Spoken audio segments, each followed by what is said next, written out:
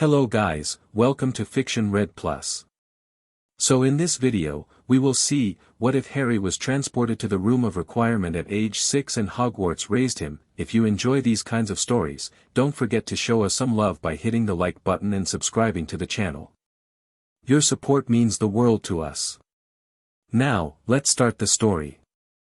Chapter 1. The heart of the castle. The cupboard under the stairs smelled like dust and old shoes and something that might have been a dead mouse rotting behind the wall. Harry didn't mind the smell anymore. He'd stopped noticing it years ago, the same way he'd stopped noticing the way the rough wooden shelf dug into his spine when he tried to sleep, or the way spiders dropped onto his face in the darkness. What he noticed tonight was the pain. Uncle Vernon had been thorough this time. Harry couldn't remember exactly what he'd done wrong, something about looking at Dudley's birthday cake, or maybe breathing too loudly, or existing in the wrong place at the wrong moment. The reasons blurred together after a while. What mattered was the result. His left arm bent wrong when he moved it, his ribs screamed when he breathed, and something wet and warm kept trickling down the back of his neck from where his head had hit the banister. He was 6 years old, and he was fairly certain he was dying. The thought didn't frighten him as much as it probably should have. Dying meant no more cupboard. No more Uncle Vernon. No more being the thing that ruined everything just by being alive. Dying meant quiet, and Harry had never known quiet, not really, not the peaceful kind that other children probably got to have. He curled tighter into himself, ignoring the way his ribs protested, and pressed his forehead against his knees. The cupboard was very dark. The Dursleys had gone to bed hours ago, satisfied that their freak nephew had been properly punished, and the house had settled into that heavy nighttime silence that made Harry feel like he was the only person left in the world. Please, he thought, and he wasn't sure who he was talking to. Not God. Aunt Petunia said freaks didn't get to talk to God. Not his parents, they were dead and gone and had probably been glad to be rid of him. Not anyone real. Please. I want to go somewhere safe. Somewhere I belong. Anywhere but here. The wanting was so big it filled his whole chest, bigger than the pain, bigger than the fear, bigger than the resigned acceptance that had been growing in him for as long as he could remember. For one moment, Harry Potter wanted something with his entire broken body and his entire exhausted soul. And magic answered. The cupboard twisted. There was no other word for it. The walls bent inward and then outward and then in directions that shouldn't have existed. Harry felt like he was being squeezed through a tube too small for his body, turned inside out and right side and again, and the pain in his arm and ribs became distant and unimportant compared to the sensation of being unmade and remade somewhere else entirely. Then it stopped. Harry lay on cold stone, gasping, his cheek pressed against something smooth and ancient. The air smelled different. Not dust and dead mice but something older, something that tickled the back of his mind like a half-remembered dream. He tried to open his eyes, but his body had decided it was done cooperating. The darkness swallowed him whole. The room of requirement had served many purposes over its 1,000-year existence. It had been a hiding place for students fleeing bullies and a sanctuary for those whose hearts were breaking. It had transformed into armories and libraries and once, memorably, into a fully functional tropical beach for a 7th year who desperately needed to feel sunshine in February. It provided what was needed, always, without judgment or hesitation. But it had never received a gift like this. The small boy who appeared on its floor was barely breathing. His magic, wild, untrained, desperate, had torn through space itself to bring him here, and the effort had nearly killed him. The room could feel his life flickering like a candle in a storm, guttering lower with each labored breath. The room of requirement was, in its own way, alive. All magical spaces were, to some degree. But it had never before felt panic. It reached outward, deeper into the castle than it had ever reached before, calling for help in the only language it knew, the language of pure magical need. And Hogwarts, ancient Hogwarts, Hogwarts who had slumbered for centuries in something between consciousness and dreams, Hogwarts woke up. The sensation was like a great eye-opening. Like a sleeper taking their first breath after a long, deep rest. Magic pulsed through stone corridors and wooden beams, through enchanted ceilings and secret passages, through 1,000 years of accumulated power that had been waiting for something important enough to rouse it. The castle found the dying child in her heart. And the castle decided that he would not die. In the kitchen's 4 floors below, Ticker was organizing the tea service for tomorrow's breakfast. Ticker was old. Ancient, really, by house elf standards. He remembered Headmaster Dip-Pet as a young professor with a full head of hair. He remembered the founders themselves as portraits who still sometimes spoke, before age and magic degradation had stolen their voices forever. He remembered when the castle had felt different, more awake, more present, more like a living thing and less like a very complicated building. He had almost forgotten what that feeling was like. When it hit him, a pulse of raw magical awareness that made every elf in the kitchen drop what they were holding, Ticker's ancient heart nearly stopped. "She is waking," he whispered. The other elves stared at him with huge, frightened eyes. They were too young to understand. They had never felt the castle truly conscious, had only ever known Hogwarts as a place of service rather than a presence to serve. But Ticker remembered. "Come," he said, and his voice carried an authority he hadn't used in decades. "The castle is calling." Harry drifted in darkness. It wasn't like sleeping. Sleep was restless and filled with nightmares about cupboards getting smaller and uncles getting bigger. This was something else, a soft, warm nothing that held him gently, like being wrapped in a blanket that had been warmed by a fire. Voices murmured at the edge of his awareness. He couldn't understand the words, but they didn't sound angry. That was strange. Voices were usually angry, at least when they were talking about him. "Rest," something seemed to say. Not in words, exactly. More like a feeling pressed directly into his mind. "You are safe now. Rest." Harry had never been safe. He didn't know what safe felt like. But this warmth, this gentle darkness, this absence of fear, maybe this was it. Maybe this was what other children got to feel. He let himself sink deeper into it. The house elves worked through the night. Ticker had taken one look at the child lying in the room of requirement and immediately started issuing orders. Healing salves for the bruises, so many bruises, layers of them, old yellow-green ones beneath fresh purple ones, a map of pain written across too thin skin. Potions for the broken bones that even elf magic could feel grinding against each other beneath the surface. Warm water and soft cloths to clean the blood from his hair, from his face, from the dozens of small cuts and scrapes that spoke of a life lived in constant punishment. "Who is he?" one of the younger elves whispered, watching Ticker work with a focus she had never seen from him before. "He is a child," Ticker said. That is enough. But it wasn't quite true, and Ticker knew it. This wasn't just any child. This was the child that Hogwarts had woken for. This was the child that the castle itself had chosen to save. The magic in the room was thick. Ticker could feel it pressing against his skin, warm and intentional, flowing into the small boy's body with every breath he took. The castle was pouring herself into this stranger, healing wounds that potions alone couldn't touch, filling in the hollow places that starvation and neglect had carved. Ticker had served Hogwarts for 243 years. He had never seen her do anything like this. "The castle is choosing," he murmured to himself, as his old hand spread salve across a back covered in scars too old for a child this young to have. "The castle is finally choosing an heir." Harry woke to softness. For a long moment, he didn't move. Moving usually hurt, and the softness was so unexpected that he was afraid it would disappear if he acknowledged it. He kept his eyes closed and his breathing shallow and tried to figure out where he was without giving away that he was awake. The air smelled different. Clean, somehow. Old but not dirty. He was lying on something that gave beneath him, a bed, he realized, an actual bed with blankets and pillows.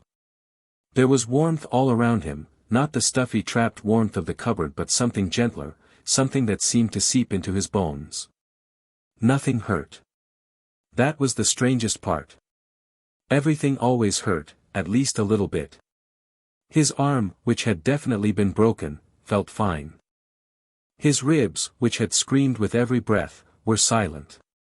Even the constant low-grade ache of hunger that he'd grown so used to he barely noticed it anymore, that was gone too, replaced by a comfortable fullness he didn't recognize. Harry opened his eyes. He was in a room he'd never seen before. The ceiling was high and vaulted, made of stone that seemed to glow with a soft golden light. The walls were lined with tapestries showing scenes he didn't understand, people in robes pointing sticks at each other, creatures that couldn't possibly exist, a castle on a hill surrounded by stars. The bed he was lying in was massive, big enough for 5 of him, piled with quilts in deep reds and golds. "You are awake." Harry's whole body tensed. He scrambled backward on the bed, pressing himself against the headboard, making himself as small as possible. His eyes found the source of the voice, a small creature, barely 3 feet tall, with enormous bat-like ears and tennis ball-sized eyes that were watching him with an expression he couldn't read. "Please don't be afraid," the creature said. Its voice was old and creaky, like a door that hadn't been opened in a long time. "Ticker will not hurt you. Ticker is here to help." Harry stared. His heart was pounding so hard he could feel it in his throat. What are you?" "Ticker is a house elf," the creature said. He gave a small bow, his long ears brushing the floor. "Ticker has served Hogwarts for many, many years. And now Ticker will serve you, young master." "I'm not," Harry's voice came out as a croak. He tried again. "I'm not anyone's master. I'm just Harry." Ticker's enormous eyes seemed to grow even larger. "Harry," he repeated. "Just Harry. That is what you wish to be called." "It's my name." Harry was still pressed against the headboard, but his panic was fading slightly. The creature, Ticker, wasn't moving toward him. Wasn't raising a hand to strike him. Was just watching, with an expression that might have been concern. "Where am I? How did I get here?" "You are in Hogwarts," Ticker said. "The great castle of magic. As for how you came to be here." He paused, his old face creasing into something like wonder. "The castle says you wished yourself here. You needed sanctuary, and the castle provided." Harry tried to process this. Hogwarts. A castle of magic. He'd wished himself here. "Magic isn't real," he said, but the words came out uncertain. He looked around the room again, at the glowing stones, the moving tapestries, the creature standing before him who definitely shouldn't exist. Ticker let out a dry, crackling laugh. "Young master, just Harry, you are magic. You are more magic than Ticker has seen in a very long time. And the castle has claimed you. She will not let you go." Over the following days, Harry learned. He learned that house elves were magical creatures who lived to serve, although Ticker seemed to treat serving him less like a duty and more like a privilege. He learned that Hogwarts was a school for young witches and wizards, although it was summer now and all the students and most of the teachers were away. He learned that he could walk freely through halls that stretched on forever, climb staircases that moved beneath his feet, and open doors that led to different places depending on what he needed. Mostly, though, he learned that he wasn't in trouble. This was the hardest lesson. He kept waiting for someone to yell at him, to tell him he'd made a mess of things, to punish him for daring to want something as impossible as safety. Every time Ticker brought him food, 3 meals a day, more food than Harry had ever eaten in his life, he expected it to be taken away. Every time he wandered the castle's corridors, he expected to be locked back in a cupboard. But no one yelled. No one punished. No one took anything away. "Why are you being nice to me?" he finally asked Ticker, on the 4th day, as the old elf was brushing out the tangles in Harry's hair. The brush was enchanted to work through knots without pulling, and the sensation was so strange, gentle touch without pain, that Harry kept forgetting to be afraid. Ticker's hands paused. Why would Ticker be anything else? "Because Harry stopped. He didn't know how to finish that sentence without using words that Aunt Petunia used, words that he'd been told were the truth of what he was. "You are a child," Ticker said softly. "A child who was hurt.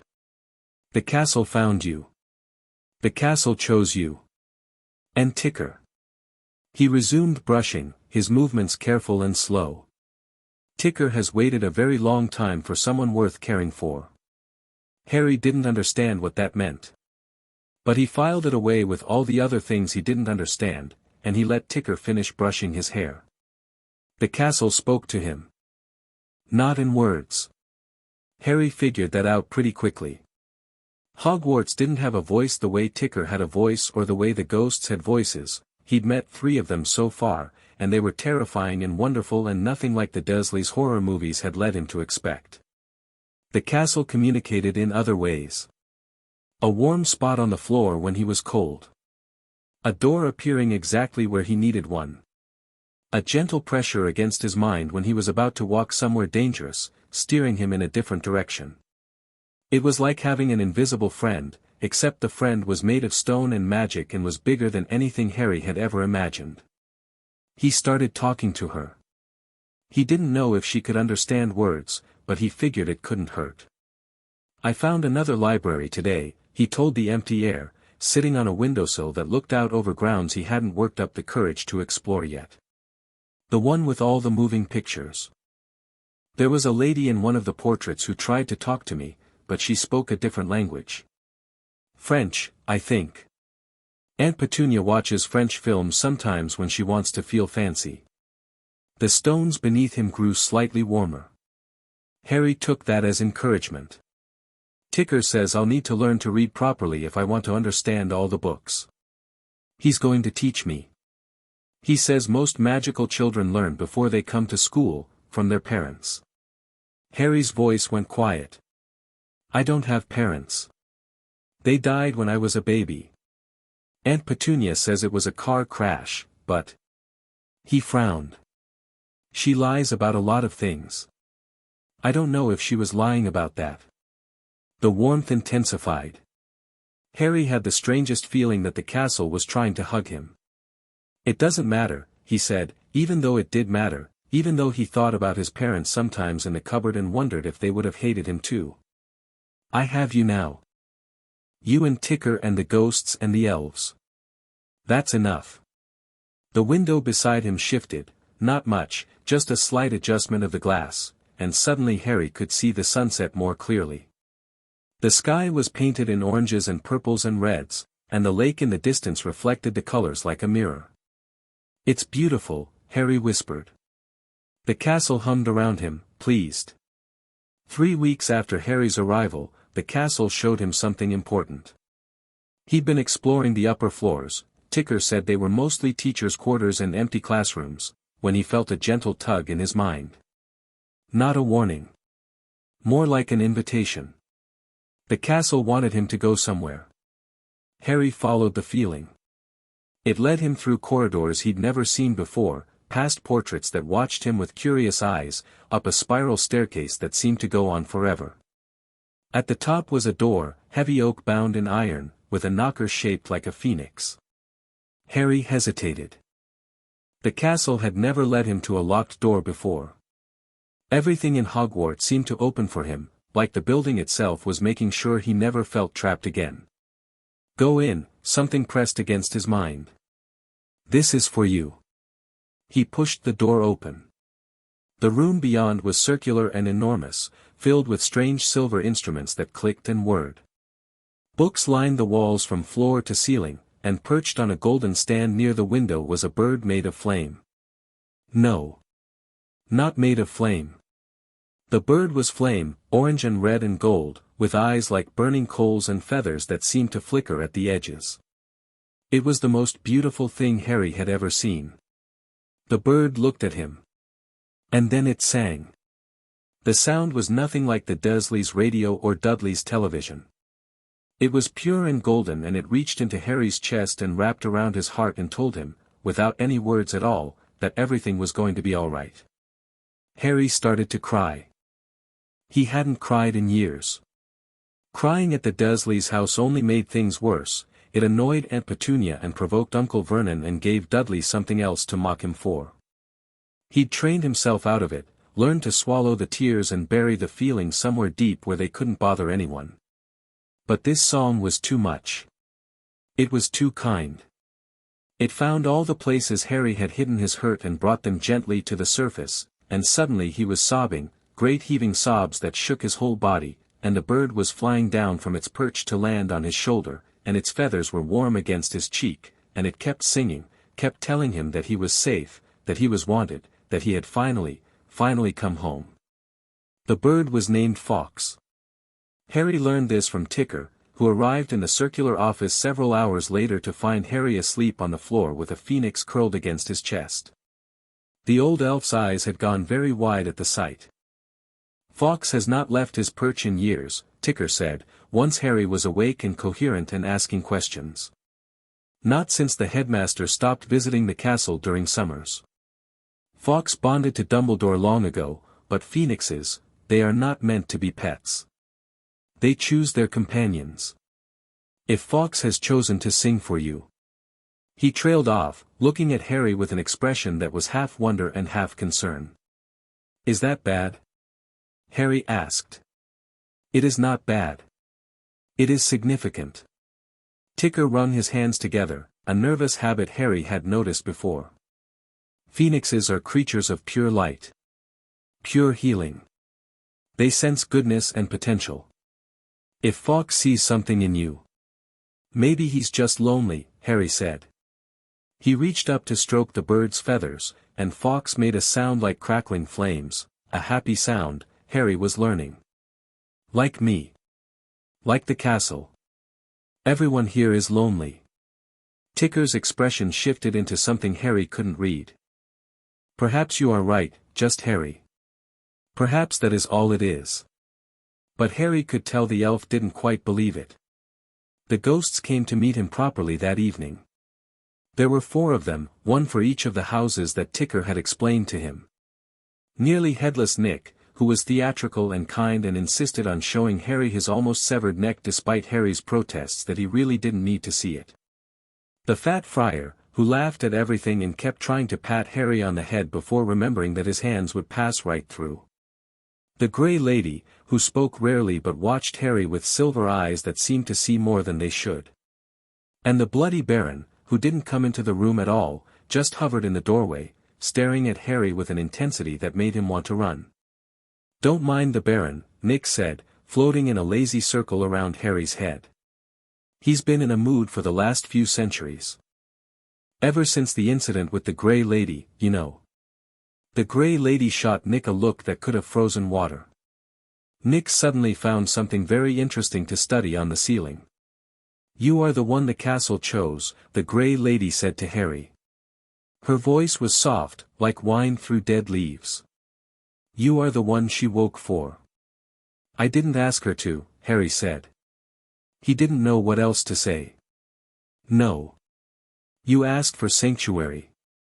You asked for safety. And she gave it." The Grey Lady drifted closer, close enough that Harry could feel the chill that emanated from her spectral form. "My mother built this castle. Did you know that? 1,000 years ago, she and 3 others raised these walls and filled them with magic. They wanted to create a place where children could learn. Where they could be safe." Harry's eyes widened. "Your mother built Hogwarts? Rowena Ravenclaw. She was brilliant and cold and she never understood me, not really." The Grey Lady's smile was sad. "But she loved this place. She poured her soul into these stones. And now, after all these centuries, the stones have chosen someone to pour themselves into in return." "I don't understand," Harry said. "You will." The Grey Lady began to fade, her form becoming translucent, less present. "In time, you will understand everything. The castle will make sure of it." She vanished. The other ghosts exchanged looks that Harry couldn't interpret. "Well," Nick said, with forced cheerfulness. "That was ominous. Anyone fancy a tour of the dungeons?" Harry didn't go to the dungeons. Something had been bothering him for days, a feeling he couldn't quite name. The castle was warm and welcoming and endlessly kind, but sometimes, just sometimes, he felt something else. A cold spot in a corridor that should have been warm. A shadow that moved wrong. A whisper at the edge of hearing that made his skin prickle. He'd mentioned it to Ticker once, and the old elf had gone very still. "You are feeling the deep places," Ticker had said. "The parts of the castle that are not comfortable. Just Harry should stay away from those places." "Why? What's down there?" Ticker had shaken his head. "Old things. Bound things. Nothing that just Harry needs to worry about." But Harry did worry. Because the castle spoke to him in warmth and gentle pressure and doors that opened when he needed them, and sometimes, late at night, he thought he felt something else trying to speak too. Something that wasn't the castle. Something that felt cold and hungry and very, very old. He didn't tell Ticker about those feelings. He wasn't sure why. Maybe because he didn't want to worry the elf who had shown him so much kindness. Maybe because he was afraid that if he named the thing, it would become real. Or maybe because, in some strange way, he recognized the feeling. He knew what it was like to be trapped and hungry and forgotten. He knew what it was like to reach out for help and have no one answer. If something in the castle was feeling that way, maybe it needed kindness too. The summer passed in a blur of discovery. Harry learned to read properly, with Ticker's patient help and the castle's enthusiastic provision of picture books that moved and made sounds when he touched them. He learned about the 4 houses, brave Gryffindor, clever Ravenclaw, loyal Hufflepuff, cunning Slytherin, and about the wizarding world that existed alongside the ordinary one he'd grown up in. He learned that his parents hadn't died in a car crash at all, but had been murdered by a dark wizard so terrible that people still feared to speak his name. "Voldemort," Harry said, when Ticker refused to say it out loud. "His name was Voldemort. You can say it. I'm not scared of a name." Ticker had looked at him with an expression caught between horror and admiration. "Just Harry is very brave." "I'm not brave. I just don't see the point of being scared of words when there are so many other things that can actually hurt you." That had made Ticker go quiet in a way Harry didn't understand. He also learned about himself. About the scar on his forehead that he'd always assumed was from the car crash, and which was actually the mark of a curse that should have killed him. About how he'd survived something no one had ever survived before, how he'd somehow bounced the killing curse back at Voldemort and destroyed him. About how the entire wizarding world thought of him as a hero, the boy who lived, the savior who had ended a war before he could even walk. "That's stupid," Harry said flatly, when Ticker finished explaining. "I was a baby. I didn't do anything. My mum and dad did something, probably, but I just was there." "The wizarding world does not always think clearly about such things," Ticker admitted. "But the result is the same. You are famous, just Harry. When you are older, when you go to school here properly, everyone will know your name." The thought made Harry's stomach twist. He didn't want to be famous.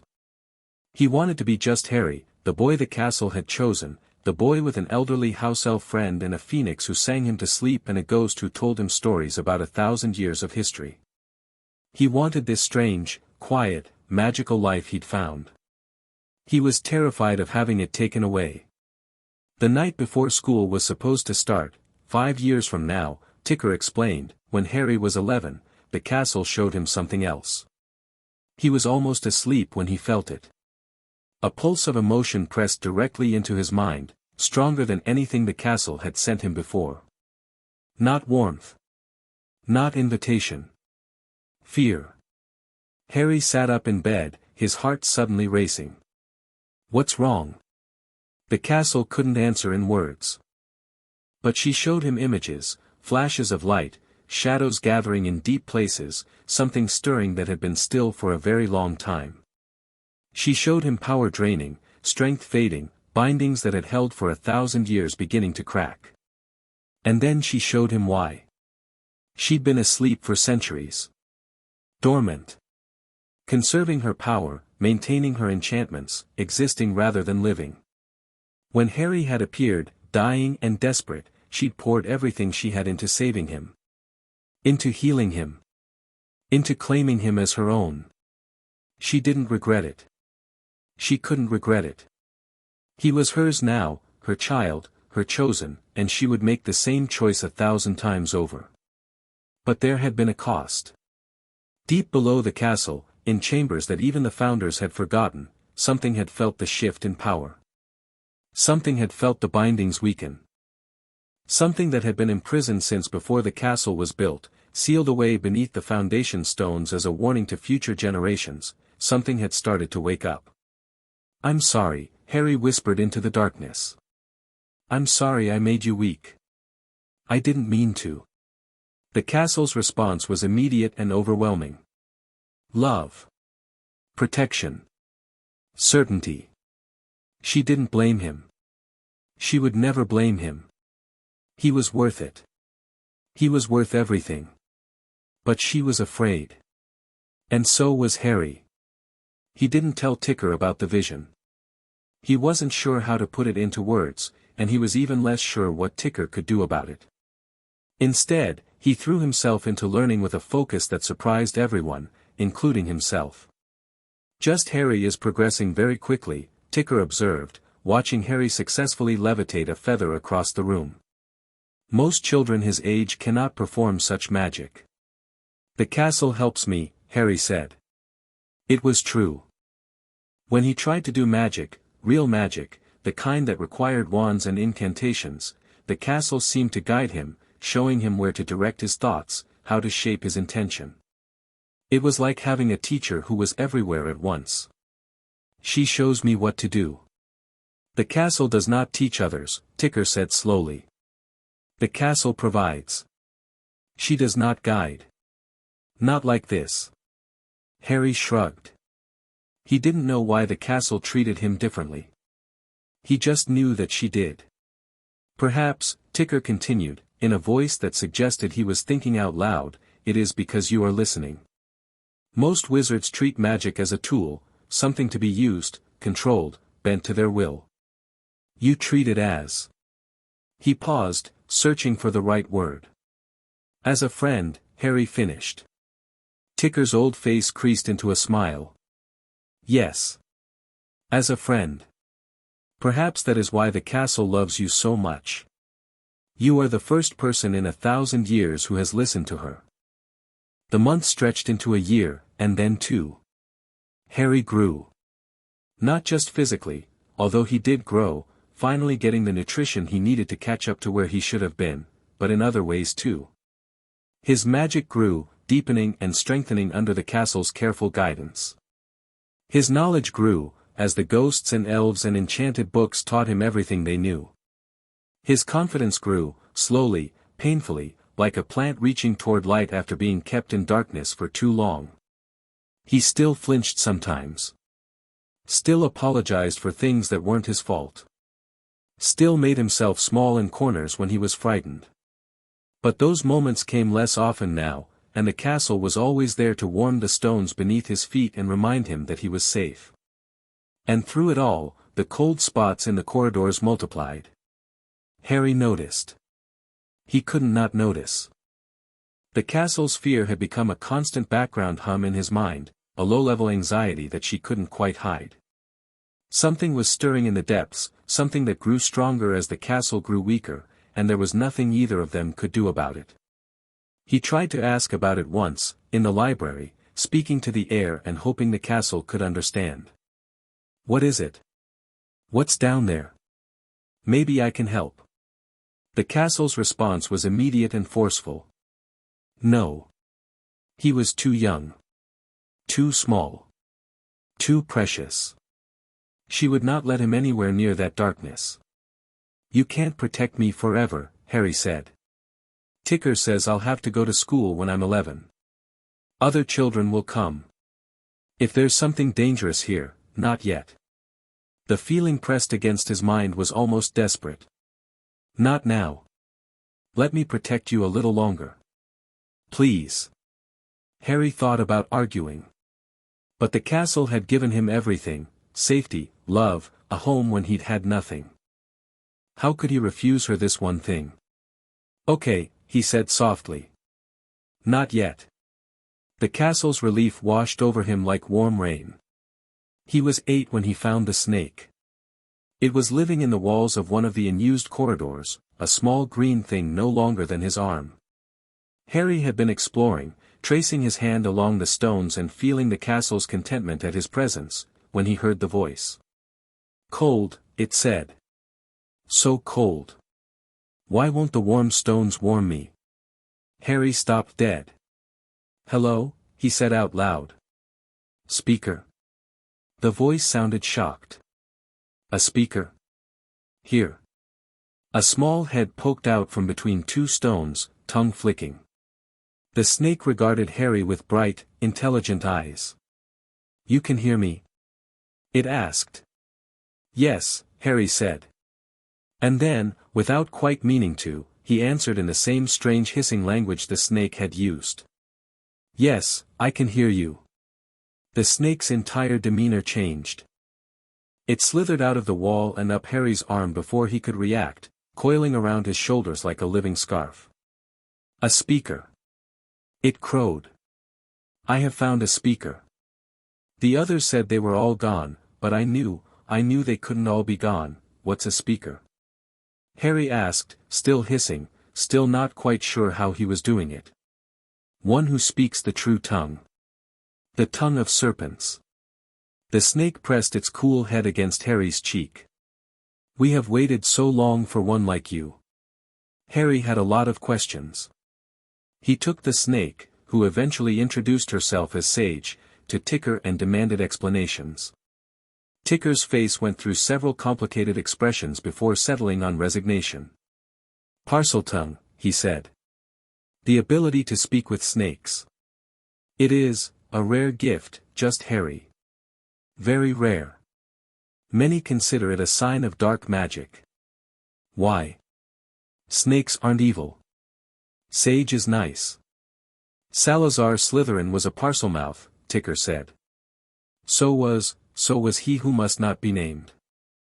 "Voldemort." Harry translated automatically. "The dark wizard who killed his parents." "I'm not evil," Harry said, and he was surprised by how certain he sounded. "And neither is this. It's just another way of talking. Like French." Ticker studied him for a long moment. Then, slowly, he smiled. "Perhaps you are right, just Harry. Perhaps it is just Harry who will show the wizarding world that such things need not be feared." Harry wasn't sure about that. But he kept Sage, and he practiced his Parseltongue, and he tried not to think about what it might mean that he shared an ability with the man who had murdered his family. On Harry's 9th birthday, the castle gave him a gift. He woke to find his room transformed. Not just decorated, actually transformed. The walls shifted and rearranged to create something new. A window that looked out over the lake. A fireplace that crackled with warmth. Bookshelves filled with volumes he hadn't seen before, their spines glittering with gold lettering. A comfortable chair by the window, perfectly sized for a 9-year-old boy. A perch near the fire where Fawkes could rest during his increasingly frequent visits. And on the bedside table, a small box. Harry opened it with trembling fingers. Inside was a ring. Simple silver, set with a stone that shifted colors as he watched, red to gold to blue to green and back again. He could feel magic humming in it, old magic, powerful magic, magic that resonated with the castle's own power in a way he couldn't quite understand. He slipped it on his finger. It resized instantly to fit perfectly. And the castle spoke. Not in feelings or images. In actual words, ancient and creaking, like a voice that hadn't been used in 1,000 years. "My child," she said. "My Harry. Happy birthday." Harry stared at the walls around him. You can talk. Not often. Not for long. It costs too much." The voice was fading already, growing thin at the edges. "But you should know. You should hear it once. I love you. I will always protect you. You are mine, and I am yours, and nothing will ever change that. I love you too, Harry whispered. The voice was gone. But the warmth remained, the constant, steady warmth that had become the background music of Harry's life. And on his finger, the ring pulsed gently, a heartbeat that matched his own. He was 9 years old. He was the child of a living castle. And for the first time in his life, Harry Potter knew exactly who he was. Far away, in a castle that was not a castle but an office, Albus Dumbledore sat behind his desk and tried to understand what had gone wrong. 5 years ago, his monitoring charms on Privet Drive had failed. Not gradually, not through any attack or malfunction, but all at once, as if Harry Potter had simply ceased to exist. Dumbledore had panicked, truly panicked, in a way he hadn't since the night the Potters died, and had prepared to mobilize every resource at his disposal to find the boy. Then the other charms had activated. Blood wards reforming. Life signs stable. Location, Hogwarts. At first, Dumbledore had assumed there was a mistake. The boy couldn't be at Hogwarts. There was no one at Hogwarts during the summer, no one who could have brought him, no reason for the castle to accept a child who wasn't enrolled. But the charms didn't lie. Harry Potter was at Hogwarts. And he was alive. Dumbledore had told himself he would investigate in the autumn, when school resumed. He would speak to the house elves, check the castle's wards, find out what had happened. There was no rush. The boy was safe. But autumn came, and Dumbledore found excuses. Winter came, and there were other concerns. Spring, and the political situation demanded his attention. Summer again, and surely the boy was fine, the castle wouldn't let anything happen to him. 5 years. 5 years of telling himself that Harry was safe, that the castle would protect him, that there was no need to interfere with whatever strange circumstance had brought the child to Hogwarts. 5 years of avoiding the truth, that Dumbledore was afraid. Not of Harry. Of what Harry might mean. The boy was supposed to grow up away from magic, away from fame, away from the pressures and expectations of the wizarding world. He was supposed to arrive at Hogwarts humble and grateful and ready to be guided. He was supposed to be a piece on Dumbledore's chessboard, a weapon to be shaped against the darkness that Dumbledore knew would return. Instead, the castle had claimed him. Dumbledore had read the histories. He knew what it meant when Hogwarts chose a champion. The founders had built more than a school, they had built a living entity, one capable of thought and feeling and, in rare cases, genuine love. If Hogwarts had decided to raise Harry Potter, the boy would not be Dumbledore's weapon. He would be his own. And Dumbledore, for all his planning, had no idea how to deal with that. The summer before Harry's 10th year brought a visitor. He sensed her arrival before he saw her, the castle's awareness shifting, focusing on something new. Someone was in the building who didn't belong. Someone with authority and purpose and a familiar magical signature that the castle recognized and was uncertain about. Harry found her in the entrance hall, standing with her hands on her hips, staring up at the ceiling with an expression of mixed wonder and irritation. She was older, with stern features and gray-streaked hair pulled back in a tight bun. She wore robes of deep green and a pointed hat that kept trying to slide off her head. "I know you're here," she said to the air. "The wards told me." "Show yourself." Harry considered hiding. The castle would help him, she could rearrange corridors forever, keep him safe from any intruder. But there was something in the woman's voice that made him pause. Not threat. Concern. He stepped out from behind a pillar. The woman's eyes went wide. Her hand flew to her mouth. For a long moment, she just stared at him, and Harry saw something glittering on her cheeks. Tears. She was crying. "Oh," she whispered. "Oh, Harry. How do you know my name?" She took a shaky breath, visibly composing herself. "I knew your parents. I taught them, years ago. And she stopped. Started again. My name is Minerva McGonagall. I'm the deputy headmistress of Hogwarts. And I've been looking for you for 5 years. McGonagall stayed for 3 hours. She examined Harry with brisk efficiency, casting spells he didn't recognize while asking questions in a voice that kept cracking at the edges. How long had he been here? Who had been taking care of him? Was he eating properly? Did he have warm clothes? Had anyone hurt him? Harry answered as best he could. The castle had brought him. Ticker and the elves took care of him. Yes, he ate. Yes, he had clothes. No, no one had hurt him. Not here, anyway. McGonagall's expression went very still when she asked about before. Harry didn't tell her everything, some things were too hard to say out loud, but he told her enough. The cupboard. The punishments. The being told he was worthless and freakish and deserving of every bad thing that happened to him. When he finished, McGonagall sat in silence for a long time. I told him, she finally said, and her voice was thick with something Harry didn't recognize. I told Albus Dumbledore that the Dursleys were the worst sort of muggles. I watched them for a day before he left you there. I begged him to reconsider. Dumbledore? Harry asked. The headmaster. He's the one who put me with them. For your protection, he said. Blood wards, he said. As if anything could be worth, she cut herself off, breathing hard through her nose. I should have checked. I should have gone back to make sure you were all right. But Albus assured me that you were being monitored, that you were safe, and she broke off again. Harry watched her struggle with emotions he couldn't quite understand. I believed him, she said at last. I trusted him. And you paid the price for my trust. Harry didn't know what to say to that. He was used to adults who didn't care about him.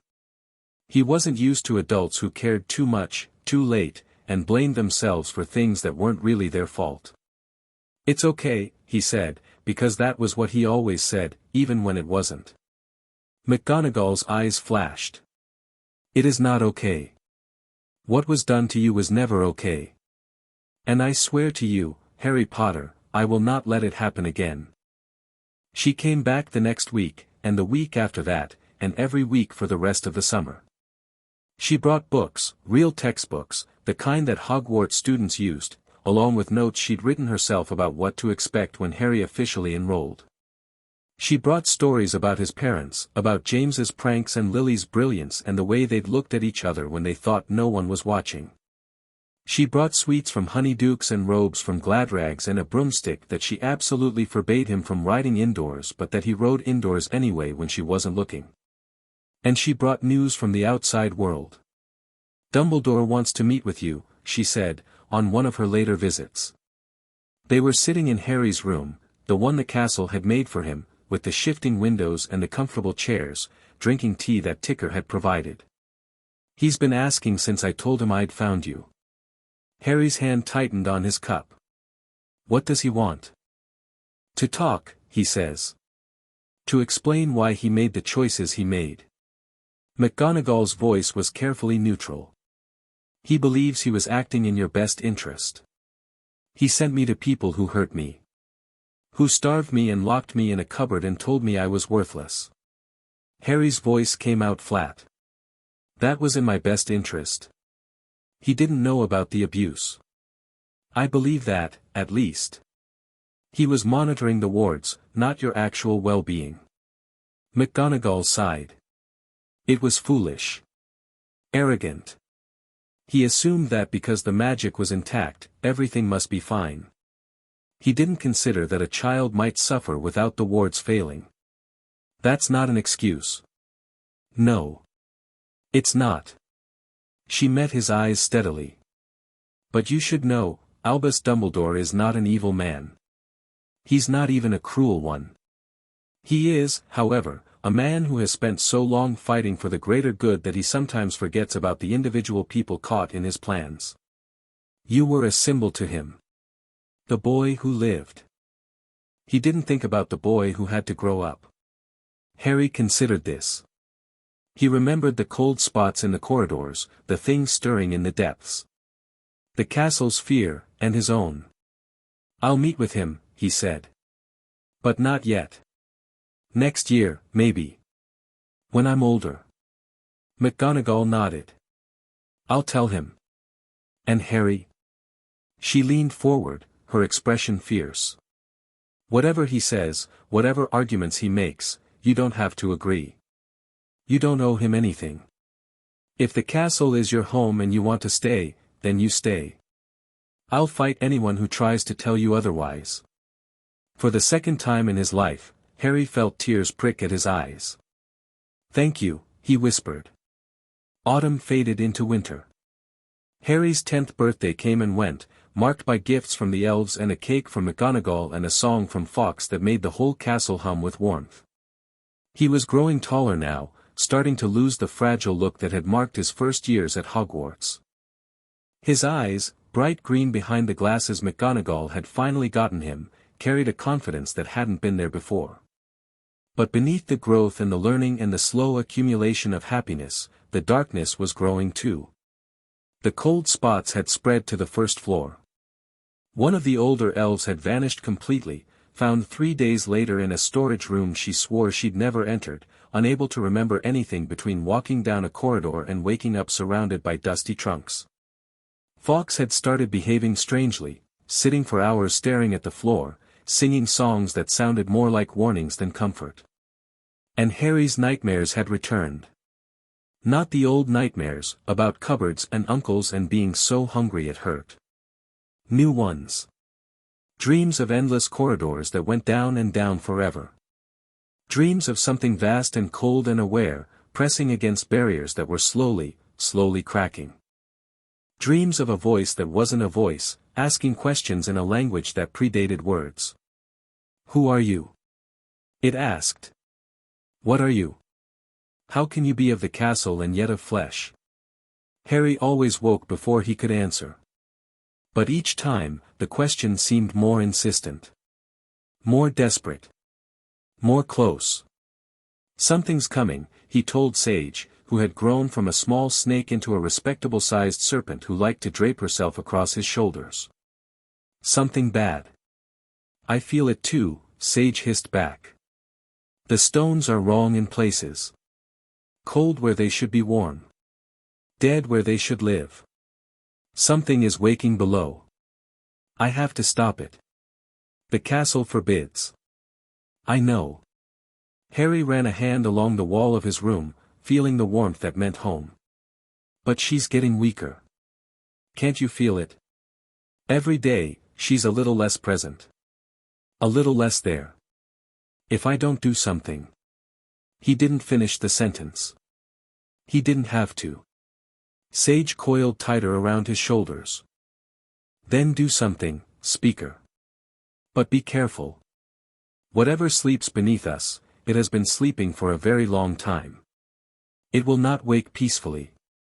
Harry thought of his parents, who had died fighting something dark.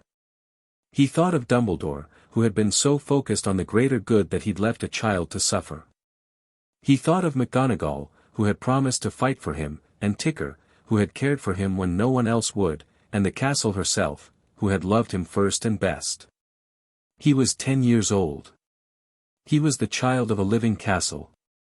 And he would not let his family be destroyed. "I'll be careful," he promised. But even as he said it, he knew, careful might not be enough.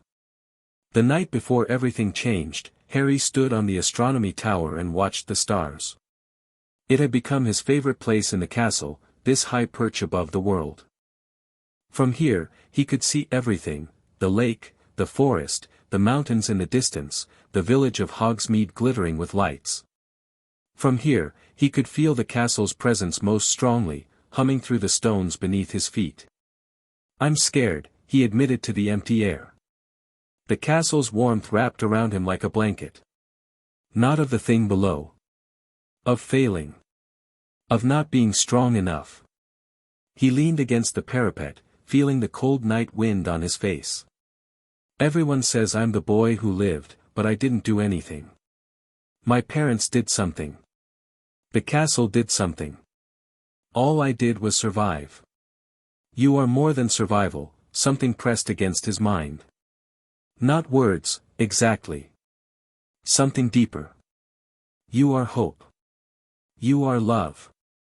You are the bridge between what I am and what I could be. I don't understand. You will. The feeling was gentle, sad, proud all at once. Soon, you will understand everything. And then you will have to choose. Choose what? But the castle didn't answer. Maybe she couldn't. Maybe she didn't know. Harry stayed on the tower until the sky began to lighten, watching the stars fade one by one. Below him, deep in the earth, something ancient stirred in its prison, dreaming of freedom. And above him, all around him, a living castle prepared for war. He was asleep when the screaming started. The sound ripped him from his dreams, not a human scream, not an elf scream, something else entirely. The castle itself, crying out in pain, in fear, in desperate warning. Harry was on his feet before he was fully awake, his hand already reaching for the ring the castle had given him. Go, something shrieked in his mind. Go now, before it's too late. The floor beneath him cracked. Not metaphorically.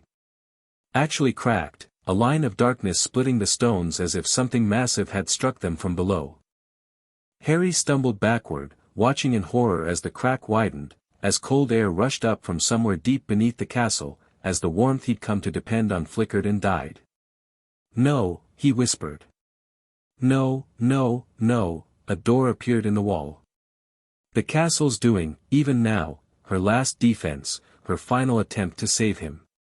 Through it, he could see the entrance hall, the grand staircase, the way out. The way away from her. Harry didn't move. I'm not leaving you, he said. Please.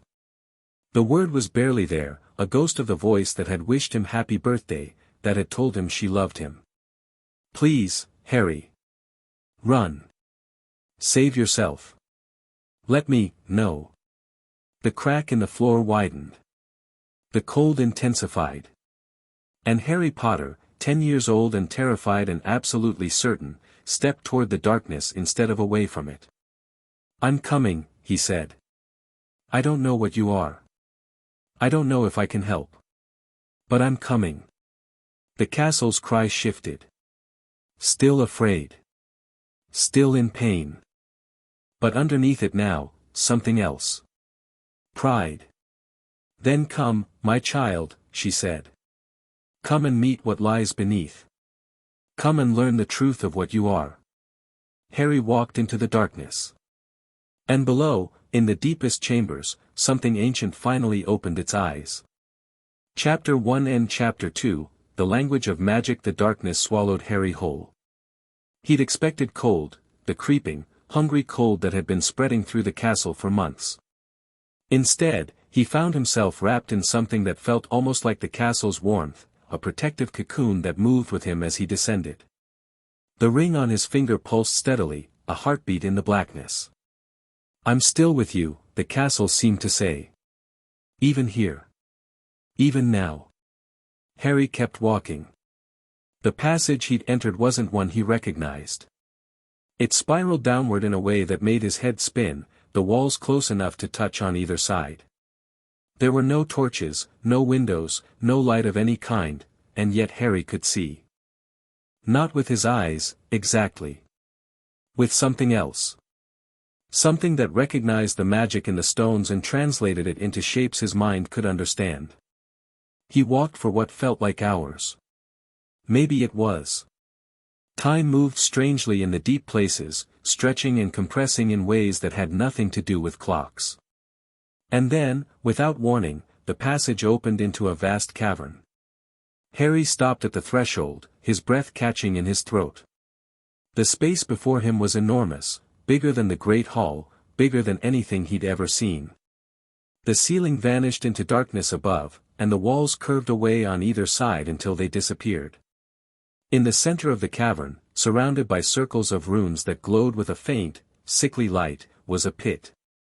And at the edge of the pit, something was crawling out. It moved wrong. That was the first thing Harry noticed. Its limbs, if they were limbs, bent in directions that shouldn't have been possible, folding and unfolding like a spider made of shadows. It was pulling itself up inch by inch, its movements slow and labored, as if even this small effort cost it dearly. Then it looked at him. Harry had expected eyes. Malice. The face of a monster from the stories Dudley used to watch on television. What he found instead was something that looked almost human, a pale, gaunt face with features that might have been beautiful once, before hunger and isolation had worn them down to bone. "Speaker," it said. Its voice was like ice cracking on a frozen lake. "You came." Harry's throat was dry. "You've been calling me." "Yes." The thing, the entity, pulled itself fully out of the pit, settling onto the stone floor with a sound like wind through dead leaves. 4 months now. Ever since she weakened herself saving you. I've been calling, and finally. It tilted its head, studying him. Finally, you answered. The castle told me to stay away from you. The castle fears me. She has always feared me. They all did, the 4 who built this prison around my bones. Something that might have been bitterness flickered across that ancient face. They feared what they couldn't understand. Harry thought about the cold spots. The missing elf. The nightmares that had plagued him for months. You hurt people. I was hungry. The word came out as a snarl, sharp and desperate. Do you know what it is to starve for 1,000 years? To be trapped in darkness with nothing but your own thoughts for company?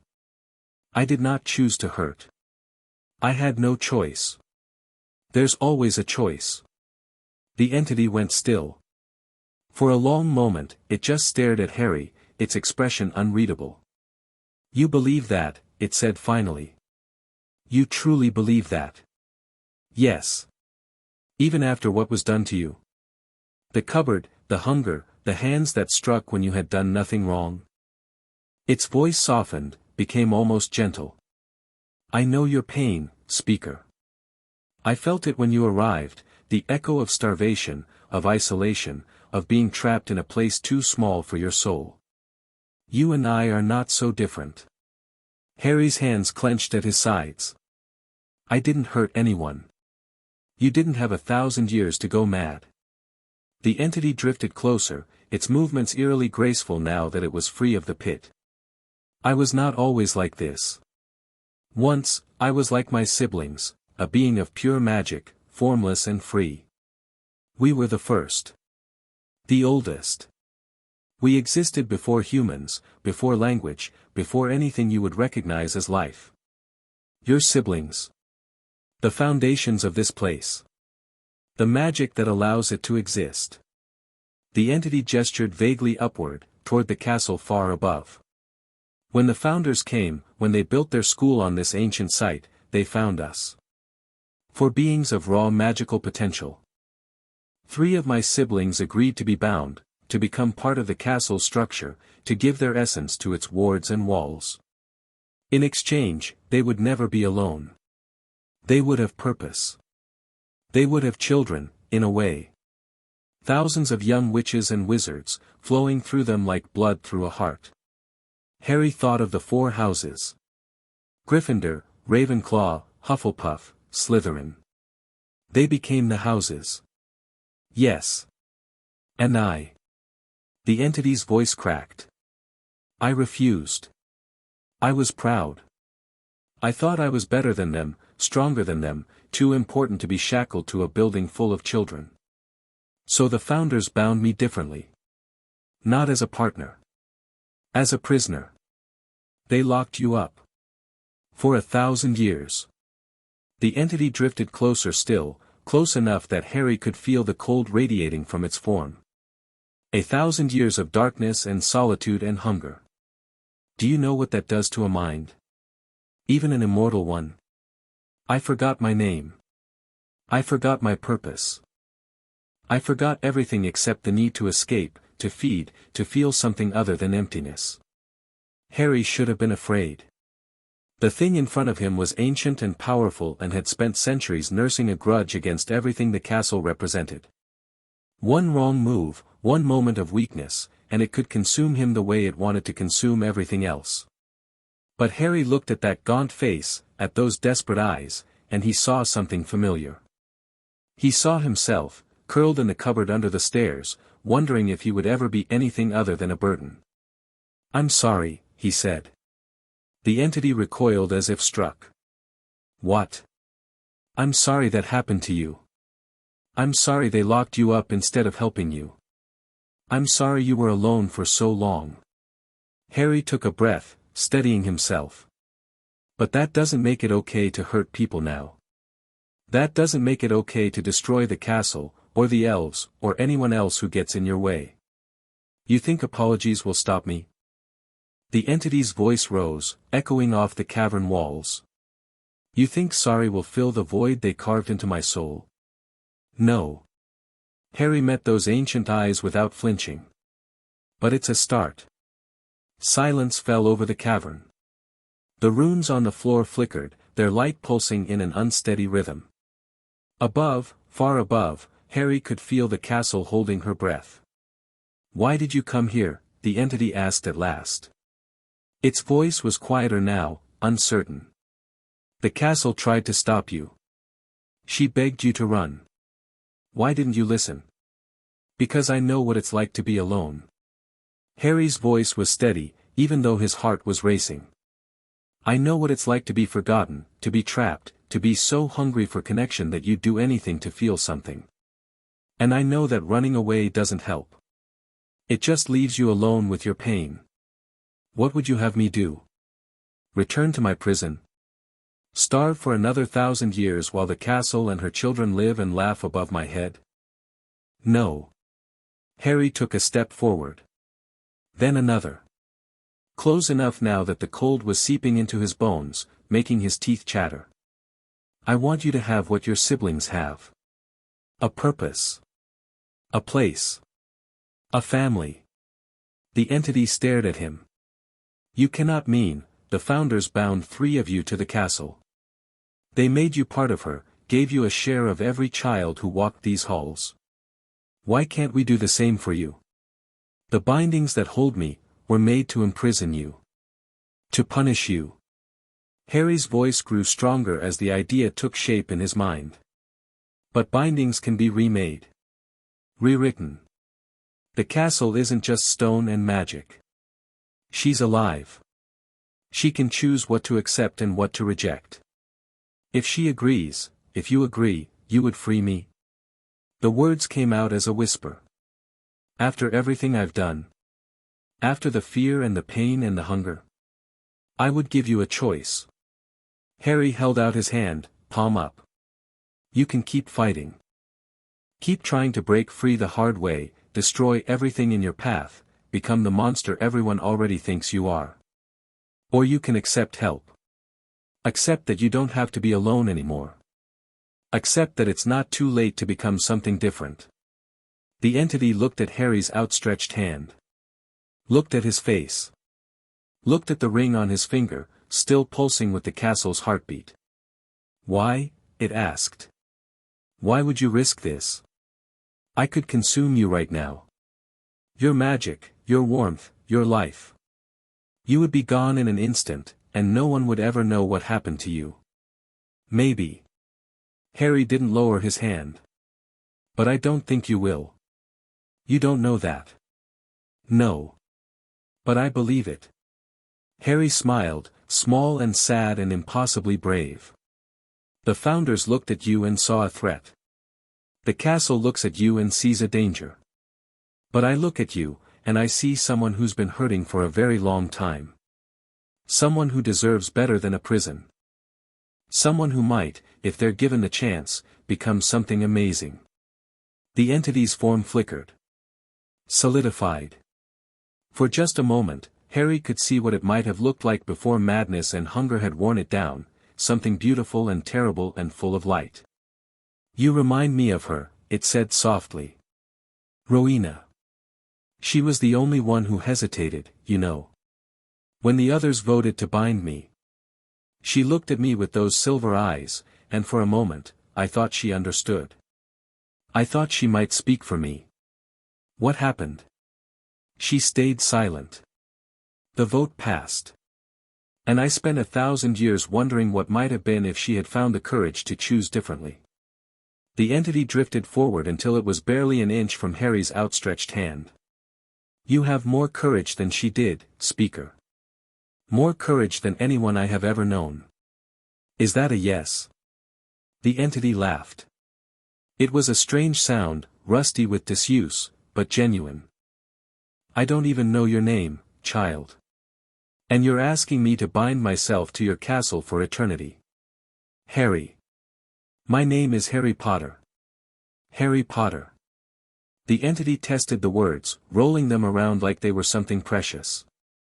And what shall I be called, Harry Potter? I told you, I forgot my name long ago. Harry thought about it. About the darkness and the cold and the 1,000 years of solitude.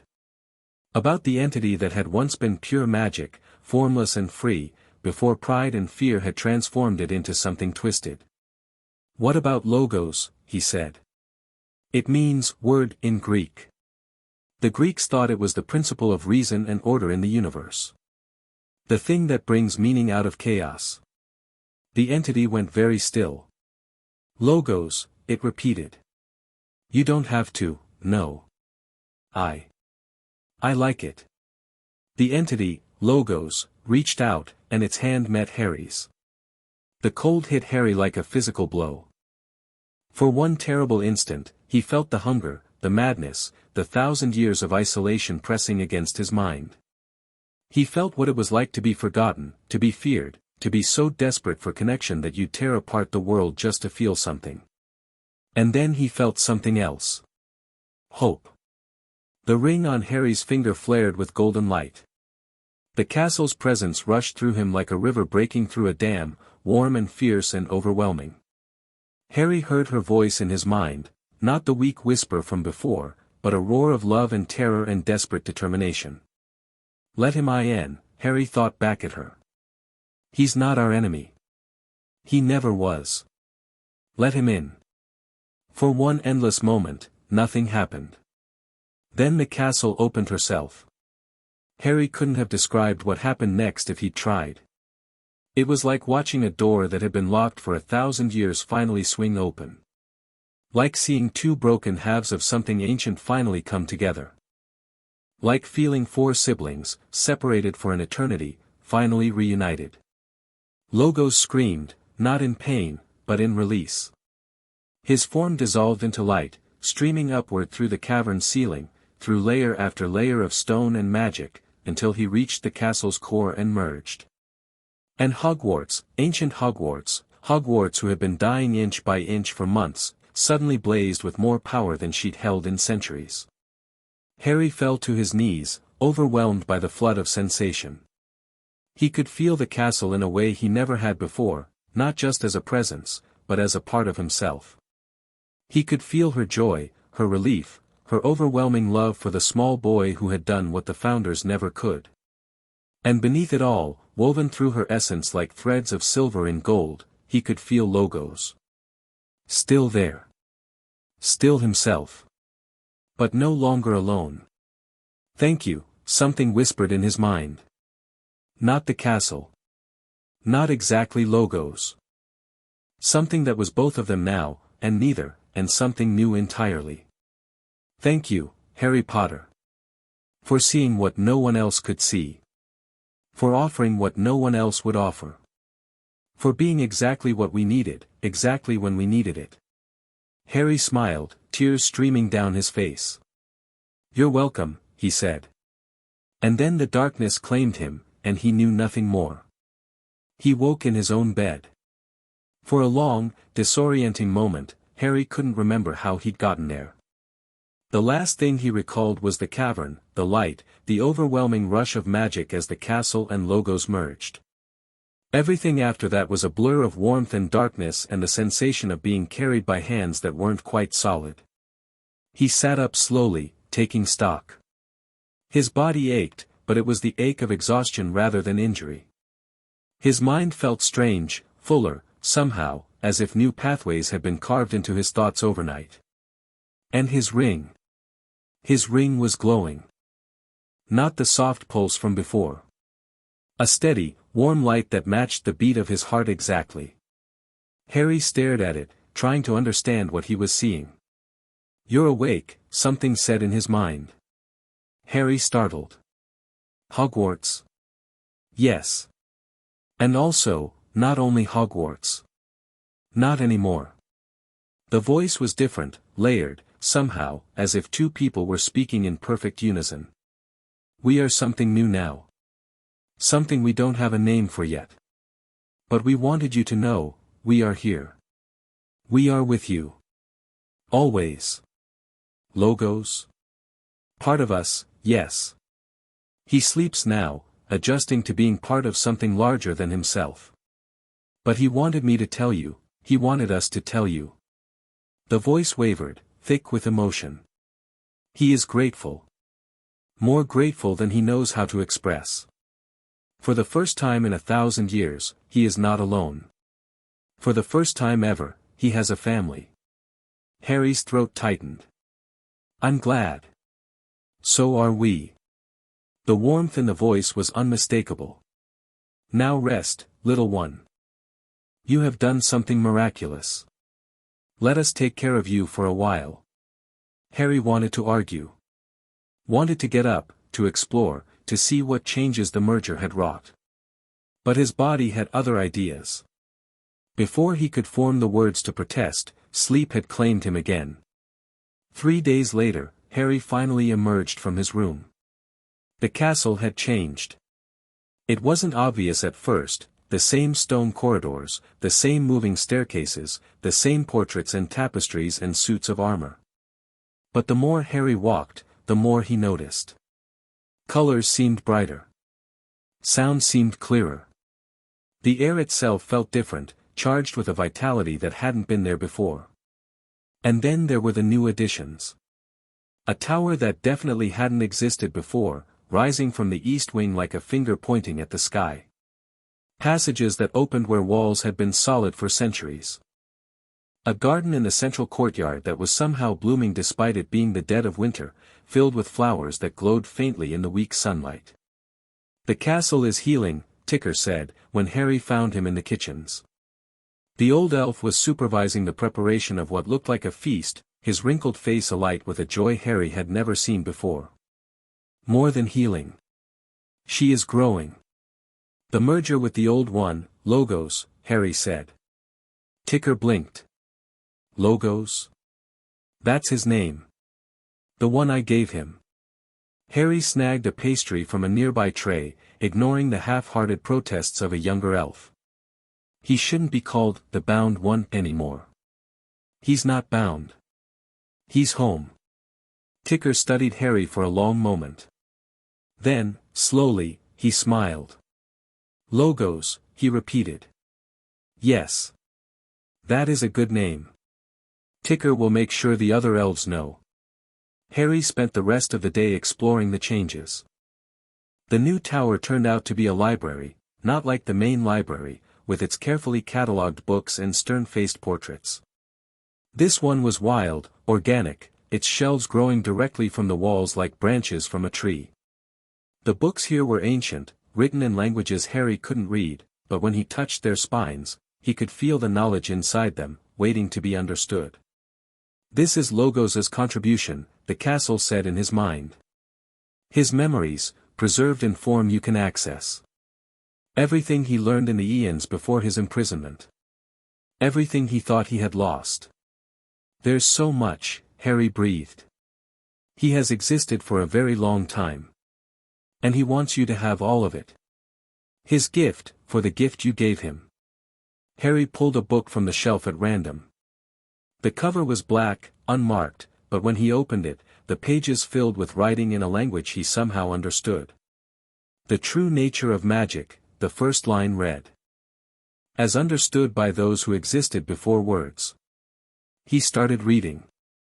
The months that followed were the most intense of Harry's life. The book Logos had given him, or rather, the library full of books, contained knowledge that no living wizard possessed. Not spells, exactly. Not the formulaic incantations and wand movements that Ticker and McGonagall had been teaching him. Something deeper. Something more fundamental. Magic, the books explained, was not a tool to be used. It was a language to be spoken. Every spell was a sentence, every wand movement a form of punctuation, but most wizards only ever learned to recite from a phrasebook. They could say, "Please pass the salt," and "Where is the bathroom," and "Kill the person in front of me," but they couldn't hold a conversation. True magic, the magic that beings like Logos had practiced before the first human picked up a stick and waved it around, was about understanding. About relationship. About asking rather than demanding. Harry practiced. He started small, with things he already knew how to do. The levitation charm, Wingardium Leviosa, the words and the wand movement burned into his memory from months of practice with Ticker. But this time, instead of focusing on the spell, he focused on the magic itself. He felt for it the way he'd learned to feel the castle's presence. He reached out, not with his wand, but with his mind. "Please," he thought. "I'd like the feather to rise." The feather shot to the ceiling so fast it left a hole in the plaster. Harry stared at it for a long moment. Then he started to laugh. "What has just Harry done to Ticker's ceiling?"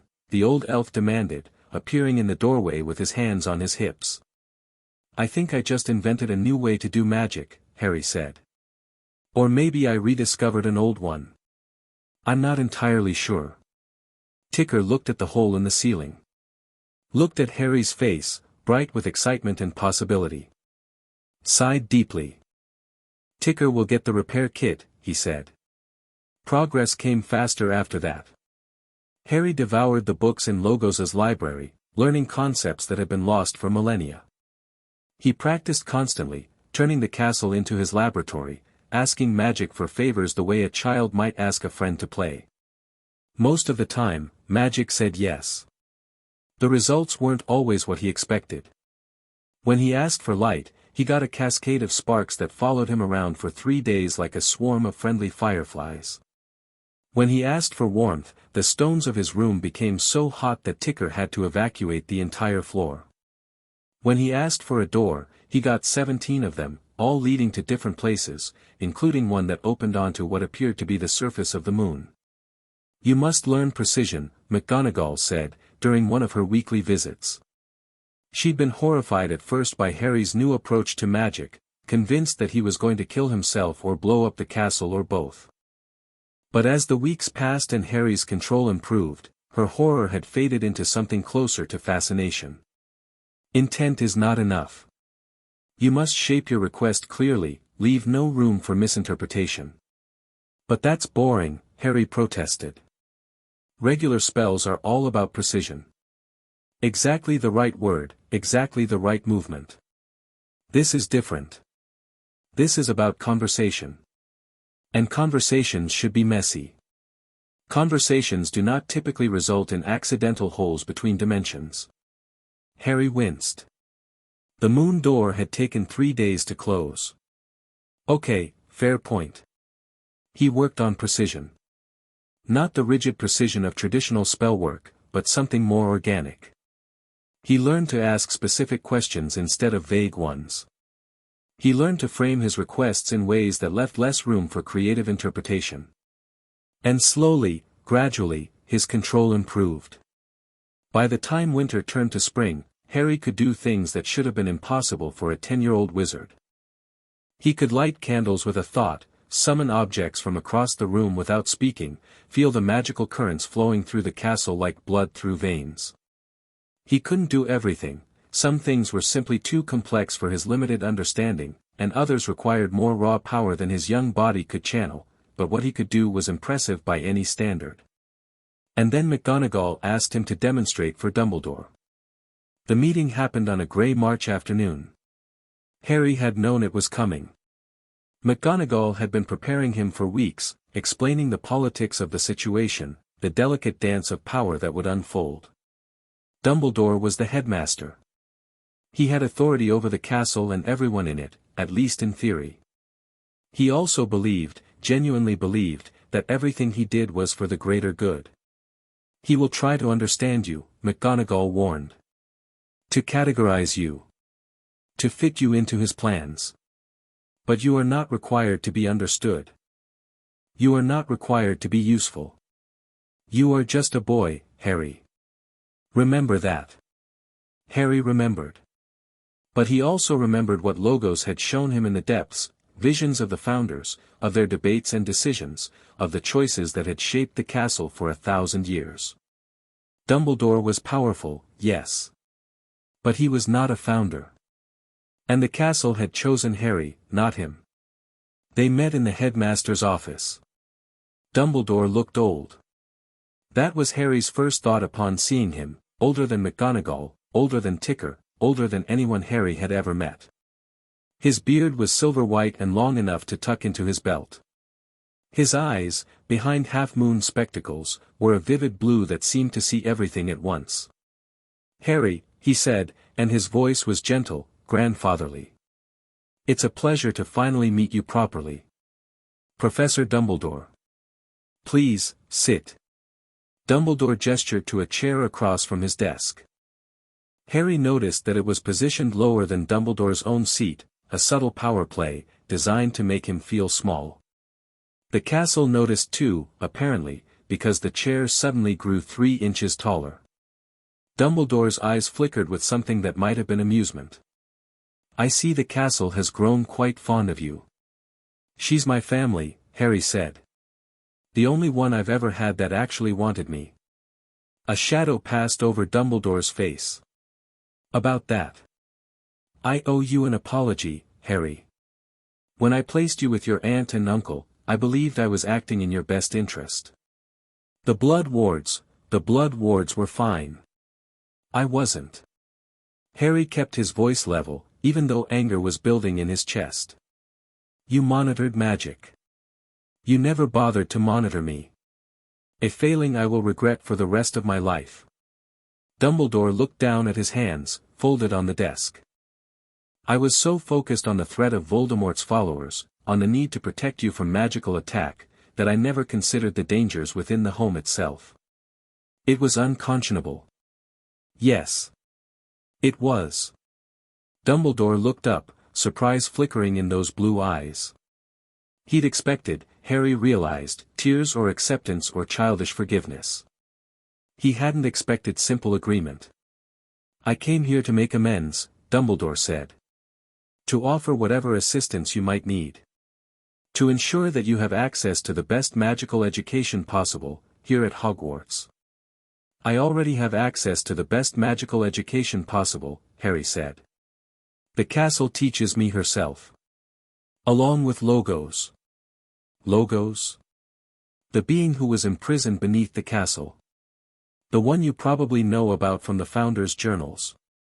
Harry watched Dumbledore's face carefully, saw the flash of recognition and alarm. "Don't worry. He's not a threat anymore. He's part of the castle now. Part of my family." The silence that followed was heavy with implication. "You freed the entity beneath the castle," Dumbledore said slowly. "I gave him a choice. Freedom or family. He chose family. The Founders imprisoned that being for a reason, Harry. The Founders made a mistake." Harry's voice was sharp now, cutting through Dumbledore's grandfatherly concern. "They saw something they didn't understand and they locked it away instead of trying to help it. They created a monster out of someone who just wanted to belong." "Sound familiar?" Dumbledore went very still. "I'm not your weapon," Harry continued. "I'm not your pawn. I'm not the boy who lived, whatever that's supposed to mean. I'm just Harry. The castle's child. And I won't let anyone use me the way the Founders used Logos. I never intended, maybe not. But you made plans for me, didn't you? Before I was even old enough to understand. You decided where I would live, how I would be raised, what I would become. You made choices about my life without ever asking what I wanted. I was trying to protect you. You were trying to control me. Harry stood, and the chair behind him grew another 3 inches, punctuating his point. I'm not interested in being controlled. Not by my relatives. Not by you. Not by anyone. He walked toward the door, then paused, looking back over his shoulder. I'll go to school here next year, when I turn 11. I'll learn from the professors, follow the rules, do everything that's expected of a normal student. But don't think that makes me yours. The castle chose me. Logos chose me. I choose myself. And that's the end of it. He left without waiting for a response. Behind him, Dumbledore sat in silence for a very long time, staring at the door through which the boy who lived had just walked away from everything the old wizard had planned for him. The conversation with Dumbledore changed things. Not immediately. McGonagall still visited, Ticker still fussed, the castle still wrapped Harry in warmth and love. But there was a new tension in the air, a sense of forces gathering just beyond the edges of Harry's perception. Dumbledore didn't try to contact him again. But Harry noticed other things. Owls arriving at the castle late at night, their messages for eyes other than his. Professors who had never visited before finding excuses to inspect the grounds. Members of the Board of Governors, led by a cold-eyed man with platinum blonde hair, demanding access to parts of the castle that had been closed for decades. Lucius Malfoy, McGonagall explained, when Harry asked. A powerful man. Wealthy. Connected. He sits on the board and has been lobbying for years to increase their control over the school. He's also, I suspect, far darker than he pretends to be. What does he want with me? I don't know. But I doubt it's anything good. Harry filed the information away and kept practicing. Spring turned to summer. Harry's 11th birthday approached. McGonagall brought him his Hogwarts letter personally, presenting it with a flourish and a rare smile. Technically, she said, you're supposed to receive this by owl, delivered to your home address. But as your home is Hogwarts, I thought I might skip the formality. Harry opened the envelope and read the familiar words. Dear Mr. Potter, we are pleased to inform you that you have been accepted at Hogwarts School of Witchcraft and Wizardry. I've already got everything on the supplies list, he said, scanning the second page. Ticker helped me collect it ages ago. He said he wanted to make sure I was prepared. That sounds like Ticker. McGonagall's smile faded slightly. Harry, there's something else you should know. About the sorting. The hat that puts you in a house. Yes. Normally, students are sorted based on their qualities, bravery, intelligence, loyalty, ambition. But you. She hesitated. You're not a normal case. The castle has claimed you. You've merged with one of the founding entities. The hat may not know what to do with you. What happens if it can't sort me? I don't know. It's never happened before. McGonagall's eyes were worried. Just, be prepared for the unexpected. And remember, whatever happens, you have friends here. People who care about you. Whatever house you end up in, that won't change. Harry nodded. But something in his chest felt tight. For 5 years, he'd been the castle's secret. Her child, hidden away from the world, free to grow and learn and heal without the weight of expectation. That was about to end. August slipped away in a blur of preparation. Harry spent hours in Logos's library, absorbing everything he could about the history of Hogwarts, about the wizarding world he was about to officially enter, about the people he would soon call classmates. He practiced his unique form of magic until he could light a candle, summon a book, and open a door without even thinking about it. He taught Sage new words in Parseltongue, played chess with the ghosts, and sat with Fawkes on the astronomy tower watching the sun set over the mountains. And on the night before term began, he stood in the room of requirement, the place where his journey had started, and said goodbye. I'll still be here, he said to the empty air. Just, differently. With other people. Noise and chaos and all the things you've protected me from. "We know," the castle replied. The voice was still layered, Hogwarts and Logos, speaking as one, but Harry had grown used to it. "We are not worried. You are ready. You have been ready for a long time. I'm scared. That is normal. Fear does not mean weakness. It means you understand what is at stake." A pause, warm with affection. "But we will always be with you, Harry. No matter what happens. No matter what choices you make. You are ours, and we are yours, and nothing can change that."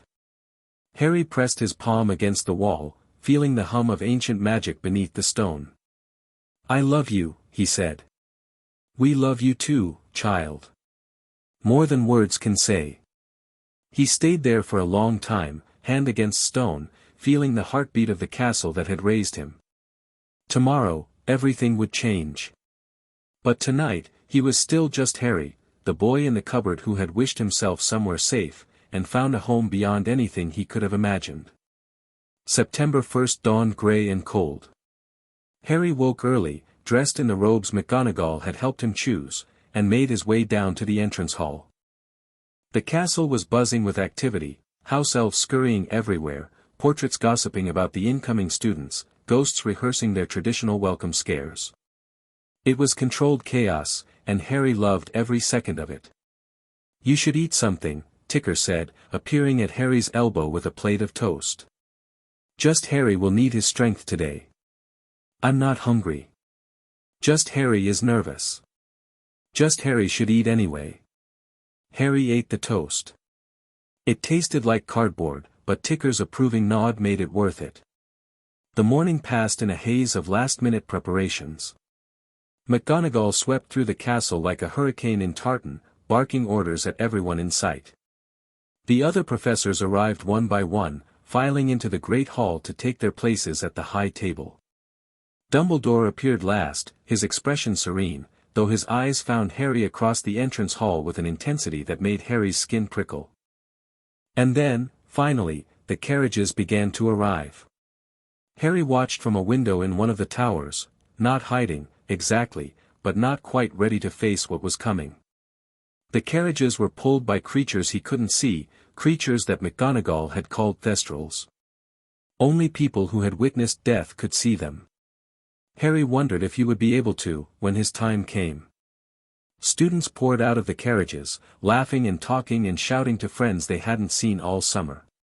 Some of them were clearly returning, they moved with the ease of familiarity, heading for the castle without a second thought. Others were new, their faces uncertain, their steps hesitant. "The boats will arrive soon," the castle said in his mind. "The first years. Your classmates." Harry nodded, not trusting his voice. "It will be strange, having so many children here again." "Strange, but good. We have missed this, Harry. The noise. The energy. The feeling of purpose. I'll try not to be jealous. Never. You will always be special to us. The others are guests. You are family." The warmth in the words loosened something tight in Harry's chest. He took a deep breath, squared his shoulders, and went down to join the chaos. The boats drifted across the lake like a fleet of tiny dreams. Harry watched from the shore, hidden in the shadows of the castle's massive doors. He could see the first years crammed into each vessel, their faces illuminated by the lanterns hanging from the prows. Most of them looked terrified. A few looked excited. One boy in the front boat appeared to be seasick. "They were like you once," Logos whispered in his mind. The entity had been quiet for most of the day, adjusting to the influx of magical energy that came with so many people entering the castle. Small. Frightened. Full of potential they didn't understand. "I was never that small. You were smaller. We remember." The boats reached the dock, and the first years began to climb out, herded by a giant man with wild hair and a voice like rolling thunder. Hagrid, Harry remembered. The gamekeeper. McGonagall had mentioned him several times, a good man, she'd said, loyal and kind, though not always the brightest wand in the box. "Come on, now, don't be shy," Hagrid boomed. "Right this way, all of ya. Welcome to Hogwarts." The first years stumbled toward the castle, their eyes huge as they took in the massive doors, the towering walls, the sheer impossibility of the place. Harry remembered that feeling, the overwhelming awe of seeing magic made manifest in stone and starlight. He stepped out of the shadows. "Welcome," he said. 40 pairs of eyes snapped to him. Whispers broke out immediately. "Is that? It can't be, the scar, look at the scar." Harry ignored the whispers. He'd known they would come. What mattered was what happened next. "I'm Harry Potter," he said. "And this is my home. If you have questions about the castle, I'll do my best to answer them. If you're frightened, that's okay. Everyone is, at first. And if you're lost." He smiled, and the castle's warmth flowed through him, tangible enough that some of the first years actually stepped back. "Just ask. The castle is very good at helping people find their way." Silence. Then, tentatively, a round-faced boy at the front of the group raised his hand. "Is it true you've lived here for 5 years? All by yourself?" "Not by myself. I've had the elves, and the ghosts, and the professors during the school year. But yes, this has been my home since I was 6. "Why?" a bushy-haired girl asked, her voice sharp with curiosity. "Why would anyone want to live in a school?" Harry thought about the cupboard. About darkness and hunger and the desperate wish that had brought him here. About the warmth that had wrapped around him when he'd arrived, dying and alone, and had never let go. "Because the castle wanted me," he said simply. "And I wanted her. Sometimes that's all it takes." More whispers. Harry caught fragments, mad, brilliant, famous, scary, but he didn't let them bother him. Let them whisper. Let them wonder. They would understand eventually, or they wouldn't. Either way, he was done hiding. "Come on," he said, turning toward the doors. "The sorting's about to start. You don't want to be late." He led them into the castle. And Hogwarts, ancient and vast and filled with new life, hummed with welcome. The great hall took Harry's breath away. He'd seen it before, of course. Hundreds of times. But always empty, or nearly empty, the long tables bare, the enchanted ceiling reflecting nothing but his own solitary presence. Now it was transformed, alive with light and noise and the crackling energy of hundreds of students settling into their seats, their voices rising and falling like waves against a shore. Harry stayed with the first years at the front of the hall, ignoring the stares and whispers from the other tables. Let them look. Let them wonder. He had more important things to focus on. The sorting hat sat on its stool, ancient and patched and radiating a kind of weary intelligence. Harry could feel its awareness pressing against his mind, probing gently at the edges of his consciousness. It was curious about him. Uncertain. He could relate. McGonagall began calling names. Abbott, Hannah. A nervous girl with blonde pigtails stumbled forward and sat on the stool. The hat considered for a moment, then shouted, Hufflepuff. The table on the far right exploded in cheers. Bones, Susan. Another Hufflepuff. Then a Ravenclaw, then 2 Slytherins, then a Gryffindor. The pattern continued, name after name, house after house, the hat making its judgments with varying degrees of speed. Harry watched and waited. Granger, Hermione. The bushy-haired girl from earlier practically ran to the stool, her face alight with nervous excitement. The hat took its time with her, Harry could feel it debating, weighing options. Finally, Gryffindor. More names.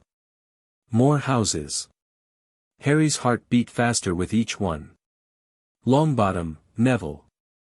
The round-faced boy, the one who had asked about Harry living alone, shuffled forward, his face pale with terror. The hat spent a long time on him, long enough that whispers began to spread through the hall. Finally, almost reluctantly, Gryffindor. The boy's relief was palpable as he stumbled toward the red and gold table. Malfoy, Draco. A boy with platinum blonde hair and a pointed face swaggered forward, his expression carefully bored. The hat barely touched his head before screaming, Slytherin. The boy smirked and made his way to the green and silver table, settling in like a king taking his throne. Harry studied him. Lucius Malfoy's son. He'd have to keep an eye on that one. More names. Fewer and fewer students remained at the front of the hall. Harry's palms were sweating. And then, Potter, Harry. The hall went silent. Every eye turned to Harry as he walked forward. He could feel the weight of their attention like a physical force, pressing against his skin. Whispers erupted, the boy who lived, the one who lived in the castle, look at his scar, but Harry blocked them out. He sat on the stool. McGonagall lowered the hat onto his head. Well, said a voice in his mind. This is unexpected. Harry had prepared for this. He'd practiced shielding his thoughts, keeping his most private memories hidden. But now, with the hat actually in his head, he found he didn't want to hide. Look, he thought. See what I am. See what the castle made me. The hat was silent for a long moment. You are remarkable, it said finally. In 1,000 years, I have never sorted anyone like you. You have the courage of Gryffindor, the wisdom of Ravenclaw, the loyalty of Hufflepuff, the ambition of Slytherin. But you also have something else. Something older. Something that connects you to the very foundations of this school. Logos, Harry thought. Yes. The lost one. The one who was bound and forgotten. He is part of you now, as the castle is part of you. You are not truly separate from this place, Harry Potter. You are woven into its very stones. Does that mean you can't sort me? It means I must sort you differently. The hat's voice was thoughtful now, almost reverent. The founders created me to place students in houses. But they also gave me a higher purpose, to serve the school itself, to protect it, to ensure its survival. You are the embodiment of that purpose, Harry. You are the castle's child, its champion, its future. So what do I do? You serve. The hat's voice grew louder, shifting from private thought to public announcement. As none have served in 1,000 years. And then, to the entire hall, the hat spoke. Child of Hogwarts. The silence that followed was absolute. Then the castle responded. Every candle in the great hall flared to brilliant life. The enchanted ceiling shifted, stars spiraling into a pattern that hadn't been seen since the founder's day. The house banners rippled, and for one breathtaking moment, they all showed the same thing, not a lion or eagle or badger or serpent, but a castle on a hill, crowned with light. Harry felt the castle's joy flooding through him, overwhelming and beautiful and impossible to contain. He was crying, he realized. He didn't care. At the high table, Dumbledore's face had gone very pale. In the crowd of students, whispers were becoming shouts, confusion becoming chaos. McGonagall was calling for order. The other professors were rising from their seats. But Harry just sat on the stool, the hat still on his head, feeling exactly where he belonged. Well done, the hat said in his mind. Welcome home, child of Hogwarts. Thank you, Harry thought back. And for the first time in his life, surrounded by hundreds of strangers, Harry Potter didn't feel alone at all. The chaos eventually subsided. It took McGonagall's sternest voice and Dumbledore's raised wand to restore order, but eventually the students settled back into their seats, the remaining first years were sorted, no one would remember them later, how could they, after what had just happened, and the feast began. Harry sat at a table that hadn't existed 5 minutes ago.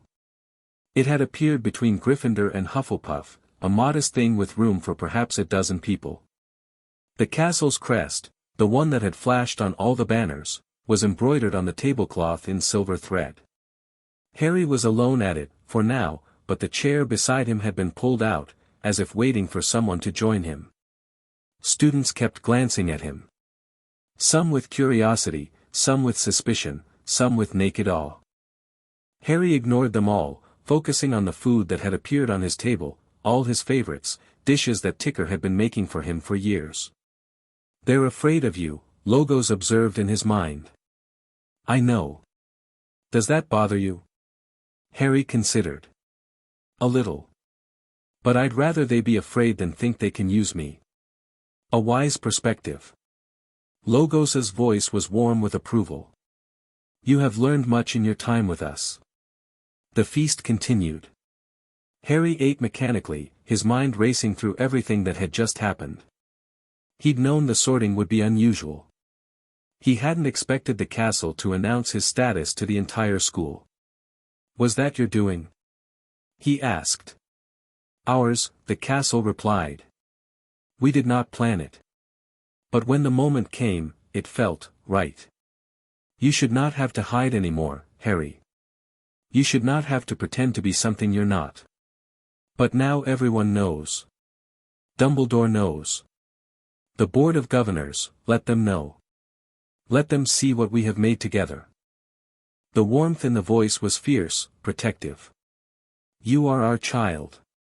We will not let anyone take you from us." Harry took a deep breath. Okay. Okay. I trust you. As we trust you." The feast ended. Dumbledore stood to give his start-of-term announcements, warnings about the Forbidden Forest, reminders about the third-floor corridor being off-limits. Harry made a mental note to investigate that later, introductions of new staff. Through it all, Harry felt the old wizard's eyes on him, assessing, calculating. He met the gaze steadily. Whatever Dumbledore was planning, Harry would be ready. After the feast, students began to disperse. Prefects led first years to their dormitories, Gryffindors up one staircase, Slytherins down another, Hufflepuffs and Ravenclaws to their respective corners of the castle. Harry stayed at his table, waiting for the crowds to thin. McGonagall approached him first. "That was quite the spectacle," she said, her voice dry. "I didn't plan it." "I know. The castle has always had a flair for the dramatic." She smiled, briefly. "Your dormitory has been prepared. The room of requirement has expanded, apparently. There's space for guests now, should you choose to invite any." Harry thought of the round-faced boy, Neville, and the bushy-haired girl, Hermione. The first people his age who had shown genuine curiosity about him, rather than just his fame. "Maybe," he said. "Get some rest," McGonagall advised. "Tomorrow will be challenging. The entire school will want to know more about the child of Hogwarts. You'll need your strength." She swept away, robes billowing behind her. Harry watched her go, then turned toward the doors. A figure was waiting for him in the shadows. "Potter." Harry stopped. "Malfoy." Draco Malfoy emerged into the light of the emptying hall. His expression was difficult to read, curiosity mixed with something that might have been resentment, or might have been grudging respect. "That was quite the performance," he said. "The whole castle reacting to your sorting. Very impressive. I didn't do it on purpose." "So I gathered." Malfoy's eyes narrowed. "My father told me about you. The boy who lived, vanished for 5 years, secretly living in Hogwarts all along. He thought you must have been training. Preparing. Becoming something dangerous. Your father thinks a lot of things. My father is rarely wrong." Malfoy took a step closer. "But he didn't expect this. None of us did. A 5th house. The castle literally rearranging itself for you." He laughed, short and sharp. "Whatever you are, Potter, you're not what we were prepared for." "Good." Malfoy blinked. "Good. Being predictable gets you controlled. Gets you used. I'd rather be unexpected." Harry held Malfoy's gaze. "Your father wants something from me." I don't know what yet. But whatever it is, he's not going to get it. And neither will anyone else who thinks they can push me around. The silence stretched between them. Then, slowly, Malfoy smiled. It wasn't a friendly smile, it was too sharp for that, too calculating, but there was something genuine in it nonetheless. You're not what I expected either, Potter. My father told me to befriend you. To gain your trust, learn your secrets, find your weaknesses. He shrugged, an elegant gesture that somehow conveyed entire philosophies. I was going to try. But now I think I'd rather watch. See what you do. See how you change things. And then we'll see. Malfoy turned to leave, then paused. One piece of advice, Potter. Free of charge. The headmaster isn't the only one who makes plans around here. There are older forces at work. Darker ones. If you're going to survive in this world, you'll need allies. Is that an offer? It's an observation. Malfoy disappeared into the shadows. Good luck, child of Hogwarts.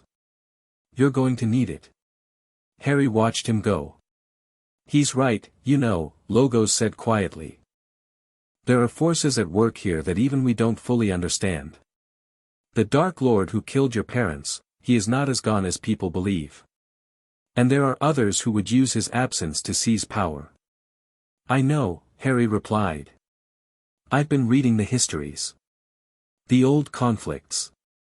The patterns that repeat. Then you know that war is coming. Perhaps not today. Perhaps not for years. But it is coming, and you will be at the center of it. Harry stood alone in the emptying great hall, feeling the weight of destiny pressing down on his shoulders. Then I'd better be ready, he thought. And somewhere in the depths of the castle, something ancient and patient and very, very hungry began to stir. Chapter 2 and Chapter 3, The Weight of Names. The first week of term was chaos. Harry had expected attention. He'd prepared for whispers, for stares, for the constant pressure of being watched. What he hadn't prepared for was the sheer intensity of it all, the way conversations stopped when he entered a room, the way students pressed against walls to let him pass, the way even the professors seemed uncertain how to treat him. He wasn't a normal student. Everyone knew it. The question was what, exactly, he was instead. They're calling you a freak, Neville Longbottom said, on the third day of term. They were sitting in one of the castle's smaller courtyards, hidden from the main thoroughfares by a strategic arrangement of hedges. Neville had sought Harry out after herbology, his round face determined despite his obvious nervousness. Behind your back, I mean. Some of the older students. They say you're unnatural. That the castle shouldn't have a favorite. Harry shrugged. I've been called worse. Doesn't it bother you? Not really. Harry pulled up a blade of grass, rolling it between his fingers. I spent the first 6 years of my life being told I was worthless. That I was a burden. That the world would be better off without me. After that, freak is almost a compliment. Neville's eyes went wide. I mean, I'd heard rumors, but, it's fine. Ancient history. Harry looked up at the sky, grey and heavy with the promise of rain. Why are you here, Neville? Most people are too scared to talk to me. I'm not most people. The words came out stronger than Harry had expected. Neville's chin lifted, a flash of something stubborn in his eyes. My parents were tortured into insanity by followers of you-know-who. I grew up being told I was a disappointment, that I'd never live up to their legacy, that I might as well be a squib. I know what it's like to be defined by things you can't control. Harry studied him. The round face, the nervous hands, the determined set of his jaw. There was more to Neville Longbottom than people saw. You want to be my friend, Harry said. I want to know who you are. The real you. Not the boy who lived, not the child of Hogwarts, just Harry. Neville shrugged, a self-deprecating gesture. If you'll have me. Harry thought about it. He'd never had a friend his own age before. The elves were family, the ghosts were teachers, the castle was everything, but none of them were peers. None of them understood what it was like to be 11 years old and terrified of the future. "Okay," he said. Neville's face split into a grin. "Really? Really? But I should warn you, being my friend probably isn't safe. There are people who want to use me, people who want to control me, people who might hurt anyone close to me to get what they want." "I know." Neville's grin faded, but his eyes stayed steady. "I don't care. Safe is boring anyway." Harry laughed, a real laugh, surprised out of him by Neville's unexpected courage. "You're braver than you think, Neville Longbottom. I'm a Gryffindor. It comes with the territory." They sat together in the courtyard until the rain started, talking about nothing in particular. It was the most normal Harry had felt in years. Hermione Granger found him in the library 3 days later. She marched up to his table, dropped a stack of books in front of him, and sat down without asking permission. Her bushy hair was even more chaotic than usual, and her eyes had the slightly manic gleam of someone who had been researching for hours. "I've read everything I can find about the Sorting Hat," she announced. "Every history, every academic paper, every first-hand account from the last 500 years. And there's no precedent for what happened to you. None. The closest thing is a reference from 1423 about a student who was sorted into 2 houses simultaneously, but even that was eventually resolved. What you are, this child of Hogwarts thing, it's completely unprecedented." Harry looked at the books. Hogwarts, a history. The sorting process, a magical analysis. Founders' Children, myths and legends of early Hogwarts. She'd been thorough. "So," he said. "So I want to understand it." Hermione's voice was frustrated, almost desperate. "I want to understand how magic that old and that fundamental can just change. The Sorting Hat was created by the founders themselves. It's supposed to place students in one of 4 houses. That's what it does. But for you, it did something completely different. It created a new category. How is that possible? Magic isn't as rigid as you think it is." "What do you mean?" Harry considered how to explain. The concepts he'd learned from Logos's books, the understanding he'd developed over years of conversation with the castle, they weren't things that translated easily into words. "When most wizards learn magic," he said slowly, "they learn spells. Words and movements that produce specific effects. It's like learning phrases from a foreign language. You can say, hello, and goodbye, and where is the bathroom, without actually understanding the language itself." Hermione frowned. "But that's how everyone learns magic. That's how it works. That's how most people use magic. It's not the same thing." Harry leaned forward. "Magic isn't a tool, Hermione. It's not something you control, not really. It's more like a relationship. A conversation. When you cast a spell, you're not commanding magic to do something, you're asking it. And most of the time, because the request is familiar, because generations of wizards have asked the same thing the same way, magic says yes without really thinking about it. That doesn't make any sense. It makes perfect sense once you stop thinking of magic as a force to be controlled." Harry's voice was gentle, patient. The founders understood this. When they created the Sorting Hat, they didn't just enchant an object, they made a deal. They asked magic to help them sort students, to guide young witches and wizards to where they belonged. And magic agreed. But the deal wasn't absolute. It wasn't a law. It was a relationship, and relationships can evolve. Hermione was silent for a long moment, her brilliant mind working through the implications. "You're saying the Sorting Hat chose to create a new category for you," she said. "That magic itself decided you didn't fit the existing system."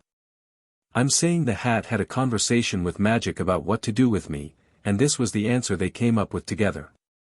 Harry smiled. I've been living in this castle for 5 years, Hermione. I've been talking to it, learning from it, becoming part of it.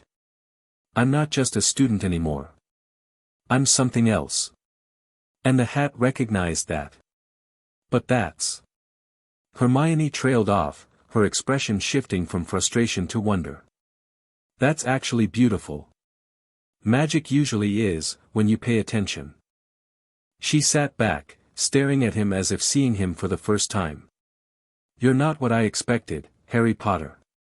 Most people say that. I mean it as a compliment. She hesitated, then added, could you teach me? This way of thinking about magic. I've always been good at the technical side, memorizing spells, practicing movements, understanding theory. But what you're describing is something different. Something I've never even considered. Harry thought about it. Teaching wasn't something he'd ever imagined doing.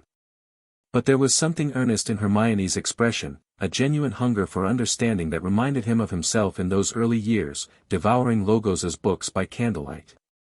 I can try, he said. But I'll warn you, it's not easy. You have to unlearn a lot of things before you can learn this way. I'm not afraid of hard work. I know. That's why I'm saying yes. Hermione's smile was like sunshine breaking through clouds. When do we start? The news spread quickly. Within a week, everyone knew that Harry Potter was tutoring Hermione Granger in some kind of alternative magical theory. The rumors ranged from the plausible, advanced charms work, to the absurd, dark arts rituals, to the completely unhinged, blood magic involving unicorns. Harry ignored all of it. He had more important things to worry about. Like the growing unease in the castle's presence. Like the cold spot that had appeared in the third-floor corridor, exactly where Dumbledore had warned students not to go. Like the whispers he'd started hearing late at night, when the castle should have been quiet, whispers that didn't come from the walls. Something is wrong, he told the castle, during one of their nightly conversations. I can feel it. You're worried about something. There are developments, the castle admitted. Things happening that we do not fully understand. The headmaster has hidden something within our walls. Something powerful. Something dangerous. The third-floor corridor. Yes.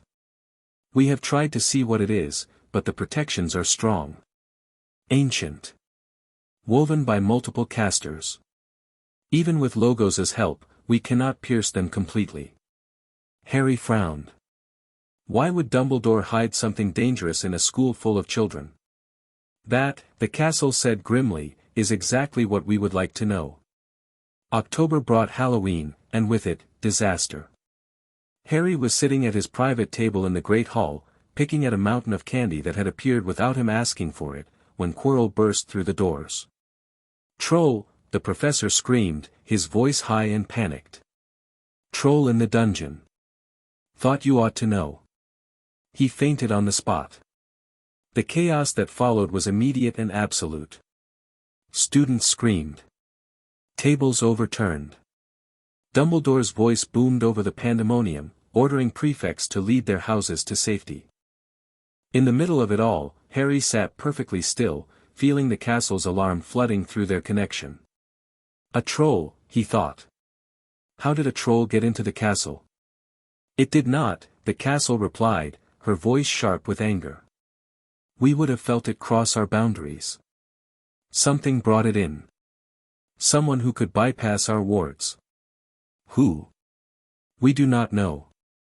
But we can feel the creature now. It is in the dungeons, moving toward, the castle's presence flickered with sudden horror. The bathrooms. The girls' bathroom near the dungeons. There is a student inside. Harry was on his feet before the castle finished speaking. Harry. Neville's voice cut through the chaos. What are you? Someone's in danger. Stay here. He ran. The castle guided him, rearranging corridors, shortening distances that should have taken minutes to cross. Harry flew down staircases and through passages that hadn't existed moments before, the ring on his finger burning with the intensity of the castle's focus. He found the bathroom just as the troll was breaking down the door. The creature was enormous, 12 feet tall, gray-skinned, carrying a club the size of a small tree. It stank of rot and violence, and its small eyes gleamed with a hunger that had nothing to do with food. Inside the bathroom, Harry could hear screaming. Hermione. He didn't think. He didn't plan. He just reached out with everything he had and asked. Please, he thought, directing the request at the magic saturating the castle's stones. Help me stop this. The magic answered. The floor beneath the troll's feet turned to quicksand. The creature bellowed in confusion, sinking rapidly, its club swinging wildly as it tried to free itself. Harry kept pushing, kept asking, and the stones answered, rising up around the troll's legs, hardening into solid granite, trapping it in place. The troll roared. Harry felt the sound in his bones, primal and furious. But he didn't stop. He couldn't stop. Hermione was in that bathroom, and he would not let her die. More, he asked. Please. I need more. The bathroom door blew off its hinges, not toward Hermione, but toward the troll, slamming into the creature's chest with enough force to crack ribs. The ceiling above the troll began to crumble, raining stone down on its massive head. The pipes in the walls burst, flooding the corridor with freezing water that wrapped around the troll's arms and froze solid, locking them in place. The troll stopped roaring. It stood frozen in the corridor, trapped by stone and ice and the sheer fury of a castle defending its children. Its small eyes found Harry, and for a moment, there was something almost like confusion in them, as if it couldn't understand how a small boy had done this. Then those eyes went dim, and the troll slumped, unconscious. Harry sagged against the wall, exhausted. He'd never channeled that much magic before. He'd never asked for so much help at once. His entire body felt hollow, emptied out. Harry. Hermione emerged from the bathroom, her face pale, her robes soaked with water from the burst pipes. She stared at the frozen troll, at the destroyed corridor, at Harry leaning against the wall and struggling to stay upright.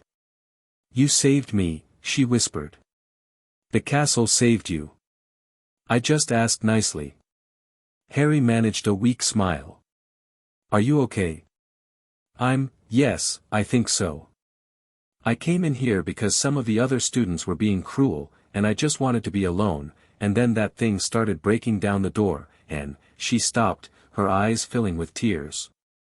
I thought I was going to die. You didn't. That's what matters. Footsteps echoed down the corridor. A moment later, Professors McGonagall, Snape, and Quirrell rounded the corner and stopped dead at the sight before them. McGonagall's face went through several expressions in rapid succession: shock, horror, confusion, and finally something that might have been pride. Mr. Potter, she said, her voice remarkably steady considering the circumstances. Would you care to explain what happened here?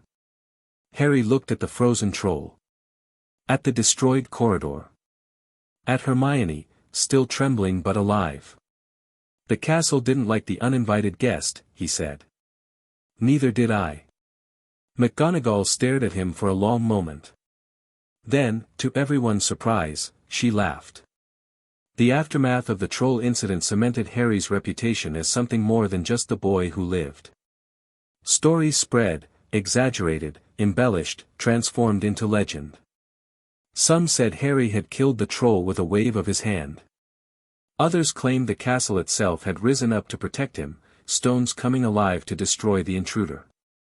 A few whispered that Harry had summoned something dark, something ancient, something that made even a mountain troll look like a kitten. The truth was stranger than any of the rumors, but Harry didn't bother correcting them.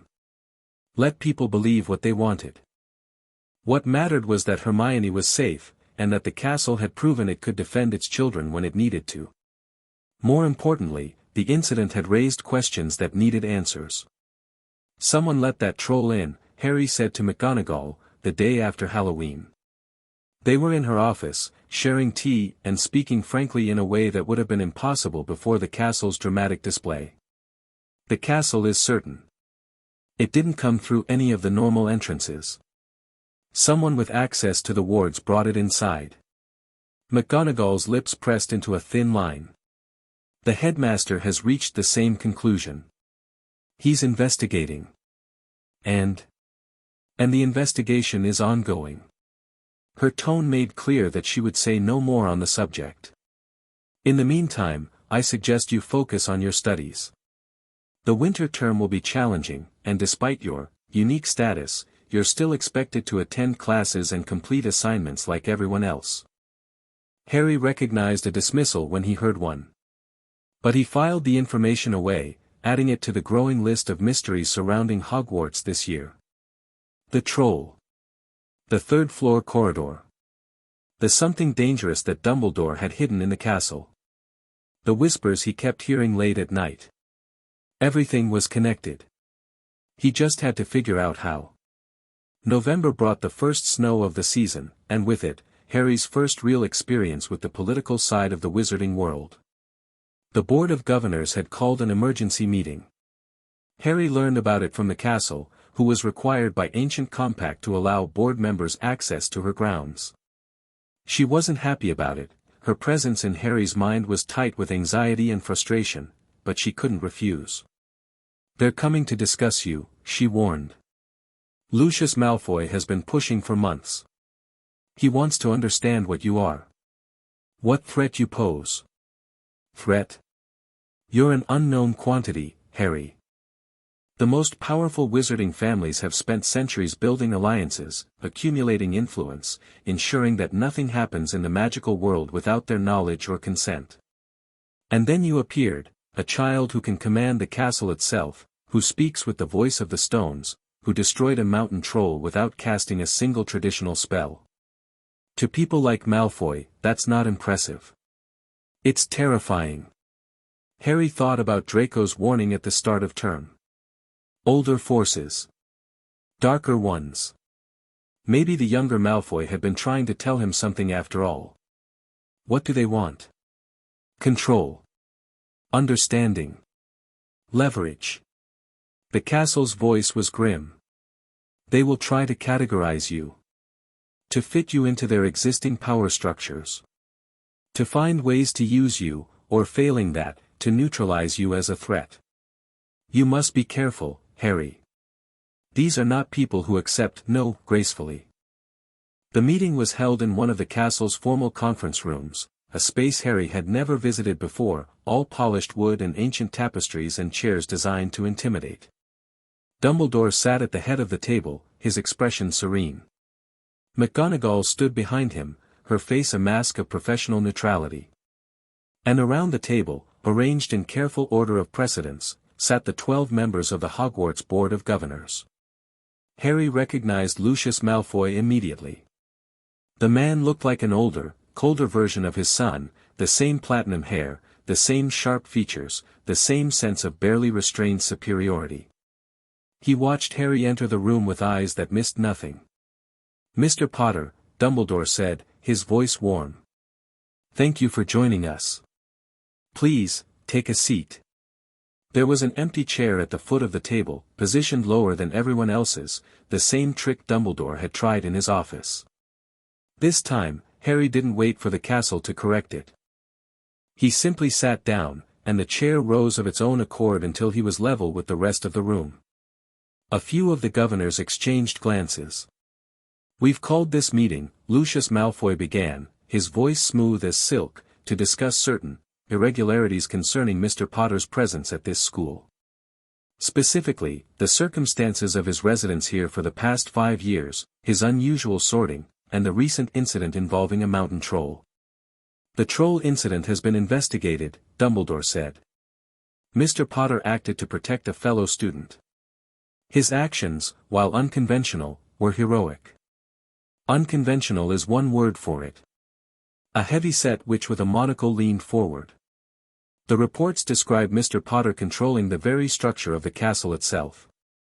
Stones moving, pipes bursting, floors transforming. That's not standard defensive magic, Dumbledore. That's something else entirely. Mr. Potter has a unique connection to Hogwarts, McGonagall said. As the sorting demonstrated that something is very wrong with this situation, Lucius interrupted smoothly. The hat has sorted students into 4 houses for 1,000 years.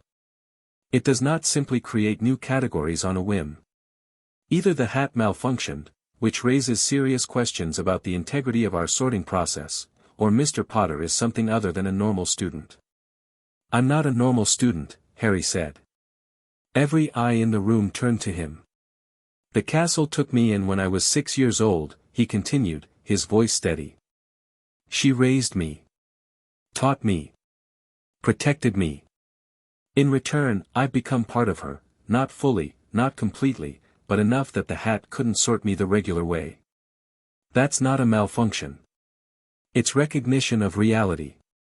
Recognition of reality, Lucius repeated, his tone skeptical. And what exactly is this reality, Mr. Potter? What are you claiming to be? I'm the castle's child. Harry met the man's cold eyes without flinching. I can feel her emotions, hear her thoughts, ask her to help me when I need it. And she can feel and hear and ask me in return. We're connected. Bonded. I don't know of another word for it. Silence fell over the room. That's impossible, one of the governors said finally. Hogwarts is a building.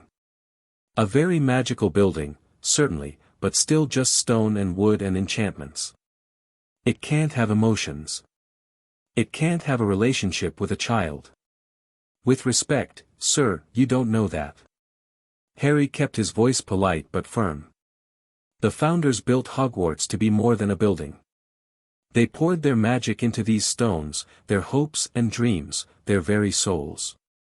Over 1,000 years, all of that accumulated. Grew. Evolved. The castle isn't just stone anymore. She's alive, in a way that most people can't perceive or understand. And you can perceive her. Lucius's voice was sharp. You can understand her. Yes. How convenient. Lucius smiled, and there was no warmth in it whatsoever. A child appears out of nowhere, claims to have a mystical connection to the very foundations of our most important institution, and we're simply supposed to take his word for it. What proof do you offer, Mr. Potter? What evidence that you're not simply a disturbed child with delusions of grandeur? Harry considered his options. He could stay quiet, let the governors draw their own conclusions. He could argue, try to convince them with words alone. Or, may I? He asked the castle. Always, she replied. Harry reached out with his mind, the way he'd been doing for years, and asked. Every candle in the room guttered and died. The windows, which had been letting in grey November light, went dark as if night had suddenly fallen. The temperature dropped 10 degrees, 20, until the governor's breath was visible in the air. And then, slowly, the walls began to glow. Light spread across the stone, pulsing in patterns that had nothing to do with human design. The tapestries came alive, their woven figures moving, turning to face the table. The ancient wood of the table itself began to hum, a deep resonance that could be felt in the bones. This, the castle said, her voice echoing through every mind in the room simultaneously, is the proof you requested. Harry Potter is mine. He speaks with my voice. He acts with my blessing. And anyone who threatens him, anyone who seeks to use him, control him, or remove him from my halls, will answer to me. The light faded. The candles relit. The windows brightened. Everything returned to normal. But the governors sat in stunned silence, their faces pale, their hands trembling. I trust that settles the matter, Harry said quietly. No one argued. The meeting ended shortly after that. The governors filed out in various states of shock, their political calculations no doubt being rapidly revised. Lucius Malfoy lingered longest, his cold eyes studying Harry with something that might have been respect or might have been hatred, it was hard to tell. "You've made a statement today, Mr. Potter," he said, as the room emptied. "A very dramatic statement. But statements aren't enough in our world. Power must be demonstrated again and again, or people forget to be afraid. I'm not trying to make anyone afraid. No." Lucius smiled thinly. "Then you're more naive than I thought. Fear is the foundation of all political power. The only question is whether you inspire fear through strength or through uncertainty. Today, you chose strength. But strength can be challenged. Strength can be overcome." He paused at the door. "Uncertainty, on the other hand, lasts forever." He left. Harry sat alone in the conference room, feeling the castle's presence wrapping around him like a blanket. "He's right," Logos said quietly. The entity rarely spoke directly during Harry's waking hours, preferring to observe and absorb. But his voice now was thoughtful, concerned. "You've shown them what you can do. That makes you predictable. Predictable enemies are easier to defeat. I wasn't trying to make enemies. You didn't have to try. You are what you are, a new factor in an ancient game. The moment you revealed yourself, you became a piece on the board. The only question now is whether you'll be a player or a pawn." Harry thought about Neville's quiet courage. About Hermione's desperate hunger for knowledge. About Draco's calculating smile and his father's cold, assessing eyes. "I don't want to play games," he thought. "Then you've already lost." Logos's voice was gentle but firm. "Games are the only thing that matters in the world you've been born into. Politics, alliances, the endless dance of power, these are the things that shape nations and decide fates. You can refuse to play, but the game will continue without you. And those who don't play are always the first to be sacrificed." It was a harsh lesson.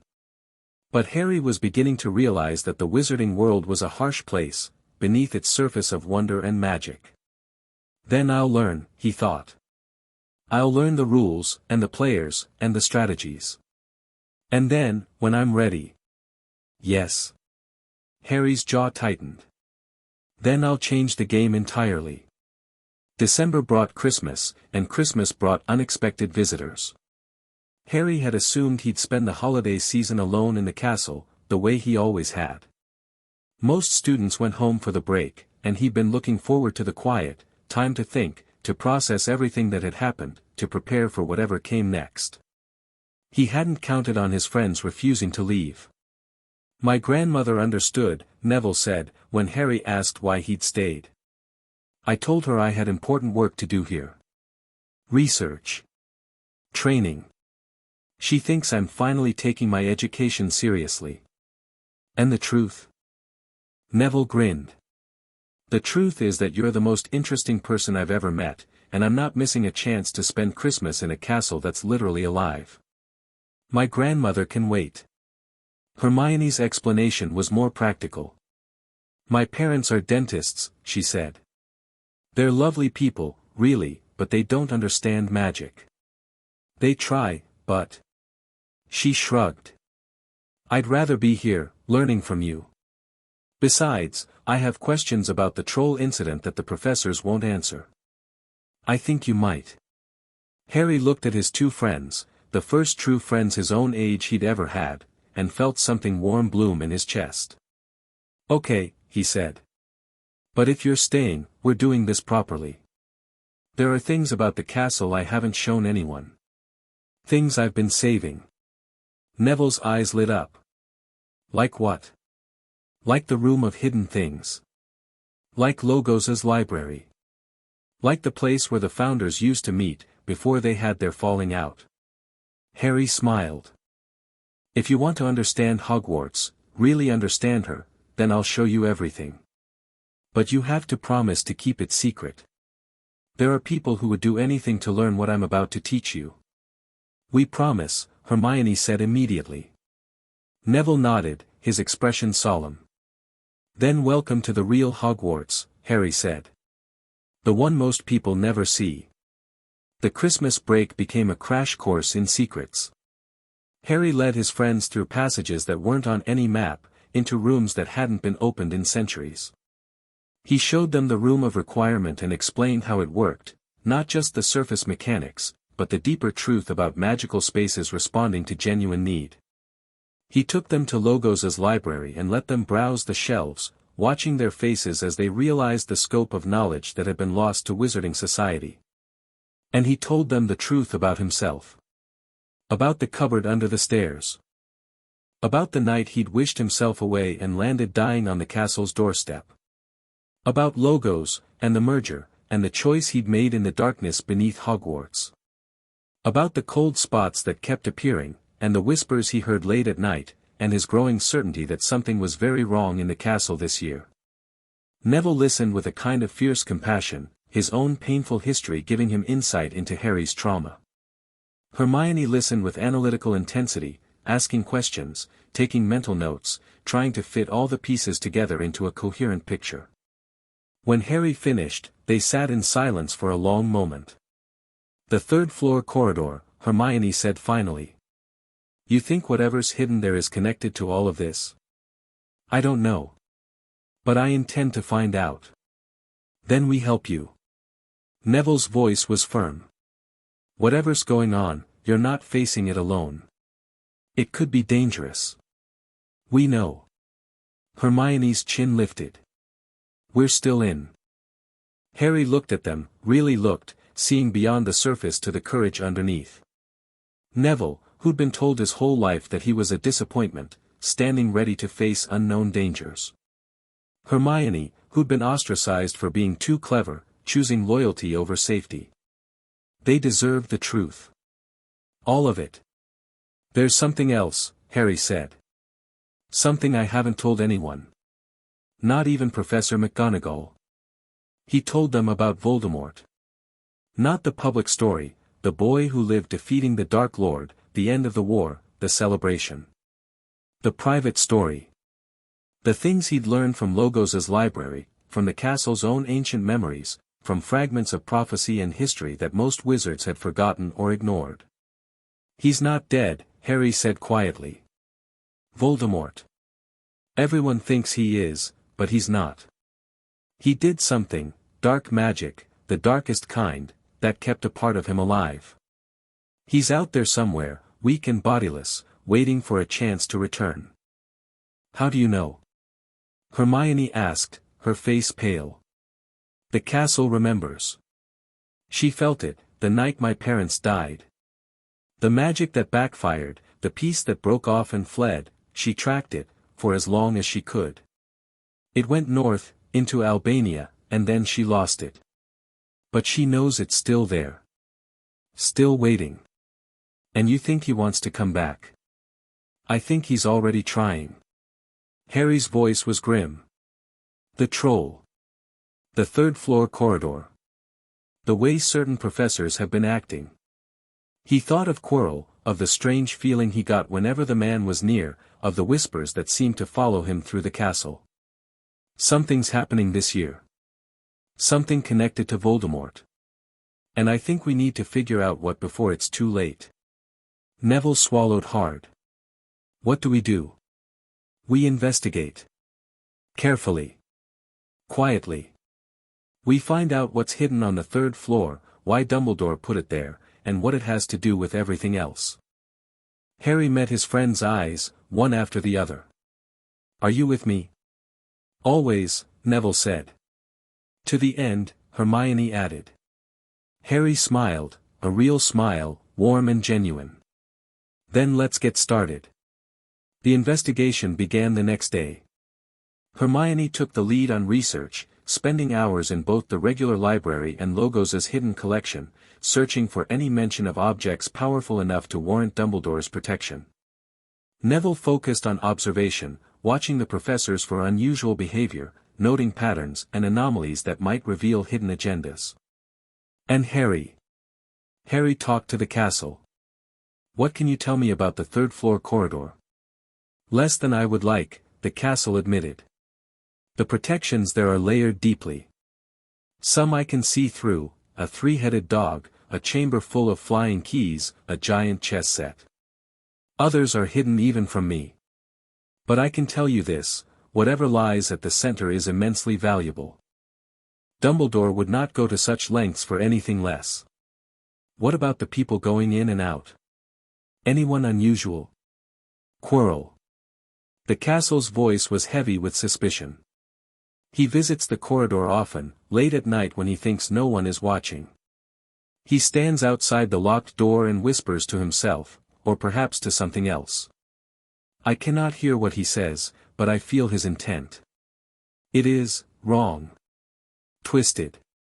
Like a man wearing a mask that doesn't quite fit. Harry thought about the defense professor. The nervous stutter, the ridiculous turban, the way he shrank from confrontation. It seemed impossible that such a man could be a threat. But appearances, as Harry had learned, could be deceiving. Keep watching him, Harry said. Tell me if anything changes. Always, my child. Always. New Year came and went. The other students returned, filling the castle with noise and energy.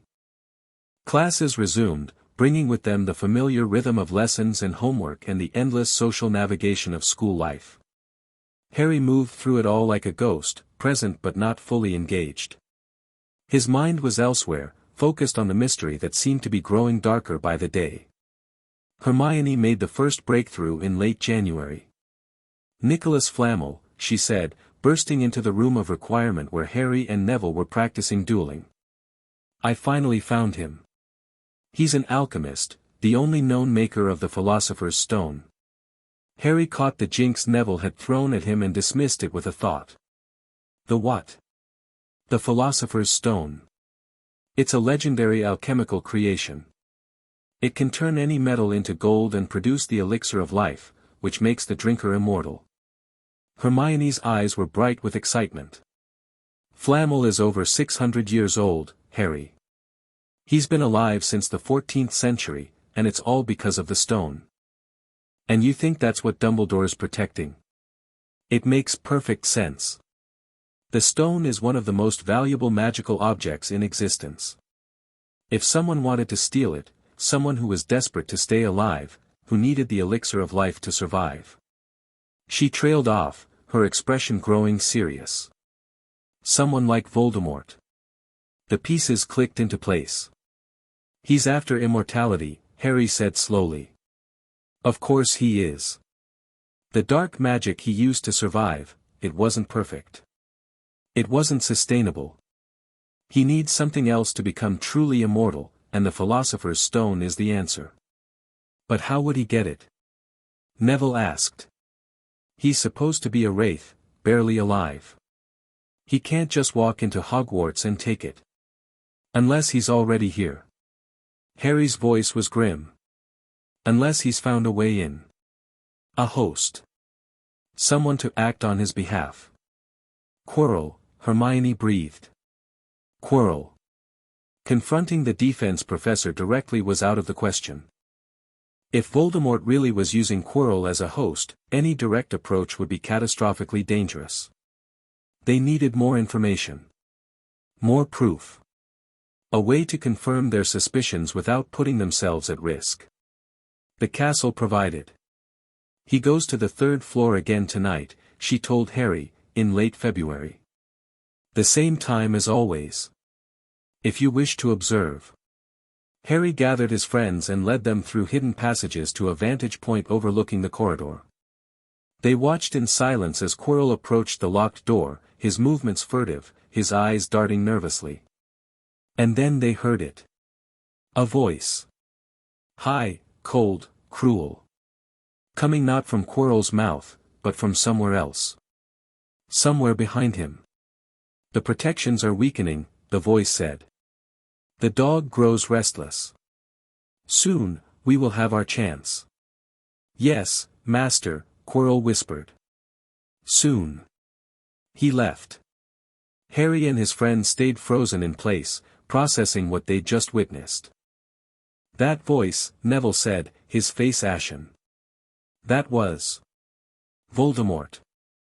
Harry's hands were clenched into fists. He's attached himself to Quirrell somehow. Possessing him. Using him. We have to tell someone. Hermione's voice was urgent. Dumbledore. McGonagall. Someone who can stop this. And say what? That we've been spying on a professor because we suspected him of hosting the most dangerous dark wizard in history. Harry shook his head. They'd never believe us. Dumbledore might, but he's clearly already suspicious. Why else would he have hidden the stone here in the first place? He's waiting for something. Testing something. Testing what? Harry thought about everything he'd learned over the past months. The carefully laid protections. The convenient timing of the troll attack. The way Dumbledore's eyes always seemed to find him in a crowd. Us, he said quietly. He's testing us. Or maybe just me. Seeing how I'll react. Whether I'll be the weapon he wants me to be, or something else entirely. That's insane, Hermione said. Why would the headmaster use students as pawns in some kind of game against Voldemort? Because that's what he does. Harry's voice was bitter. He makes plans. Sees people as pieces on a board. He sent me to live with the Dursleys because it fit his plan. He's hidden the stone here because it fits another plan. Whatever he's doing, whatever he's hoping will happen, we're part of it whether we want to be or not. Silence fell over the group. So what do we do? Neville asked finally. Harry looked at his friends. Looked at the corridor where Voldemort's host had just been standing. Looked inward, at the castle's presence, at Logos's ancient wisdom, at the power that lived inside him. We prepare, he said. We learn everything we can about the protections on the stone. We figure out exactly what Quirrell is planning and when. And when the moment comes, we stop him ourselves, Hermione finished. Yes. Harry's eyes were hard. If Dumbledore wants to use us as pawns, fine. But pawns can become queens. And queens can change the entire game. Spring arrived slowly, reluctantly, as if winter didn't want to let go. Harry and his friends continued their investigation, gathering information, practicing magic, preparing for a confrontation that felt increasingly inevitable. The castle helped when she could, providing hiding places and shortcuts and warnings when danger approached. Logos offered wisdom, strategies, insights drawn from millennia of observing mortal conflicts. But it wasn't enough. The cold spots were spreading again. Harry felt them everywhere now, in corridors that should have been warm, in classrooms that should have been safe, in the very stones beneath his feet. Something was wrong with the castle's magic, something that went beyond Quirrell and Voldemort and the Philosopher's Stone. What's happening? He asked, during one of their nightly conversations. The boundaries are weakening, the castle replied. Her voice was strained, worried. When we merged with Logos, we healed old wounds. But we also opened old doors. Doors that were meant to stay closed. What doors? The Founders bound more than one being beneath these stones, Harry. Logos was the largest, the most dangerous, but not the only one. There are other things here. Old things. Things that have been sleeping for even longer than Logos was. Harry's blood went cold. And they're waking up. Some of them. The ones closest to the surface. We have held them back as best we can, but our power is divided. Maintaining the wards against Quirrell's intrusions, protecting the students from the thing he carries, watching for threats from the board and the ministry, we are stretched thin. What can I do? For now. Be ready. The castle's voice was grim. Whatever happens with the stone, whatever Quirrell and his master are planning, it will come to a head soon. When it does, we will need you. All of you, you, and Hermione, and Neville, and the power we share. It may not be enough. But it will be our only chance. Harry spent the rest of the night staring at the ceiling, unable to sleep. Everything was converging. The stone. Voldemort. The ancient things stirring beneath the castle. The political forces circling overhead, waiting for him to show weakness. He was 11 years old, and the weight of it all threatened to crush him. But he wasn't alone. He had friends. He had family. He had a castle that loved him and a merged entity that believed in him and a ring on his finger that pulsed with the heartbeat of something vast and ancient and fierce. Whatever was coming, he would face it. And he would not fall. The end came in late May. Harry woke to the castle screaming in his mind, a raw, desperate sound he'd never heard before. Something was wrong. Something was very, very wrong. The stone, the castle gasped. He's going for the stone. Now. Tonight. All the protections, all the warnings, he's bypassed them all. I can feel him moving through the corridor, past the dog, past the keys, past everything. Harry was out of bed before she finished, racing through passages that shortened at his command. He found Hermione and Neville already awake, roused by some instinct or perhaps by the castle's own desperate call. "It's happening," Harry said. "We need to move. Now." They ran. The third-floor corridor was empty when they arrived, but Harry could feel the disturbance in the castle's magic, a wound in her defenses, a gap through which something dark had slipped.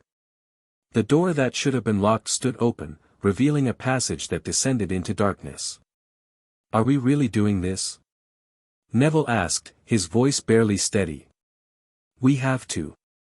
Harry stepped through the door. "Whatever he's planning, whatever Voldemort wants with that stone, we can't let it happen." They descended. The protections Dumbledore had laid were impressive, Harry had to admit. The three-headed dog, sleeping under the influence of an enchanted harp. The devil's snare, which Hermione dispatched with conjured fire. The flying keys, which Neville caught with surprising aerial skill. The giant chess set, which they navigated together, Harry directing and his friends executing. Each challenge pushed them further, tested them more. But they kept going. And then they reached the final chamber. Quirrell was there. He stood before a massive mirror, the mirror of Eriste, Harry realized, recognizing it from descriptions in Logos's library. The professor's turban was unwound, revealing the back of his head, and in that bare skin, pressed against Quirrell's skull like a parasite. A face. White. Terrible. Familiar. Voldemort. "Ah," the face said, its voice a hiss of satisfaction. "The boy who lived. I wondered when you'd arrive." Harry stepped forward, positioning himself between his friends and the monster. "I won't let you take the stone." "Won't let me?" Voldemort laughed, a sound like glass breaking. "Child, you have no idea what you're dealing with. The power I command, the power you stole. The power you twisted." Harry's voice was steady, even though his heart was racing. "You're not powerful, Voldemort. You're desperate. Clinging to existence through dark magic and possession because you're too afraid to die like everything else." The face contorted with rage. "How dare you?" "I dare because I'm not afraid of you." Harry raised his hand, and the castle's power flowed through him, warming the ring on his finger to burning intensity. "I was raised by something older than you. Something stronger.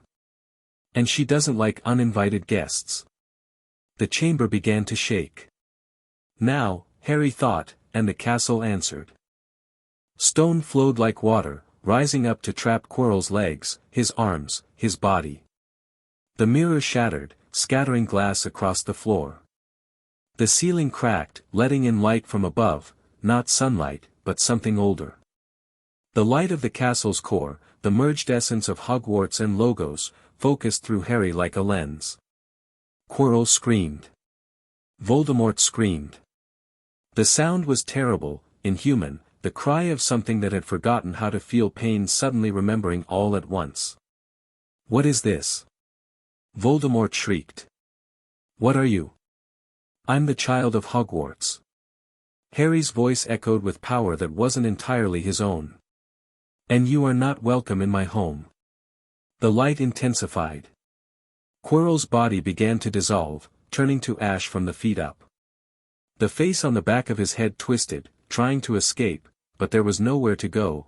The castle had sealed every exit, every crack, every possible route of retreat. "This isn't over," Voldemort hissed, as the last of his host crumbled. "I will return. I will always return. And when I do, when you do, I'll be ready." Harry's eyes blazed with golden light. "Now get out." The face screamed one last time, a sound of pure, impotent fury, and then it was gone, fleeing through the only gap the castle had left open, a narrow passage that led up and out and away from Hogwarts entirely. Harry collapsed. The power drained from him in a rush, leaving him empty, exhausted, barely conscious. He felt Hermione and Neville catch him, felt their arms supporting his weight, heard their voices calling his name.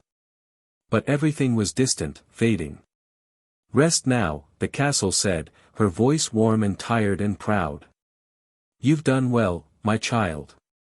Rest, and heal, and know that you are loved." Harry let himself fall into darkness. He was safe. His friends were safe. The stone was. He couldn't remember.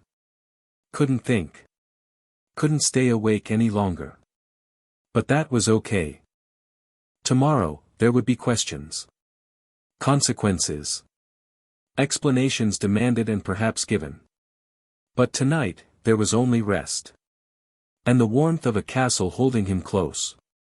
Chapter 3 and Chapter 4, the cracks beneath Harry woke in the hospital wing to the sound of arguing.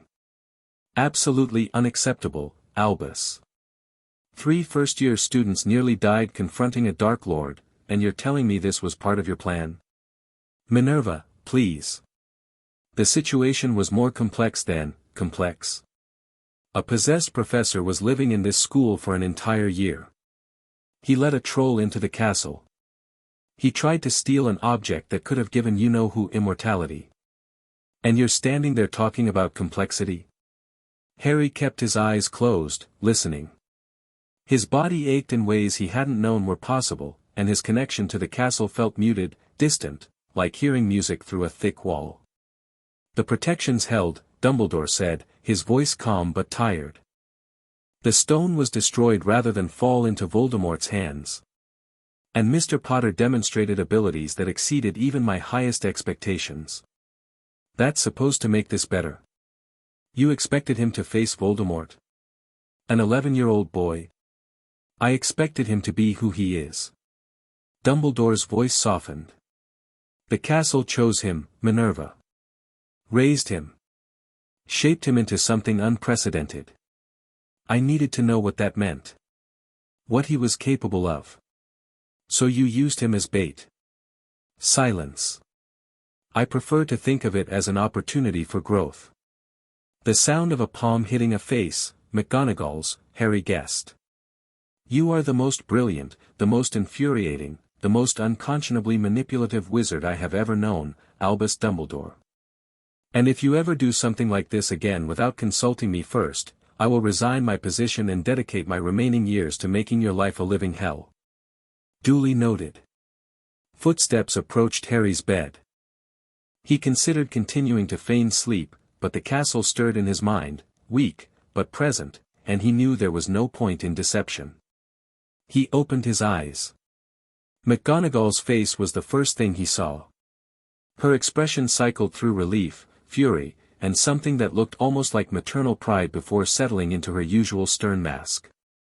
"Mr. Potter. You're awake. Professor." His voice came out as a croak. "How long?" 3 days. She conjured a glass of water and helped him drink. "Your friends have been beside themselves. Miss Granger has read every medical text in the library twice, and Mr. Longbottom has been practicing dueling spells in the corridor in case Voldemort returns." Harry smiled weakly. "Sounds like them. They care about you. A great many people do." McGonagall glanced over her shoulder at Dumbledore, who stood near the door with his hands folded, watching. "Some of us more than others. Minerva, not now, Albus." Her voice was ice. "I believe you have a board meeting to prepare for." The governors have questions about the security breach, and I suspect they'll want answers that don't involve using children as weapons against Dark Lords. Dumbledore's expression flickered, something that might have been shame, quickly hidden. Of course. Harry, when you're feeling better, I'd like to speak with you. There are things we should discuss. I'm sure there are. The headmaster nodded once and left. McGonagall watched him go, her jaw tight. I won't apologize for him, she said, turning back to Harry. What he did was wrong, regardless of the outcome. But I want you to understand something, Albus Dumbledore genuinely believes he's doing what's best for the wizarding world. His methods are questionable, his ethics are flexible, and his treatment of you has been inexcusable. But he is not your enemy. Then what is he? McGonagall considered the question for a long moment. A man who has been fighting darkness for so long that he's forgotten how to live in the light, she said finally. A man who sees the world as a chessboard and everyone in it as pieces to be moved. A man who loves you, in his own broken way, even if he's never learned how to show it. Harry thought about that. About the headmaster's calm manipulation, his careful plans, his willingness to risk Harry's life for information. I don't hate him, Harry said slowly. But I don't trust him either. Good. McGonagall's smile was sharp. Trust is earned, not given. Make him work for it. She stayed for another hour, checking his vitals and answering questions about what had happened after he'd collapsed. The stone was gone, destroyed in the confrontation, its magic dispersed. Quirrell's body had dissolved completely, leaving no evidence of Voldemort's possession.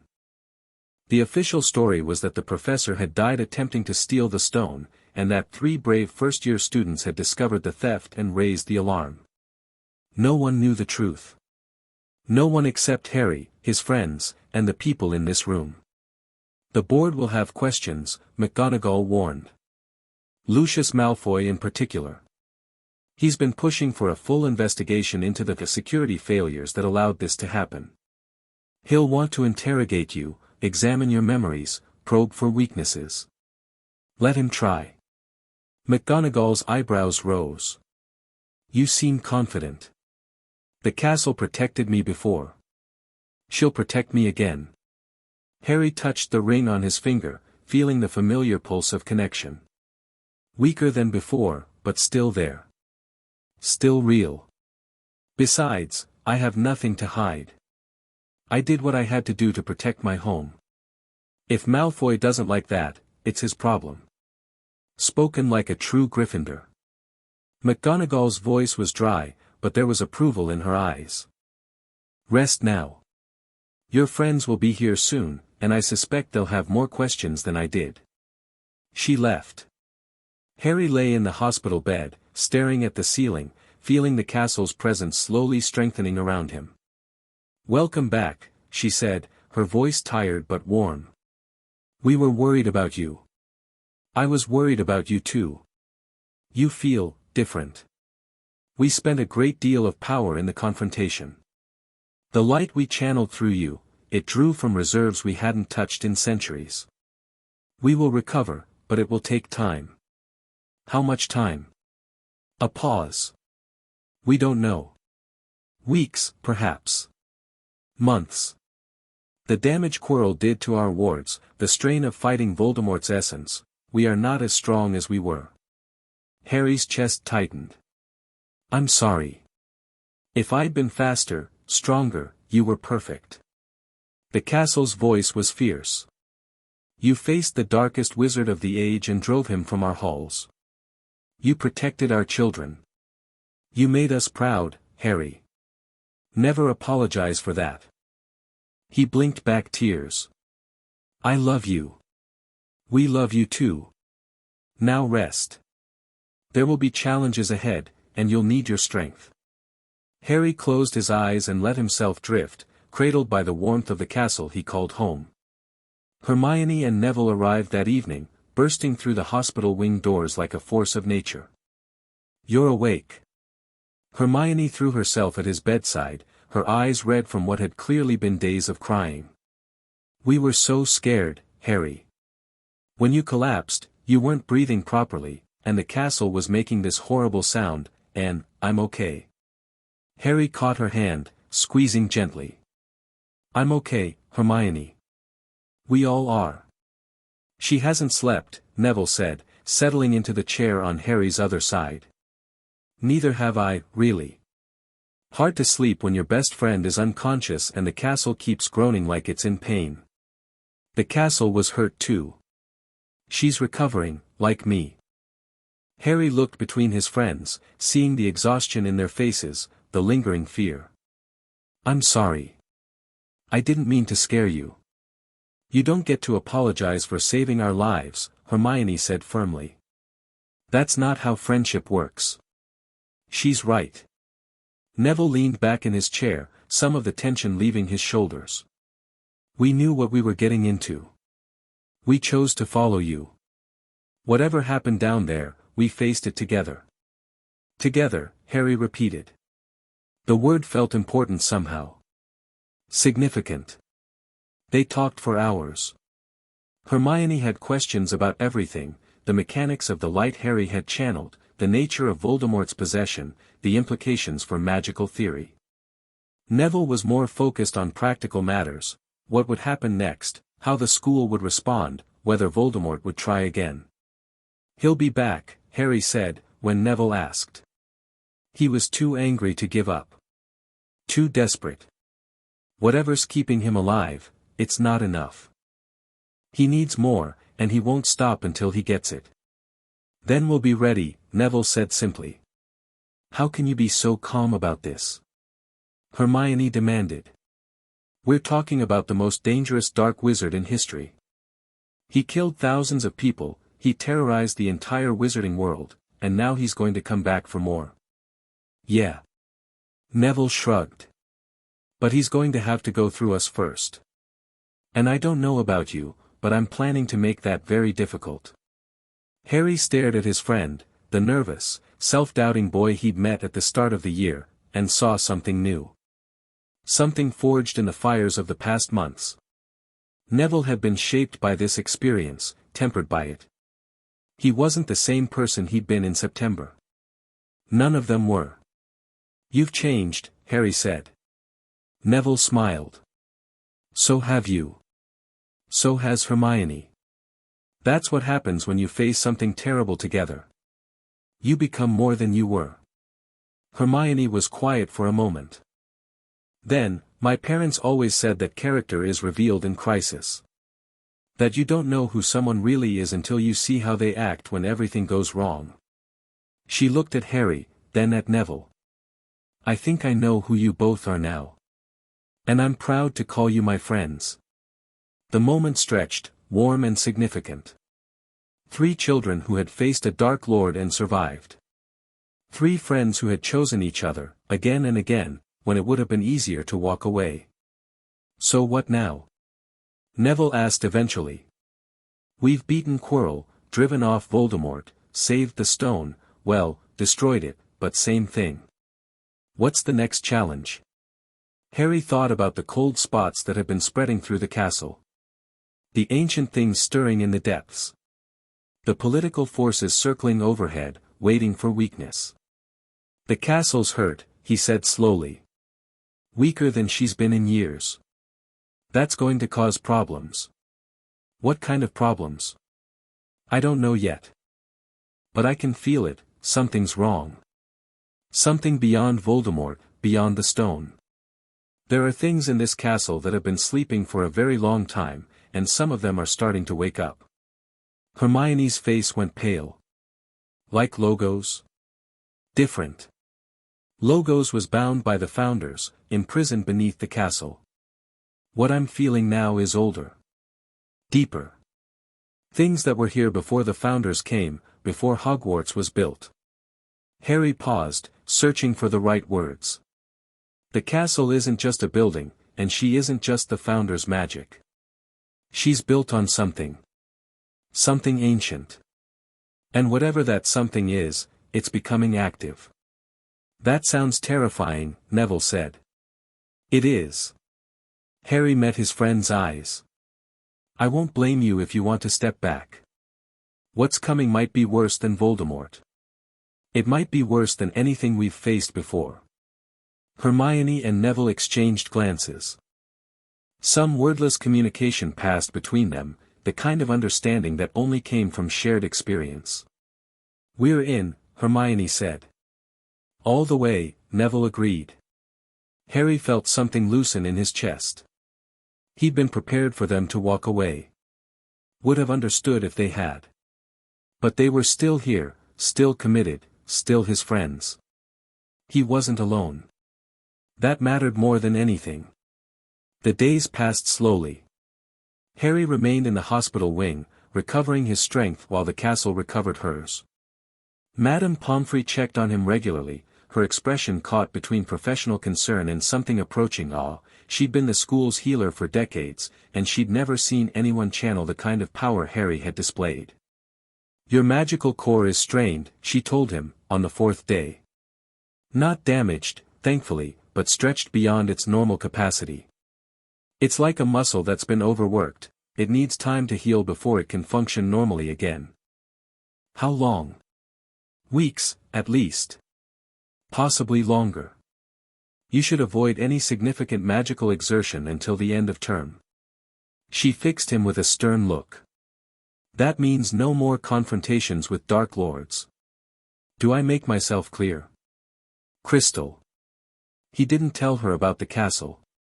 About how their connection was still muted, still weak, still recovering from the strain of channeling so much power through a single focal point.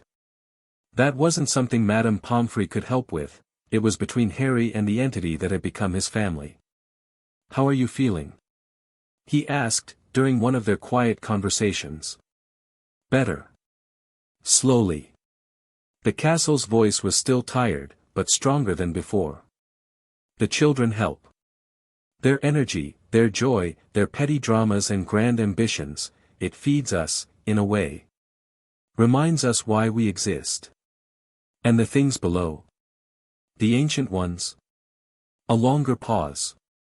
"Stirring. More active than before. The power we spent fighting Voldemort weakened certain barriers. Not enough to break them, but enough to thin them. We can feel movement where there should be stillness. Is it dangerous?" "Everything is dangerous, Harry. The question is whether the danger can be managed."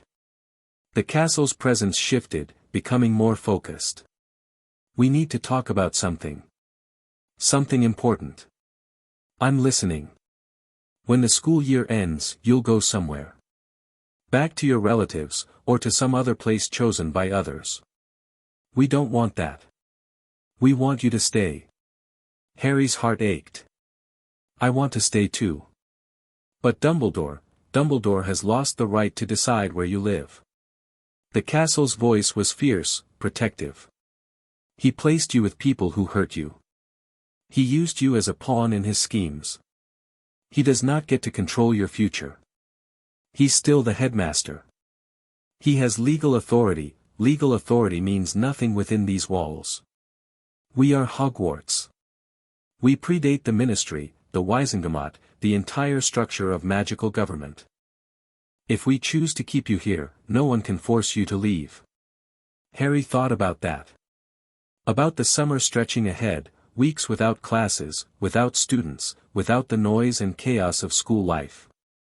Just him and the castle and the ancient things stirring below. What about Hermione and Neville? Their families will expect them back. They can visit. Often, if they choose. We will make room for them. The castle's warmth wrapped around him like a blanket. "You are not meant to be alone, Harry. You need friends, connections, people who care about you. But you also need a home. A real home, where you're wanted and safe and loved. I have that here." "Yes. You do." The decision crystallized in Harry's mind. He'd spent years hiding from the world, protected by the castle's walls. That time was over, Voldemort's attack had made sure of that. But that didn't mean he had to leave. Didn't mean he had to return to the Dursleys, or be sent somewhere else at Dumbledore's whim. This was his home. He would defend it. And he would never let anyone take it from him. The end of term arrived faster than expected. Exams came and went. Harry scored perfectly in every subject despite his weeks of recovery, his unique education filling gaps that traditional schooling hadn't touched.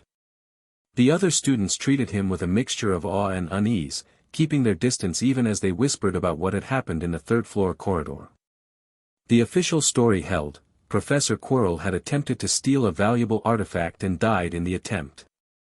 3 brave first-years had discovered the theft and alerted the staff. No mention of Voldemort.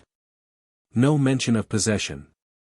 No mention of the light that had blazed through the castle's stones. Harry preferred it that way. The final feast was a subdued affair. Gryffindor won the House Cup. Dumbledore's last-minute point awards for services to the school had seen to that, but the celebration felt hollow. Too many people had seen the cracks in the castle's walls, felt the tremors in her foundations. Too many people knew that something had changed. Harry sat at his private table, picking at food he didn't taste, watching the great hall swirl with activity. Hermione and Neville joined him eventually, bringing plates from their own tables and settling into the chairs that had been empty all year. "It's strange," Hermione said, watching the other students. "This time last year, I was a muggle girl with strange abilities and a stack of acceptance letters I couldn't believe were real. Now I'm a witch who helped fight a Dark Lord," Neville finished. "That's not what I meant." Hermione shook her head. "I meant that I'm different. Inside." The girl who arrived in September, she was so focused on rules and books and doing everything perfectly. She never would have gone down that corridor. She never would have risked her life for her friends. "People change," Harry said. "Do they?" She looked at him, really looked. "Or do they just become more of what they always were?" Harry thought about that. About the frightened boy in the cupboard, wishing for somewhere safe. About the child who'd landed on the castle's doorstep, dying and alone. About the young wizard who'd faced a Dark Lord and refused to flinch. "Maybe both," he said finally. "Maybe change and becoming are the same thing." Hermione smiled, a real smile, warm and genuine. "That's very philosophical. I've had good teachers." The feast ended. Students began to file out, heading for the train that would take them back to their families. Harry stayed behind, watching them go. "You're not coming," Neville said. It wasn't a question. "I'm staying here. This is my home." "I know. I just—" Neville paused, struggling for words. "I'm going to miss you. It's only a few months. You can write. You can visit. The castle will let you in whenever you want. It won't be the same." But Neville smiled anyway, clapping Harry on the shoulder. "Take care of yourself, Harry. And take care of the castle. She needs you." "I will." Hermione's farewell was longer, more complicated. She hugged him tightly, whispering promises to write every day, to research everything she could about ancient magical entities, to be ready for whatever came next. "This isn't goodbye," she said, pulling back. "This is just intermission." "I like that. Intermission." Harry smiled. "See you on the other side." They left. Harry stood alone in the great hall, surrounded by empty tables and flickering candles, feeling the castle settle around him like a familiar embrace. "They're good friends," the castle said. "The best. You chose well." Harry laughed softly. "They chose me. I just tried to be worth choosing." "You are worth more than you know, Harry Potter." The castle's warmth intensified. "Now come. There is much to do, and little time to do it. The summer stretches ahead, and we have preparations to make." "Preparations for what?" "For whatever comes next." The first week of summer was quiet. With the students gone, Hogwarts felt different, not empty, exactly, but resting. The constant buzz of magical energy faded to a gentle hum. The corridors, usually packed with children rushing to classes, stood silent and still. Harry used the time to explore parts of the castle he'd never seen before. There are rooms here that haven't been opened in centuries, the castle told him, as he wandered through the upper reaches of the North Tower. Places even the founders forgot about. Places where secrets sleep. Secrets like what? That's what we're going to find out. The exploration became a daily ritual. Each morning, Harry would ask the castle where to go, and she would guide him to some forgotten corner of her vast form. A hidden laboratory filled with alchemical equipment that predated Flamel. A library of scrolls written in languages that had died with their speakers. A garden growing impossible flowers in soil that had never seen sunlight. And everywhere, signs of the ancient things stirring below. Cold spots appeared in places that should have been warm. Shadows moved against the direction of light. Whispers echoed through corridors where no one walked. Harry felt the castle's unease growing, her attention divided between nurturing her recovering strength and monitoring the barriers that kept the old things contained. "It's getting worse," he said, after the second week. They were standing in a corridor deep in the dungeons, near a door that hadn't been there yesterday. The door was covered in warnings, runes and sigils and languages Harry didn't recognize, and from behind it came a sound like something vast breathing slowly. "Yes," the castle admitted. "The barriers we discussed, they're weakening faster than we anticipated. The power we spent fighting Voldemort accelerated the process. Can you fix them?" "We're trying. But it's like trying to fill a bath while the drain is open. We pour power into the barriers, and they absorb it, but the underlying structure is failing. Eventually, something will give." "What happens then?" The castle was silent for a long moment. "We don't know," she said finally. "The things below have been contained for so long that we've forgotten what they are. What they want. Whether they're dangerous or simply different. The founders bound them for a reason, but they didn't leave explanations.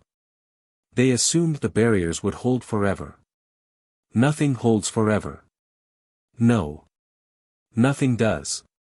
Harry stared at the warning-covered door, feeling something press against his mind from the other side. Not malevolent, exactly. Not friendly either. Just, aware. "Then we need to find out what's down there," he said. "Before it breaks free on its own. Harry, I'm not suggesting we go rushing in. But we can't just wait for something terrible to happen. We need information.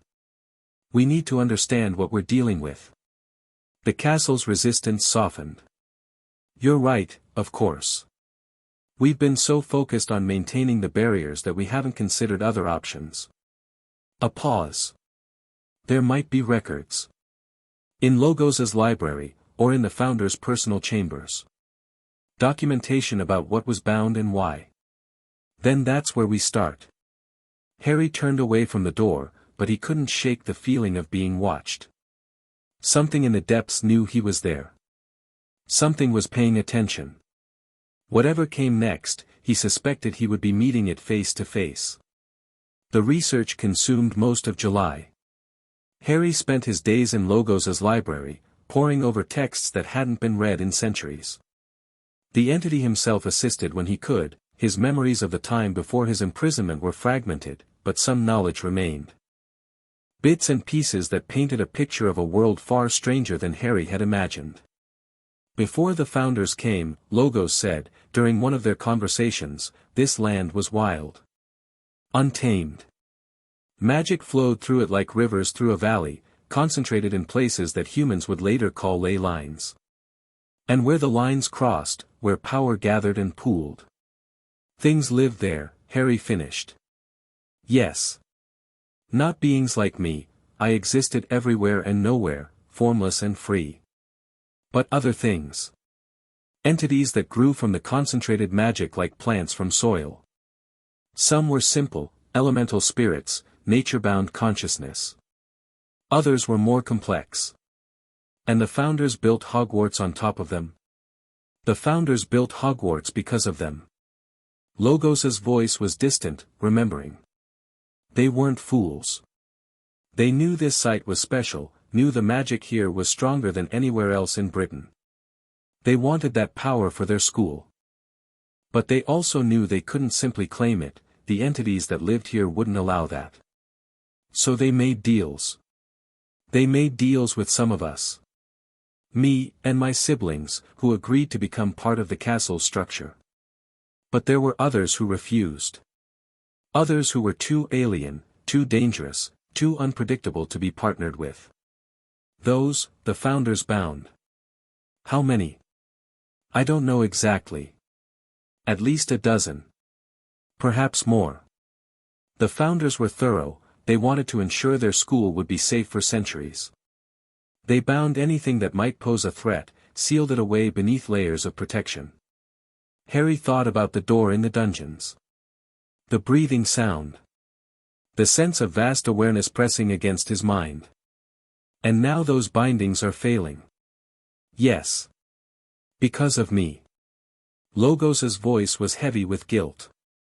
When I was freed, when I merged with the castle, it disrupted the magical balance the founders had created. The power that had been maintaining the bindings was redirected. And now. Now we're dealing with the consequences. I'm sorry, Harry. If I had known, don't. Harry's voice was firm. You made a choice. So did I. We freed you because you deserve to be free, because locking something away forever is cruel no matter how convenient it might be. Whatever's happening now, we'll face it together. Logos was silent for a moment. When he spoke again, his voice was thick with emotion. You are remarkable, Harry Potter. Truly remarkable. I'm just trying to do what's right. That's what makes you remarkable. So few people try. The breakthrough came in late July. Hermione's letters had been arriving daily, thick packets of parchment filled with research, theories, questions. She'd been working as hard as Harry, digging through every text she could find about Hogwarts history and the magic that predated it. Her latest letter contained a reference Harry had missed. I found this in an obscure history of magical architecture, she'd written. The author mentioned something called the Foundation Compact, an agreement made between the founders and the entities that existed on the site before Hogwarts was built. Apparently there's a copy somewhere in the castle, but the location is a secret known only to the headmaster. Harry read the letter 3 times, his mind racing. A compact. An agreement. Something formal, documented, that laid out the terms under which the castle had been built. Do you know anything about this? He asked the castle. We remember, fragments. The founders spoke of something like this. A document that bound us all, them, us, the entities below. But we never saw it. We don't know where it's kept. The headmaster's office? Perhaps. Or perhaps somewhere older. Somewhere the headmaster inherited without understanding. Harry thought about Dumbledore's office, with its strange silver instruments and shelves of ancient books. The man was brilliant, yes, but that didn't mean he knew everything about the castle he inhabited. I need to find that document, Harry said. If it explains the original agreement, it might tell us how to fix what's broken. That would require entering Dumbledore's private spaces without permission. Are you saying I shouldn't? The castle hesitated. We're saying it's a risk. Dumbledore may not be your enemy, but he's not entirely your ally either. If he discovers you've been searching through his possessions, then I'll deal with the consequences. Harry's jaw tightened. This is more important than politics. The barriers are failing, Logos. Something's going to break free. I need to understand what we're dealing with before that happens. You're right. The castle's voice softened. We've been too cautious. Too afraid of what Dumbledore might do. But you're our child, Harry. We should trust you to make these decisions. Does that mean you'll help me? Always. The headmaster's office was empty. Dumbledore spent most of his summers traveling, attending conferences, consulting with foreign ministries, managing the thousand small crises that seemed to follow him everywhere. Harry had watched his patterns for weeks, learning when the old wizard was likely to be gone. Tonight was one of those nights. "The password is, sherbet lemon," the castle whispered. "He changes it every few weeks, always to some muggle sweet." Harry spoke the password and ascended the spiral staircase, his heart pounding. This was the kind of thing that could get him expelled, could destroy everything he'd built. But the risk was necessary. The office was exactly as he remembered, cluttered, ancient, filled with objects whose purpose he couldn't begin to guess. Fawkes perched on his stand near the window, watching Harry with knowing eyes. "I'm not here to steal anything," Harry told the Phoenix. "I just need information." Fawkes made a sound that might have been approval and went back to preening his feathers. Harry started searching. The bookshelves first, rows of ancient tomes, some of which looked older than the castle itself. He ran his fingers along the spines, feeling for anything that resonated with the castle's magic, anything that might be connected to the Foundation compact. Nothing. The desk next, drawers full of correspondence, reports, documents related to the day-to-day running of the school. Harry skimmed through them quickly, finding nothing relevant. The strange silver instruments, he had no idea what most of them did, and the castle couldn't tell him. They predated her full consciousness, relics of headmasters long dead. Where would you hide something important? Harry muttered to himself. Something that needed to be protected, passed down from headmaster to headmaster. Behind the portrait, the castle suggested suddenly. We can feel something there. Something old. Harry turned to the wall behind Dumbledore's desk. It was covered with portraits of previous headmasters, all of them sleeping in their frames. Except one, a severe-looking woman with silver hair and pale eyes. The Grey Lady's mother. Rowena Ravenclaw. Her portrait was awake, watching Harry with an expression of curiosity and something that might have been approval. "You seek the compact," she said. Her voice was like wine through autumn leaves. "Yes. Can you help me? I can tell you where to look. But I cannot give you what you seek, that must be earned, not given." The portrait's eyes gleamed. "The compact is not in this office, child of Hogwarts. It was never meant for headmasters to possess. It belongs to the castle herself, hidden in a place that only her true guardian can reach." Her true guardian? The one she chooses. The one she raises. The one who speaks with her voice and acts with her blessing. Rowena's portrait smiled, a small, secretive expression. "You, Harry Potter. The compact waits for you, in the heart of the castle. In the place where it all began. The room of requirement. Deeper. Older. The room is a recent addition, a convenience for students in need. What you seek lies beneath it. In the space that existed before Hogwarts was built. In the chamber where we first met the entities and made our bargain." Harry's breath caught. "How do I get there?" "Ask the castle. She knows. She has always known." The portrait began to fade, her image growing translucent. "But be warned, young guardian. The path is not easy. The entities will test you. They will demand to know if you are worthy of the trust being placed in you. Fail their tests, and you may not return. And if I succeed? Then you will understand. Everything." Rowena's voice was barely a whisper now. "Good luck, Harry Potter. The future of Hogwarts rests on your shoulders." She was gone. Harry stood alone in the headmaster's office, his mind racing.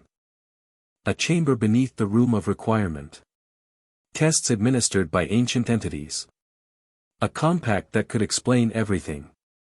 "Did you hear all of that?" he asked the castle. "Yes. We remember now. The chamber she spoke of, we felt it, at the edge of our awareness. We always assumed it was just part of our foundations. We didn't realize. Can you take me there?" A long pause. We can show you the way. But Rowena was right, the path is dangerous. The entities below have been contained for 1,000 years. They may not welcome visitors. I have to try. The barriers are failing. If there's any chance the compact can help us fix them, we know. The castle's voice was resigned, worried, proud all at once. We know, Harry. And we'll be with you every step of the way. Harry left the headmaster's office, his purpose clear. Tomorrow, he would descend into the depths of Hogwarts, face whatever tests awaited him, and find the truth that had been hidden for 1,000 years. Whatever the cost. The entrance was hidden in the room of requirement. Harry stood in a familiar space, feeling the castle's presence strong around him. The room had configured itself as a simple stone chamber, no furniture, no decoration, just 4 bare walls and a floor that seemed to pulse with ancient power. I need to go deeper, Harry said aloud. To the chamber beneath this one. The place where the founders met the entities.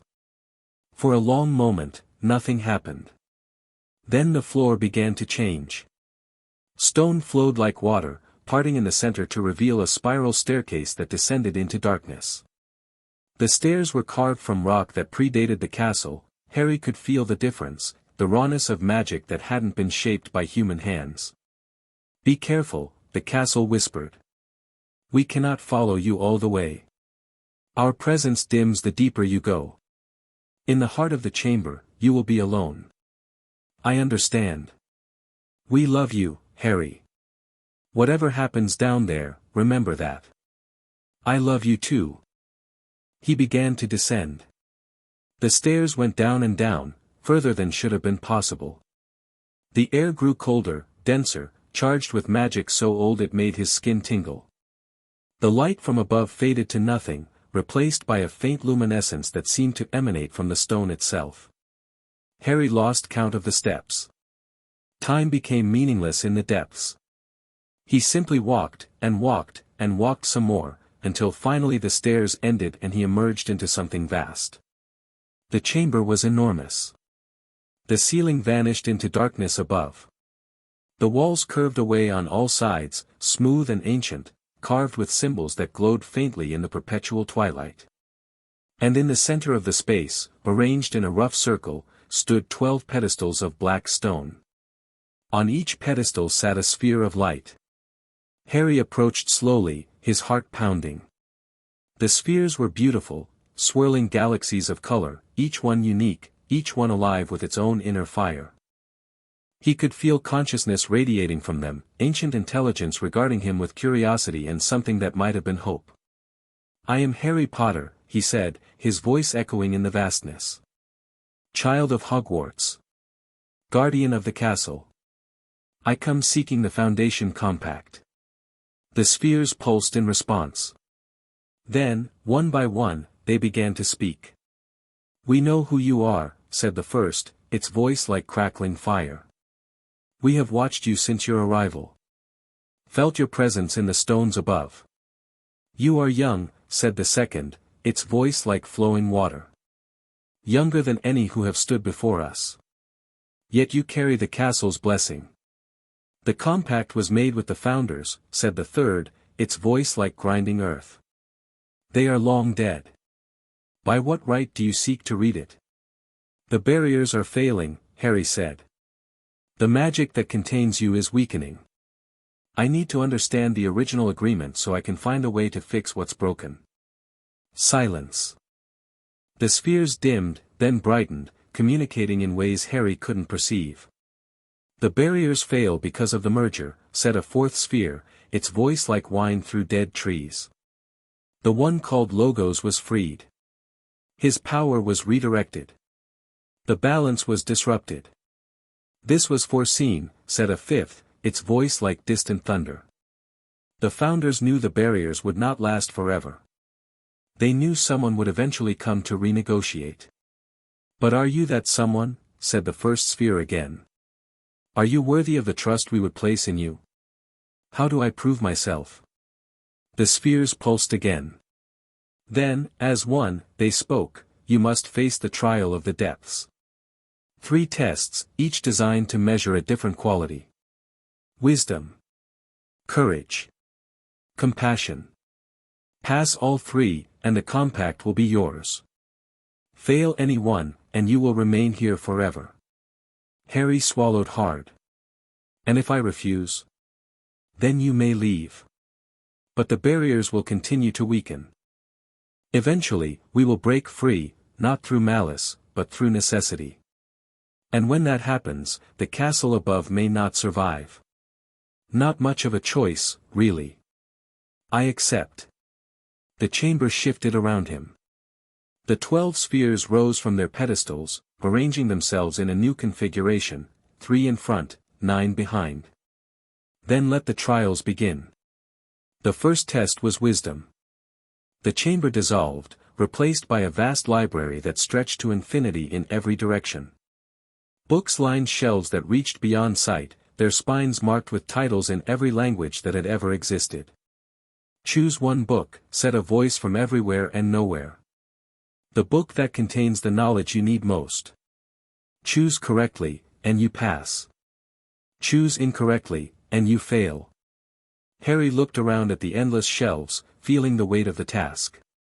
Millions of books. Billions, maybe. How could he possibly find the right one?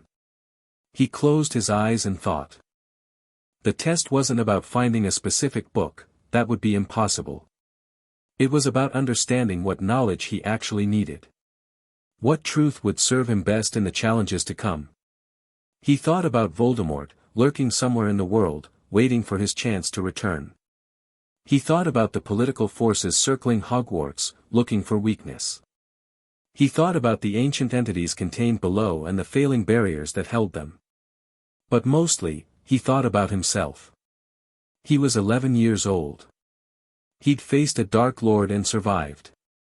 He'd merged with an ancient entity and remained sane. He'd made friends, earned enemies, begun to understand the shape of the world he lived in. What did he need to know? What knowledge would help him most? The answer came to him suddenly, clearly, like a light going on in a dark room. He opened his eyes and walked forward, not looking at the shelves around him, not trying to read the countless titles. He walked until he reached a small table in the center of the library, bare except for a single slim volume. The book had no title. Its cover was plain leather, worn smooth by countless hands. Harry picked it up and opened it. The pages were blank. I choose this one, he said. Silence. Then, the voice spoke again, explain. The knowledge I need most isn't in any book, Harry said. It's knowledge I haven't gained yet. Knowledge I'll acquire through experience, through making mistakes, through living my life. The most important book is the one I'm still writing, the story of who I'm becoming. More silence. Then, slowly, the voice began to laugh. Correct, it said. Wisdom is not the accumulation of facts. It is the understanding that learning never ends. You have passed the first test. The library dissolved. The second test was courage. Harry found himself standing on a narrow bridge suspended over an abyss so deep he couldn't see the bottom. The bridge was ancient, crumbling, barely wide enough for his feet. And at the far end stood Voldemort. Not the face-on-the-back of a head version he'd faced before. This was Voldemort restored, tall, pale, with red eyes that gleamed with malice and a wand already raised. Cross the bridge, said the voice. Face your enemy. Show your courage. Harry's mouth went dry. He knew this wasn't the real Voldemort, couldn't be, not down here, not like this. But the fear was real. The memory of that terrible voice, the sight of Quirrell dissolving into ash, the knowledge of how many people this monster had killed. He took a step forward. The bridge swayed beneath him. Chunks of stone fell away, disappearing into the darkness below. Voldemort laughed, raising his wand higher. Foolish boy, the apparition hissed. You think you can defeat me? You are nothing. A child playing at being a hero. Harry kept walking. I killed your parents. I will kill your friends. Everyone you love will die screaming, and it will all be your fault. Another step. The bridge crumbled further. Harry's heart pounded, but his feet kept moving. You are weak. Pathetic. The castle's pet. Do you think she truly loves you? She loves what you can do for her. The moment you're no longer useful, she'll discard you like everyone else. The words hurt. More than Harry wanted to admit. But he kept walking, because he knew something the apparition didn't. Courage wasn't the absence of fear. It was acting despite fear. He reached the center of the bridge. Voldemort raised his wand to strike, and Harry stopped. No, he said. The apparition froze. No. You're not Voldemort. You're a test. An illusion designed to measure my courage. Harry looked the apparition in its terrible red eyes. And I refuse to play. The test is to cross the bridge. To face your fear. No. The test is to understand what courage actually means. Harry's voice was steady now, certain. Real courage isn't fighting monsters. It's facing the truth, even when it's painful. It's admitting what you're afraid of and choosing to act anyway. He took a breath. I'm afraid of Voldemort. I'm afraid he'll come back, that he'll hurt the people I love, that I won't be strong enough to stop him. I'm afraid I'll fail, that I'll let everyone down, that the castle will be destroyed and it will be my fault. His voice cracked slightly. I'm afraid of being alone again. Of being sent back to the cupboard. Of discovering that everything good in my life was just temporary. The apparition stood silent, watching. But I'm here anyway. Despite the fear. Because some things are more important than being safe. Some things are worth risking everything for. Harry straightened his shoulders. That's courage.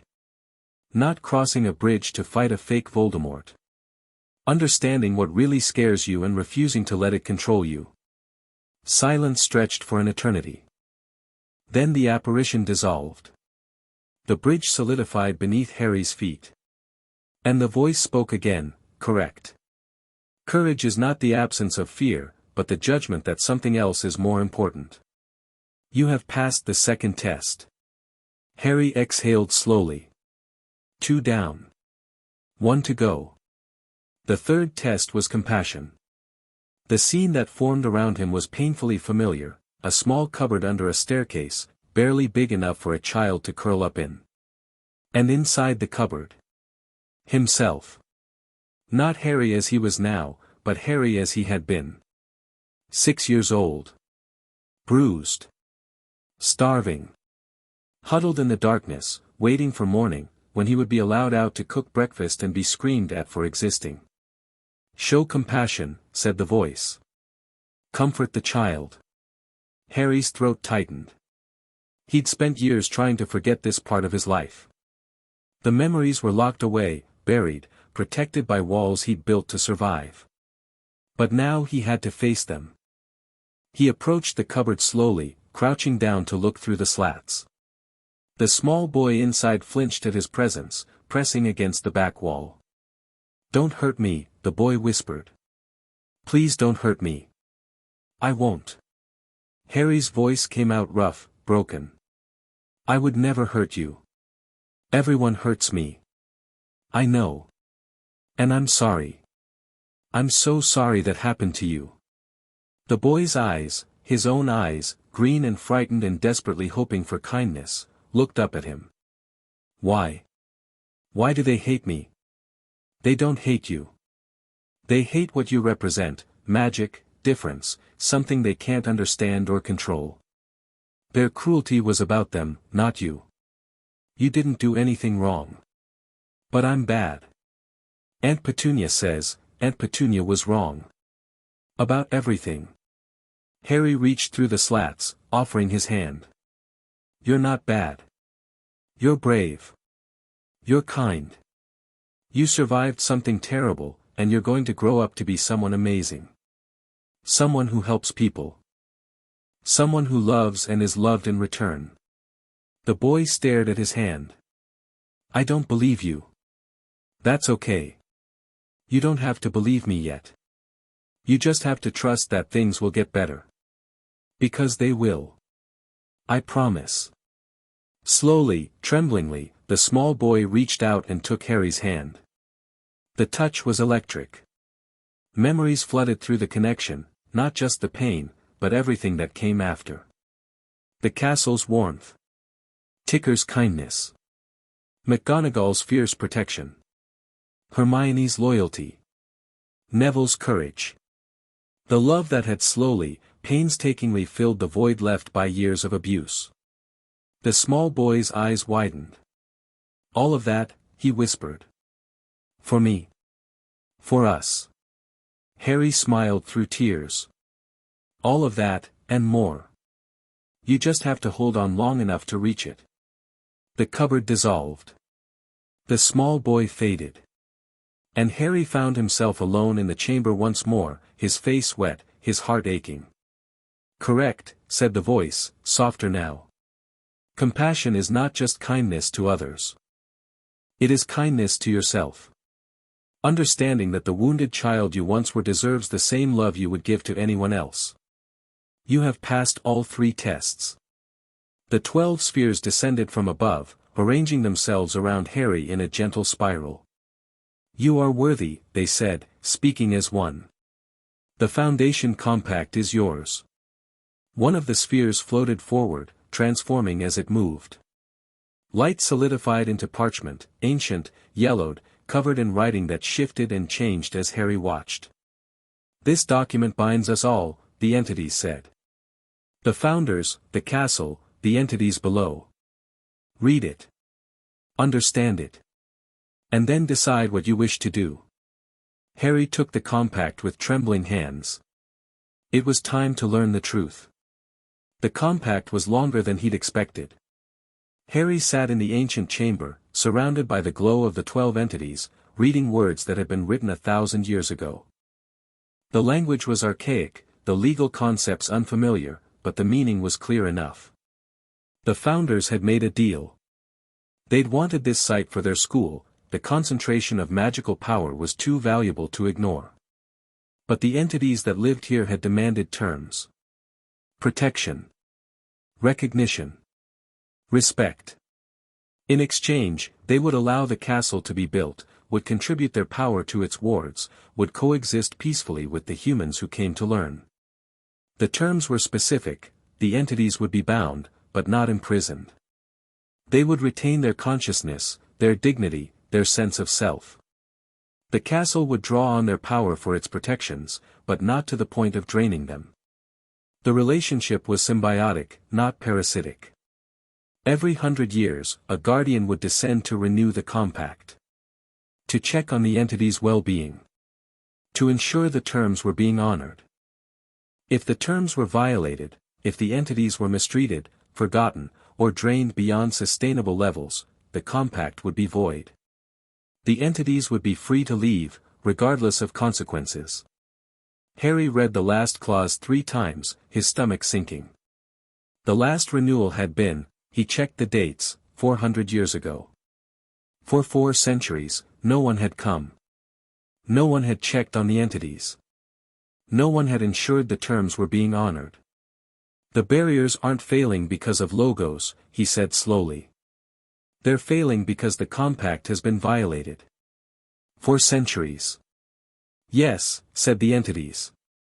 The founders understood the agreement they made. But their successors forgot. The knowledge was lost, the chamber sealed, the entities dismissed as dangerous things to be contained rather than partners to be respected. And you've been waiting. All this time. For someone to come. Yes. Harry looked at the compact in his hands. 1,000 years of history. 1,000 years of broken promises. What do you want? He asked. If you could have anything, if the compact was being honored again, what would you need? The entities conferred silently, their light pulsing in complex patterns. We want what we wanted when the founders came, they said finally. Recognition. Respect. A place in the world that is being built above us. We do not need to be free, freedom was never our goal. We need to be acknowledged. To know that our sacrifice was not in vain. Your sacrifice. We gave up our independence to become part of this place. We allowed ourselves to be bound, contained, limited. In exchange, we were promised partnership. Purpose. A role in shaping the next generation of magical beings. Their voices grew sad. Instead, we were forgotten. Locked away. Treated as threats rather than allies. Harry thought about Logos. About the entity who had been imprisoned for 1,000 years, driven mad by isolation and neglect. About the choice he'd made to free him, to offer him connection instead of containment. Maybe that was the answer here too. What if we renegotiated the compact, he asked. Updated it for the present day. New terms, new commitments, new ways of honoring the original agreement. That would require authority. Power. The ability to speak for the castle, to bind her to new obligations. I can speak for the castle. She's given me that authority. You are also young. Inexperienced. The decisions you make today will shape Hogwarts for centuries to come. I know. Harry met the entity's collective gaze. But someone has to start somewhere. Someone has to try to fix what's been broken. If not me, then who? Silence. The entities considered. You would need to offer something, they said finally. A gesture of good faith. Proof that you intend to honor the new terms. What kind of gesture? Freedom. For one of us. The choice to remain bound or to depart, given freely and without conditions. Harry's breath caught. Freeing an entity could be dangerous, he didn't know what they might do, where they might go, what consequences might follow. But the compact was about trust. Partnership. Mutual respect.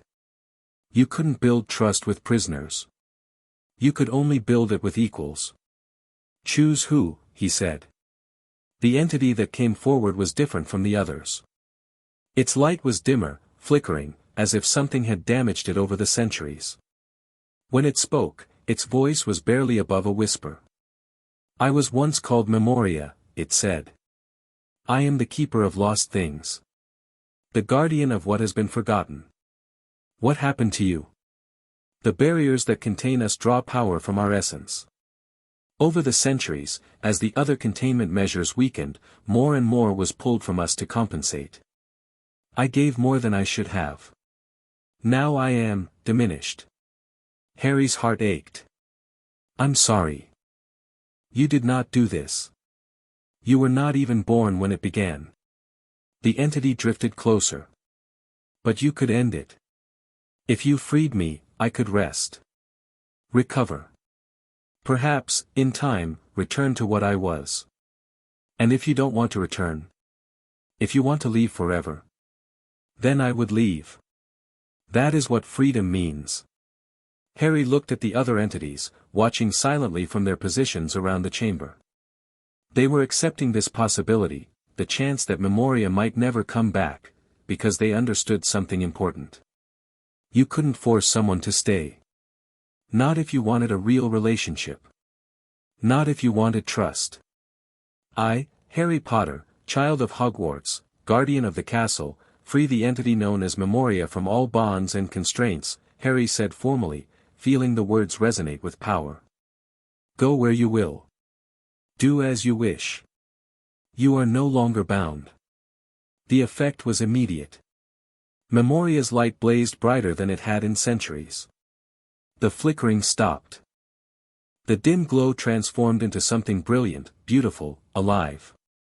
Free, the entity breathed. After so long, free. It rose toward the ceiling of the chamber, spinning slowly, reveling in movement that had been denied for 1,000 years. The other entities watched in silence, their own lights pulsing with something that might have been joy. Then Memoria descended again, settling before Harry. I choose to stay, it said. Not because I am bound. Because I want to. Because you have given me something I had forgotten existed, hope. Harry smiled. Welcome back. Thank you, Guardian. Thank you for remembering us. The other entities moved closer, forming a circle around Harry and Memoria. Their lights merged, blended, created patterns of impossible beauty. The compact is renewed, they said together. A new chapter begins. Let it be recorded in the stones of the castle above, Harry Potter, child of Hogwarts, guardian of the depths, has proven himself worthy. May his wisdom guide us. May his courage protect us. May his compassion heal us. So let it be. The chamber filled with light, warm, welcoming, filled with promise. And deep in the castle above, Hogwarts felt something she hadn't felt in centuries, the full support of the entities beneath her, given freely, given gladly, given because a young boy had shown them kindness when everyone else had forgotten they existed. Harry emerged from the room of requirement as dawn was breaking. He was exhausted, drained in ways that went beyond physical tiredness. But he was also filled with something new. Understanding. Purpose. A sense of connection that extended beyond the castle to the very foundations on which she stood. You did it, the castle said, her voice strong and clear for the first time in months. We can feel them again. The entities. They're not fighting the barriers anymore. They're supporting them. Because they want to, Harry replied. Because I asked them to. You gave them something precious. Freedom. Choice. Respect. The castle's warmth wrapped around him like a blanket. We are so proud of you, Harry. I couldn't have done it without you. Without everything you taught me. We taught you knowledge. You supplied the wisdom. A pause. There's something else. Something you should know. What? While you were below, we received a message. From Dumbledore. He knows you entered his office. He knows you went to the chamber beneath. Harry's heart sank. And he says he wants to talk. When you're ready. He says. The castle's voice became thoughtful. He says he's been waiting for someone to find the compact for a very long time. He didn't know how to access it himself. He hopes you'll tell him what you learned. Harry thought about the headmaster. About his manipulations, his secrets, his endless chess games. About the old man who had tried to protect him and failed, tried to use him and been outmaneuvered. Maybe it's time to stop treating him as an enemy, Harry thought. Maybe it's time to see if he can become an ally instead. A wise perspective, the castle replied. You've grown so much, Harry. In just 1 year. I had good teachers. He made his way to his room, to the bed that waited for him, to the sleep he desperately needed. Tomorrow, there would be conversations to have. Decisions to make. The second year at Hogwarts was approaching, and with it, new challenges. But for now, Harry let himself rest. He'd faced ancient entities, passed impossible tests, renewed a 1,000-year-old agreement. He'd earned this. Chapter 4 and Chapter 5, Child of Hogwarts. The conversation with Dumbledore happened 3 days later. Harry had spent the intervening time recovering, both physically and mentally. The trials in the chamber below had taken more from him than he'd realized, not just magical energy, but something deeper. Emotional reserves he hadn't known he'd been drawing on. But he was ready now. Ready to face the old wizard who had shaped so much of his life, for better and worse. They met in Dumbledore's office, but the dynamic was different this time. Harry didn't sit in the lowered chair, didn't allow the castle to adjust it for him. He stood, his back straight, his eyes level with the headmaster's. You found the Foundation compact, Dumbledore said. It wasn't a question. I renewed it. The entities below, they've been neglected for centuries. Trained to maintain barriers that were never supposed to work the way they were working. They were partners, not prisoners, and everyone forgot. Dumbledore was silent for a long moment. When he spoke, his voice was heavy with something that sounded like regret. I knew the compact existed. References in the Founder's journals, hints in ancient texts. But I never found the chamber. Never passed the trials. He met Harry's eyes. You accomplished something I couldn't, Harry. Something that may have saved this castle. I didn't do it for you. No. You did it because it was right. Dumbledore's smile was sad. That's what makes you different from me. I've spent so long calculating consequences, weighing costs and benefits, playing the long game. I forgot that sometimes the right thing to do is simply, the right thing to do. Harry didn't respond. He wasn't sure what to say. I owe you an apology, Dumbledore continued. Several, actually. For placing you with the Dursleys without proper oversight. For using you as a test subject in my schemes against Voldemort. For treating you as a piece on my chessboard rather than a person worthy of respect. Apologies are words. What are you going to do differently? The question hung in the air between them. Dumbledore's expression shifted, surprise, consideration, and finally something that looked almost like admiration. I'm going to trust you, he said. Not blindly, not without reservation, but genuinely. I'm going to share information with you that I've kept hidden from everyone else. And I'm going to ask for your help, rather than trying to manipulate you into giving it. Help with what? Dumbledore rose from his chair, moving to the window that overlooked the grounds. The summer sun was bright, painting the lake in shades of gold and blue. Voldemort will return, he said quietly. Not immediately, but inevitably. The fragment of his soul that fled from Quirrell's body is still out there, searching for a new host, a new path to resurrection. And when he returns, he'll be more dangerous than ever. More desperate. More willing to do whatever it takes to achieve immortality. I know.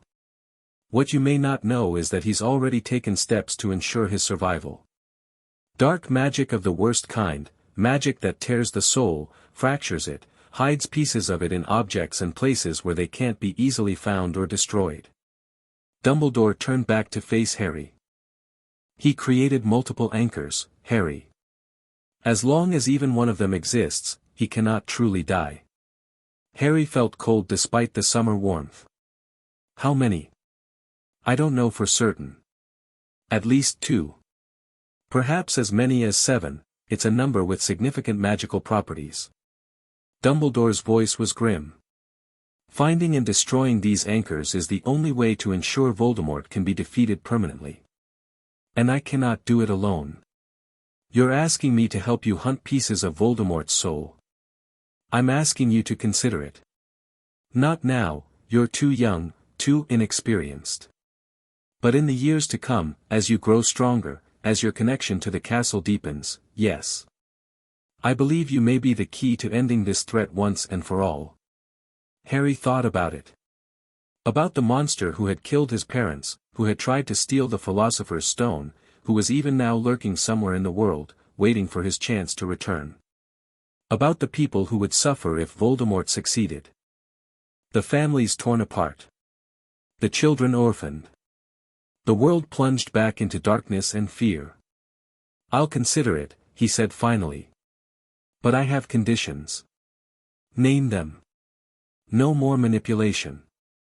No more schemes that use me without my knowledge or consent. If you want my help, you ask for it directly, and you accept my answer, whatever it is. Dumbledore nodded slowly. Agreed. And you share everything with me. Not just what you think I need to know, everything. The prophecy, if there is one.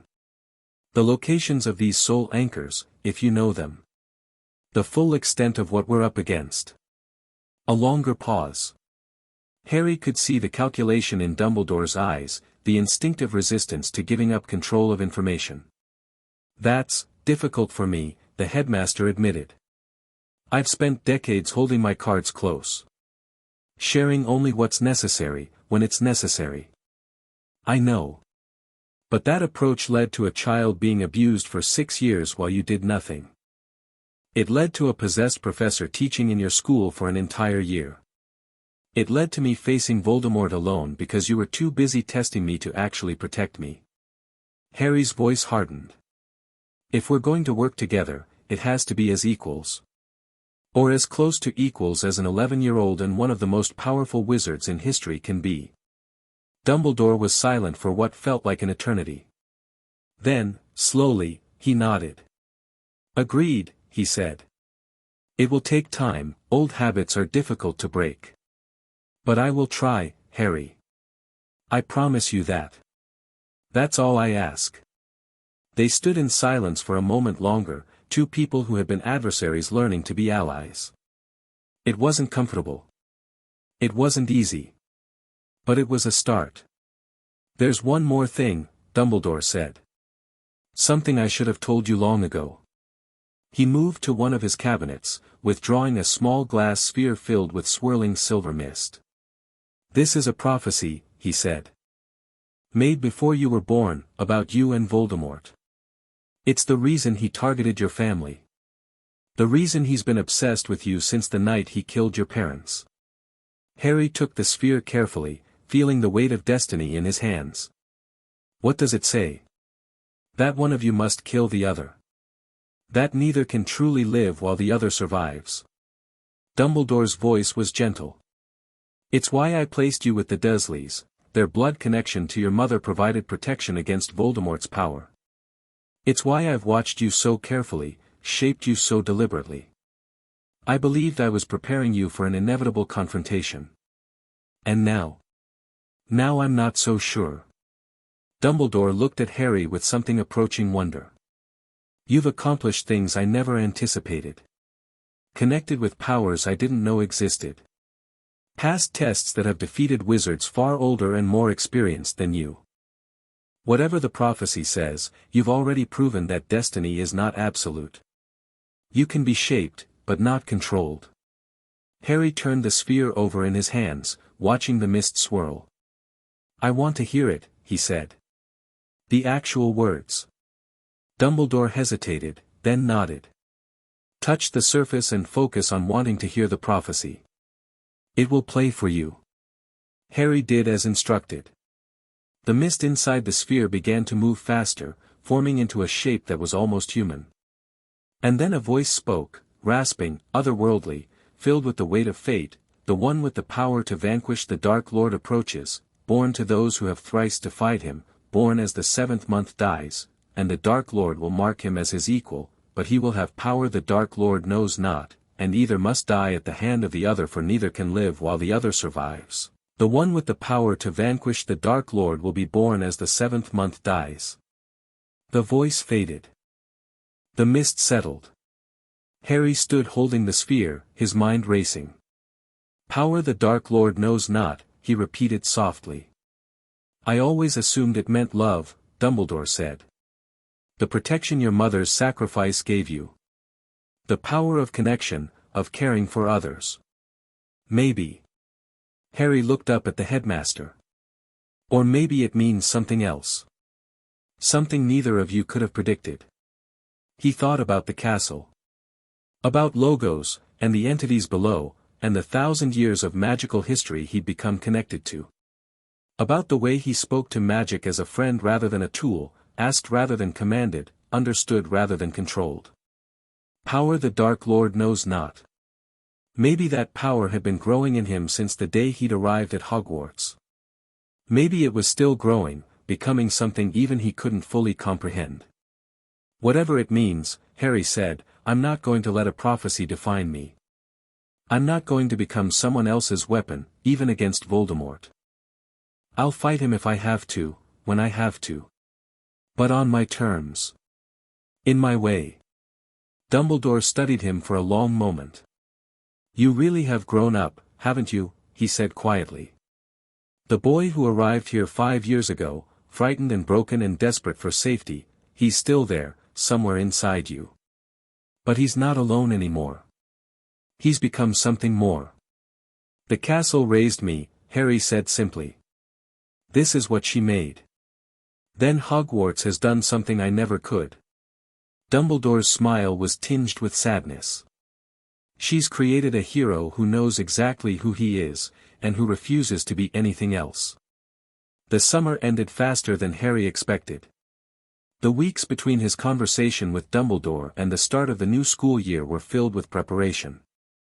He explored the depths of the castle with new understanding, learning the names and natures of the entities who had once been partners in Hogwarts' creation. He practiced his unique magic, pushing the boundaries of what was possible when you treated power as a conversation rather than a conquest. And he planned. Voldemort was coming back. That was certain. The soul anchors Dumbledore had described would need to be found and destroyed. Political forces were still circling, Lucius Malfoy and his allies, the Ministry of Magic, the countless factions that wanted to use Harry or control him or both. But Harry wasn't the same boy who'd faced a troll in a bathroom. He had allies now, real ones, who had chosen to stand beside him. He had knowledge that most wizards had forgotten existed. He had a castle at his back and ancient entities at his feet, all working together toward a common purpose. He was ready. The new students arrived on September 1st, filling the castle with noise and energy. Harry watched from his tower window as the boats crossed the lake, feeling the castle's joy at having children in her halls again. "They're louder this year," the castle observed. "Or perhaps we've simply grown more sensitive to the noise." "You love it," Harry replied. "We do. We've always loved having children here. It reminds us why we exist." The sorting ceremony went smoothly. Harry sat at his private table, watching the new first-years find their places, seeing echoes of himself in their nervous faces and uncertain movements. A few of them glanced his way. The rumors about the child of Hogwarts had only grown over the summer, but he smiled encouragingly and they relaxed slightly. After the feast, Harry found his friends waiting for him in the room of requirement. Hermione had grown over the summer, her confidence more evident in the way she held herself. She'd spent months researching magical theory, diving deeper into the concepts Harry had introduced her to, and the results showed in her eyes, a new understanding of the world she inhabited. Neville had changed too. He stood straighter, moved with more certainty, met people's gazes instead of looking away. The boy who'd stumbled through his first year at Hogwarts was transforming into someone formidable. "So," Hermione said, settling into one of the comfortable chairs the room had provided. "What's the plan for this year?" Harry smiled. "Who says there's a plan?" "There's always a plan with you." Neville grinned. "You've probably got the next 6 years mapped out already." "Not quite." Harry took his own seat, feeling the castle's warmth surrounding them all. "But I have some ideas." He told them about his conversation with Dumbledore. About the soul anchors, the prophecy, the uneasy alliance they'd forged. About the political challenges ahead. Lucius Malfoy was already maneuvering, trying to position himself for whatever came next. "So we're hunting pieces of Voldemort's soul," Hermione said slowly, processing. "While also navigating wizarding politics. While also dealing with whatever the entities below might need. While also, presumably, attending classes and doing homework." "That about sums it up." "Sounds like a typical year at Hogwarts," Neville said dryly. They laughed, all three of them, the sound echoing off the walls of the room. It felt good. Normal. Despite everything they'd faced, everything they would face, they could still find moments of lightness. "We're going to need help," Hermione said, once the laughter faded. "More than just the three of us. If we're really going to take on Voldemort and his soul anchors, we need allies. People we can trust." "I've been thinking about that." Harry leaned forward. "The castle knows everyone who enters her halls. She can tell us who's trustworthy, who has potential, who might be willing to join us." "You're talking about building an organization," Neville realized. "A network of students who are loyal to you. To us. Not an army. Nothing like what Voldemort built." Harry's voice was firm. "A family. People who choose to be part of something bigger than themselves because they believe in it, not because they're afraid or seeking power. That's a beautiful idea, Hermione said softly. But it's also dangerous. If the wrong people find out, then we'll be careful. We'll start small, with people we know. Expand slowly, as trust is established. Harry met his friend's eyes. I'm not trying to take over the world. I'm trying to build something that can survive what's coming. Something strong enough to protect the people I care about. Neville nodded slowly. I'm in. So am I, Hermione agreed. But we do this together. Equal partners. No secrets between us. No secrets, Harry promised. From now on, you know everything I know. We face whatever comes as a team. They clasped hands, three children who had become so much more than anyone expected. The castle hummed around them, adding her blessing to their pact. Whatever comes, she seemed to say. You will not face it alone. The first challenge of the new year came sooner than expected. Less than a week into term, Harry felt something wrong in the castle's presence. A disturbance, subtle but growing, like ripples spreading across a still pond. What is it? He asked. Something has entered the school. Something that shouldn't be here. The castle's voice was sharp with concern. We can feel it moving through the corridors, but we can't identify it. It's hidden somehow, shielded from our sight. Harry was on his feet immediately, reaching out to his friends through the communication system they'd established over the summer, a simple magical connection that allowed them to share thoughts and emotions when needed. Something's wrong, he sent. Meet me in the entrance hall. Now. They arrived within minutes, Hermione breathless from running, Neville with his wand already drawn. The castle guided them through shortcuts and hidden passages, converging on the location of the disturbance. They found it in the second-floor corridor. A diary. It lay on the floor, innocuous and ordinary-looking, black leather cover slightly worn. But Harry could feel the wrongness radiating from it, a cold, hungry presence that reminded him far too much of what he'd felt when facing Voldemort. Don't touch it, he said sharply, as Hermione reached toward it. What is it? I don't know exactly. But it's dark. Very dark. Harry crouched beside the diary, studying it without making contact. This feels like a piece of something. Something that shouldn't exist. The castle's presence pressed against his mind, urgent and frightened. We recognize this, she said. Not this specific object, but the nature of it. The founders wrote about such things, vessels that could contain pieces of a soul. They called them Horcruxes, Harry finished. He'd read about them in Logos's library. The darkest form of magic, requiring murder to create, capable of anchoring a soul to the mortal plane indefinitely. One of Voldemort's soul anchors. Here, in the castle. We need to contain it, Harry said, his mind racing. Hermione, can you conjure a protective barrier? Something that will keep the magic from spreading. I can try. While Hermione worked on the barrier, Harry reached out to the castle, to the entities below, to every source of power he could access. This thing is dangerous, he warned them. It's part of Voldemort, a piece of his soul, hidden in an object. We need to destroy it, but I don't know how.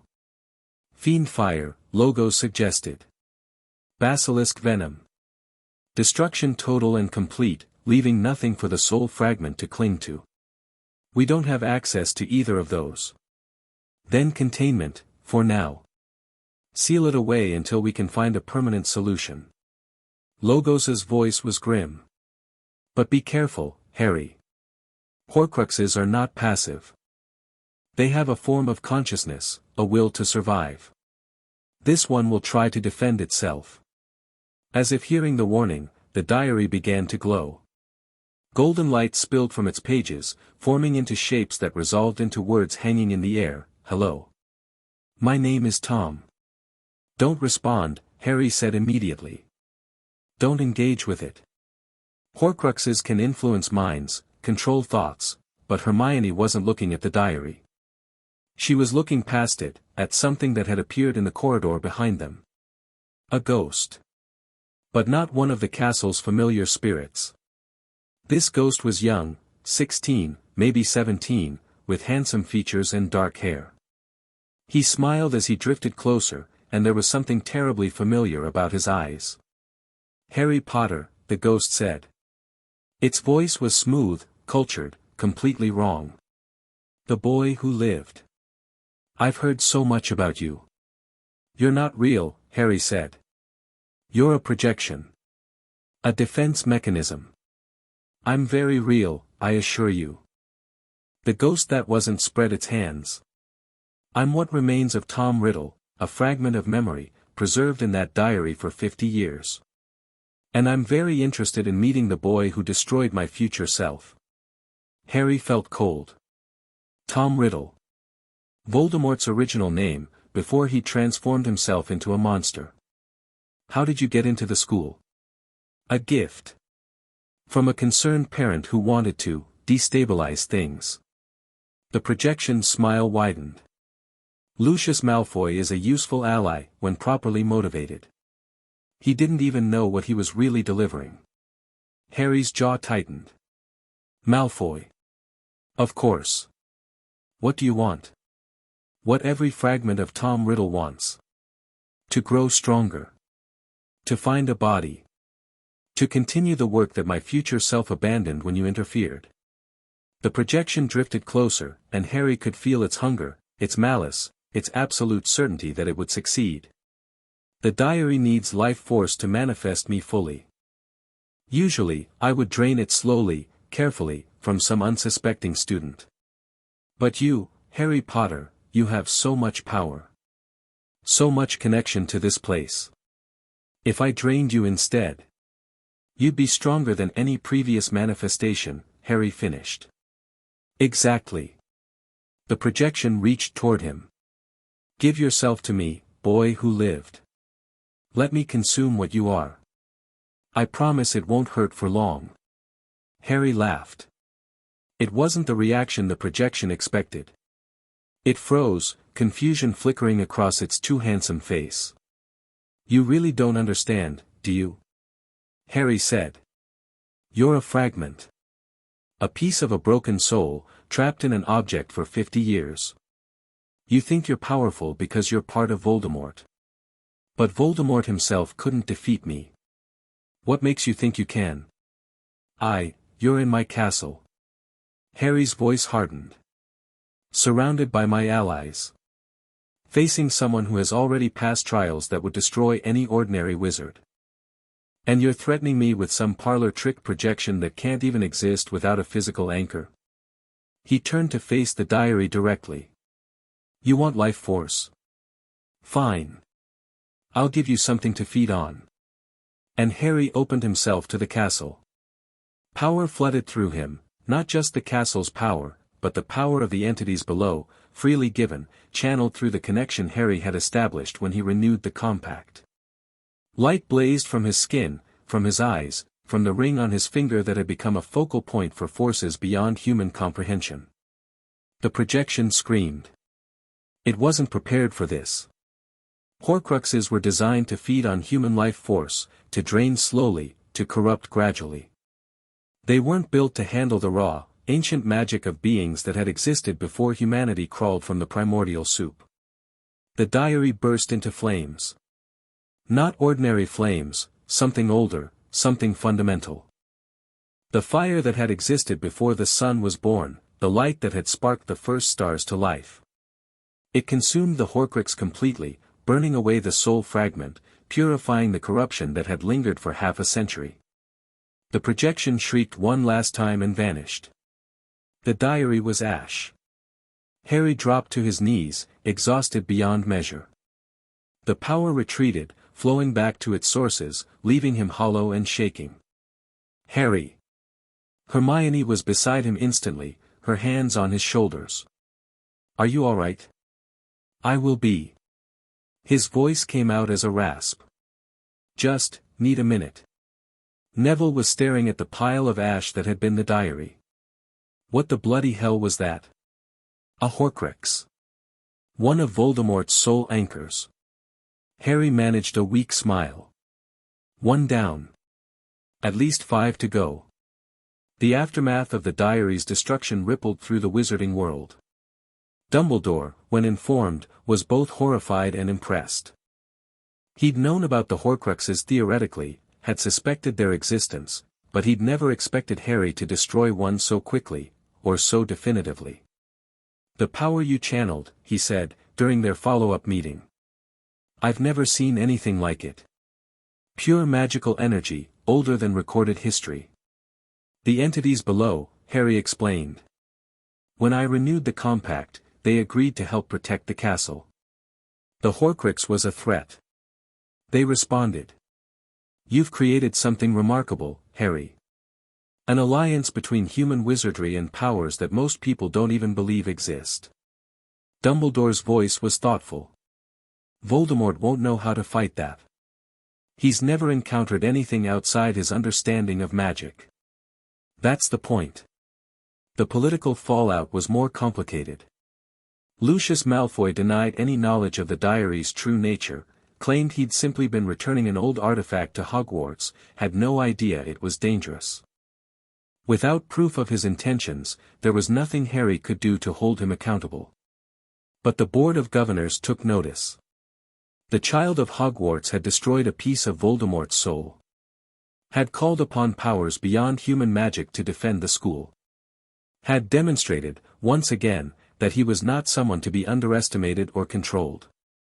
Lucius's influence on the board began to wane. Other governors, watching the tide shift, started distancing themselves from his positions. The political landscape was changing, slowly but surely, in Harry's favor. And through it all, Harry kept planning. He knew this was just the beginning. The diary was one Horcrux, but there were others, hidden, protected, waiting to be found. Voldemort would return eventually, drawn back to existence by the anchors that remained. And when he did, Harry needed to be ready. The second year passed in a blur of learning and preparation. Harry's unique approach to magic spread among the students he'd recruited, a small but growing group who understood that power wasn't something you controlled, but something you respected. Hermione developed into a formidable magical theorist, bridging the gap between traditional wizardry and Harry's intuitive approach. Neville discovered a talent for defensive magic that surprised everyone, including himself. The castle strengthened around them all, her barriers reinforced by the entities below, her halls filled with life and purpose and hope. The years accumulated like layers of sediment. Harry grew from a child into a young man, his power deepening with every passing season. The trials he'd faced, the troll, Voldemort's possession, the Horcrux, had forged him into something that most wizards couldn't begin to understand. He learned to move through the political landscape as easily as he moved through the castle's corridors. He built alliances with families who had been neutral, won over skeptics with demonstrations of power and moments of kindness, slowly shifted the balance of magical society towards something more just. He also kept hunting. The locket was found in a cave by the sea, protected by inferi and dark water and a potion that required someone to drink the despair of a madman. Harry did it himself, refusing to let anyone else suffer the visions that came with the liquid, and when it was done, when the locket was ash and another piece of Voldemort was gone, he emerged stronger than before. The cup was in Gringotts, locked in a vault that belonged to the Lestranges. Harry negotiated with the goblins, offered them something they wanted more than gold, recognition, respect, the chance to be partners rather than servants. When they helped him retrieve the cup, it was the beginning of an alliance that would reshape magical Britain. The diadem was in the room of hidden things, buried beneath centuries of discarded artifacts. Harry found it through the castle's guidance, destroyed it with help from the entities below, felt the last traces of Rowena Ravenclaw's beautiful creation dissolve into nothingness. And through it all, he waited for the inevitable. Voldemort returned in Harry's 4th year. The Triwizard Tournament had been a setup, elaborate trap to acquire Harry's blood for a resurrection ritual. But Harry had known it was coming. The castle had warned him months in advance, sensing the dark magic gathering, the pieces moving into place. When Peter Pettigrew tried to abduct him from the tournament maze, Harry was ready. The graveyard where Voldemort was meant to rise became the site of his greatest defeat instead. Harry arrived not as a prisoner, but as a warrior, backed by friends who had refused to let him face this alone, supported by allies from every corner of magical society, channeling power that Voldemort couldn't begin to comprehend. The resurrection failed. Not because the ritual was wrong, but because Harry's blood wasn't what Voldemort expected. When the Dark Lord had tried to kill him as a baby, he'd left a piece of his soul in Harry's scar. But that piece had been absorbed, transformed, made part of the castle's vast consciousness. When Voldemort tried to use Harry's blood to recreate his body, he wasn't just drawing on the boy who lived. He was drawing on Hogwarts herself. The entity that emerged from the cauldron wasn't Voldemort. It was something else, a twisted fusion of dark magic and ancient power, unable to hold a coherent form, screaming in confusion and agony as it tried to understand what it had become. Harry destroyed it with a thought. The remaining Horcruxes, the Snake Nagini, the soul fragment in Harry's own scar, were purged in the same moment. The castle's power, channeled through Harry's willing sacrifice, burned away every trace of Tom Riddle's corrupted soul. Voldemort was gone. Not just defeated. Not just weakened. Gone, completely and forever, with nothing left to anchor him to the world of the living. The Second Wizarding War ended before it could truly begin. The years that followed were ones of reconstruction. Harry never became Minister of Magic, despite offers from every faction in Wizarding society. He never sought political power, never tried to control the institutions that governed the magical world. That wasn't who he was. Instead, he remained at Hogwarts. He became the castle's guardian in truth as well as title, overseeing the ancient entity that had raised him, ensuring the compact was honored, bridging the gap between human wizardry and the older powers that still lingered in the depths below. He taught, sometimes. Students who showed unusual potential, who understood that magic was more than spells and wand movements. He passed on what the castle had taught him, what Logos had shared, what he'd learned in his years of exploration and discovery. He built something lasting. The alliance he'd forged, between wizards and goblins, between Hogwarts and the entities below, between the old ways and the new, became the foundation for a transformed magical society. Not perfect, never perfect. But better. More just. More aware of the responsibilities that came with power. Hermione became the greatest magical theorist of her generation, her work bridging worlds that had never communicated before. Neville took over as head of Gryffindor House, shaping young witches and wizards into something more than their fears. Others joined them, Draco Malfoy, who had chosen a different path than his father, Luna Lovegood, who saw things no one else could see, Ron Weasley, who had started as a skeptic and become a believer. They all had their roles to play. They all contributed to what Harry had built. But Harry remained at the center. The child of Hogwarts. The guardian of the depths. The boy who had wished himself somewhere safe and found a family beyond anything he could have imagined. On the evening of Harry's 17th birthday, he stood on the astronomy tower and watched the sun set over the mountains. The castle hummed around him, ancient and eternal, filled with the life and energy of another school year about to begin. Below, in the entrance hall, house elves were preparing for the feast. In the corridors, portraits were gossiping about the summer's events. In the depths, the entities stirred contentedly, their power flowing freely through the stones they had chosen to call home. 17 years, the castle said. Has it really been that long? Feels like forever. Feels like yesterday. Harry smiled. Both at once. You've grown so much, Harry. From the broken child who appeared on our doorstep to this. The warmth in the castle's voice was overwhelming. We are so proud of you. I couldn't have done any of it without you. You could have. You would have. That's what makes you special, not the power you've gained, but the person you've always been. Kind. Brave. Willing to see the best in others, even when they couldn't see it themselves. Harry thought about his journey. About the cupboard under the stairs, the desperate wish that had changed everything. About the years of learning and growing, of facing challenges that should have been impossible and finding ways through them anyway. About the family he'd built.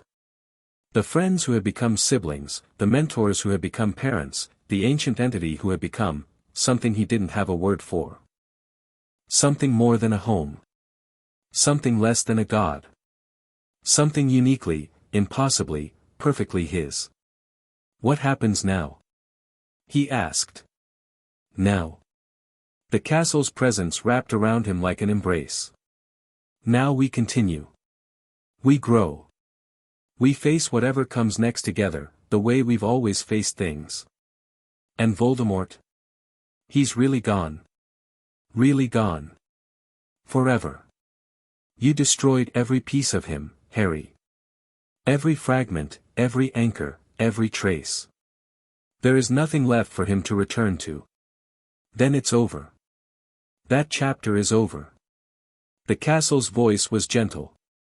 But life isn't a book with a single ending. There will be new challenges. New threats. New opportunities to help, to protect, to build something beautiful. Are you saying the adventure isn't finished? I'm saying the adventure is just beginning. The warmth intensified. You're 17, Harry. You have centuries ahead of you, more, if you choose. The connection we share, the power you've learned to wield. It's changed you, in ways that even we don't fully understand. You're not quite human anymore. Not quite something else. You're unique. Harry considered that. He'd known, on some level, that his transformation wasn't reversible. The trials in the chamber, the merger with the castle's power, the years of speaking to magic as a friend rather than a servant, they'd made him into something new. Something that would last. Are you worried?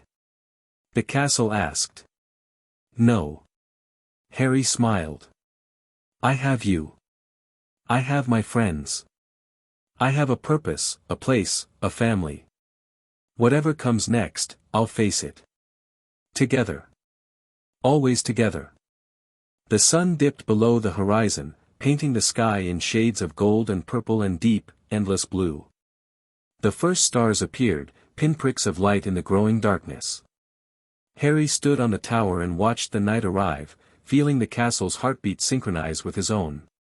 Below, students were beginning to arrive. The new school year was about to begin. Another generation of young witches and wizards, full of potential and fear and hope, ready to be shaped by their time at Hogwarts. Harry would be there for them. Not as a hero, not as a legend, but as a teacher. A guide. Someone who understood what it was like to be small and scared and desperate for a place to belong. Someone who could show them that belonging was possible. That family could be found in the most unexpected places. That love, real love, the kind that changed you, the kind that saved you, was always worth the risk. Ready? The castle asked. Harry took a deep breath. Ready. He turned from the window and walked down the stairs, ready to welcome the new students home. The castle hummed around him, warm and alive and full of promise. And somewhere in the depths, logos stirred contentedly. Well done, Harry Potter, the ancient entity whispered. Well done indeed. In the great hall, the candles flickered to life. The enchanted ceiling showed the first stars of evening, scattered across a sky that seemed to go on forever. The house tables stood ready, gleaming with polished wood and spotless plates. The high table waited for the professors, who were even now making their way down from their various preparations. Harry took his place at the small table that still stood between Gryffindor and Hufflepuff, the table that had appeared on his first night as a student, when the castle had declared him something new, something unprecedented. It felt right to be here. To be part of this annual ritual of welcome and beginning. The doors opened. First years streamed in, their faces alight with wonder, their hearts full of the same desperate hope Harry had felt so many years ago. He watched them settle onto the boats, felt the castle's gentle guidance directing them toward the shore. "They're beautiful," the castle said. "Every year, they're beautiful. They are." McGonagall, headmistress now, after Dumbledore's peaceful retirement, stood to welcome the new students.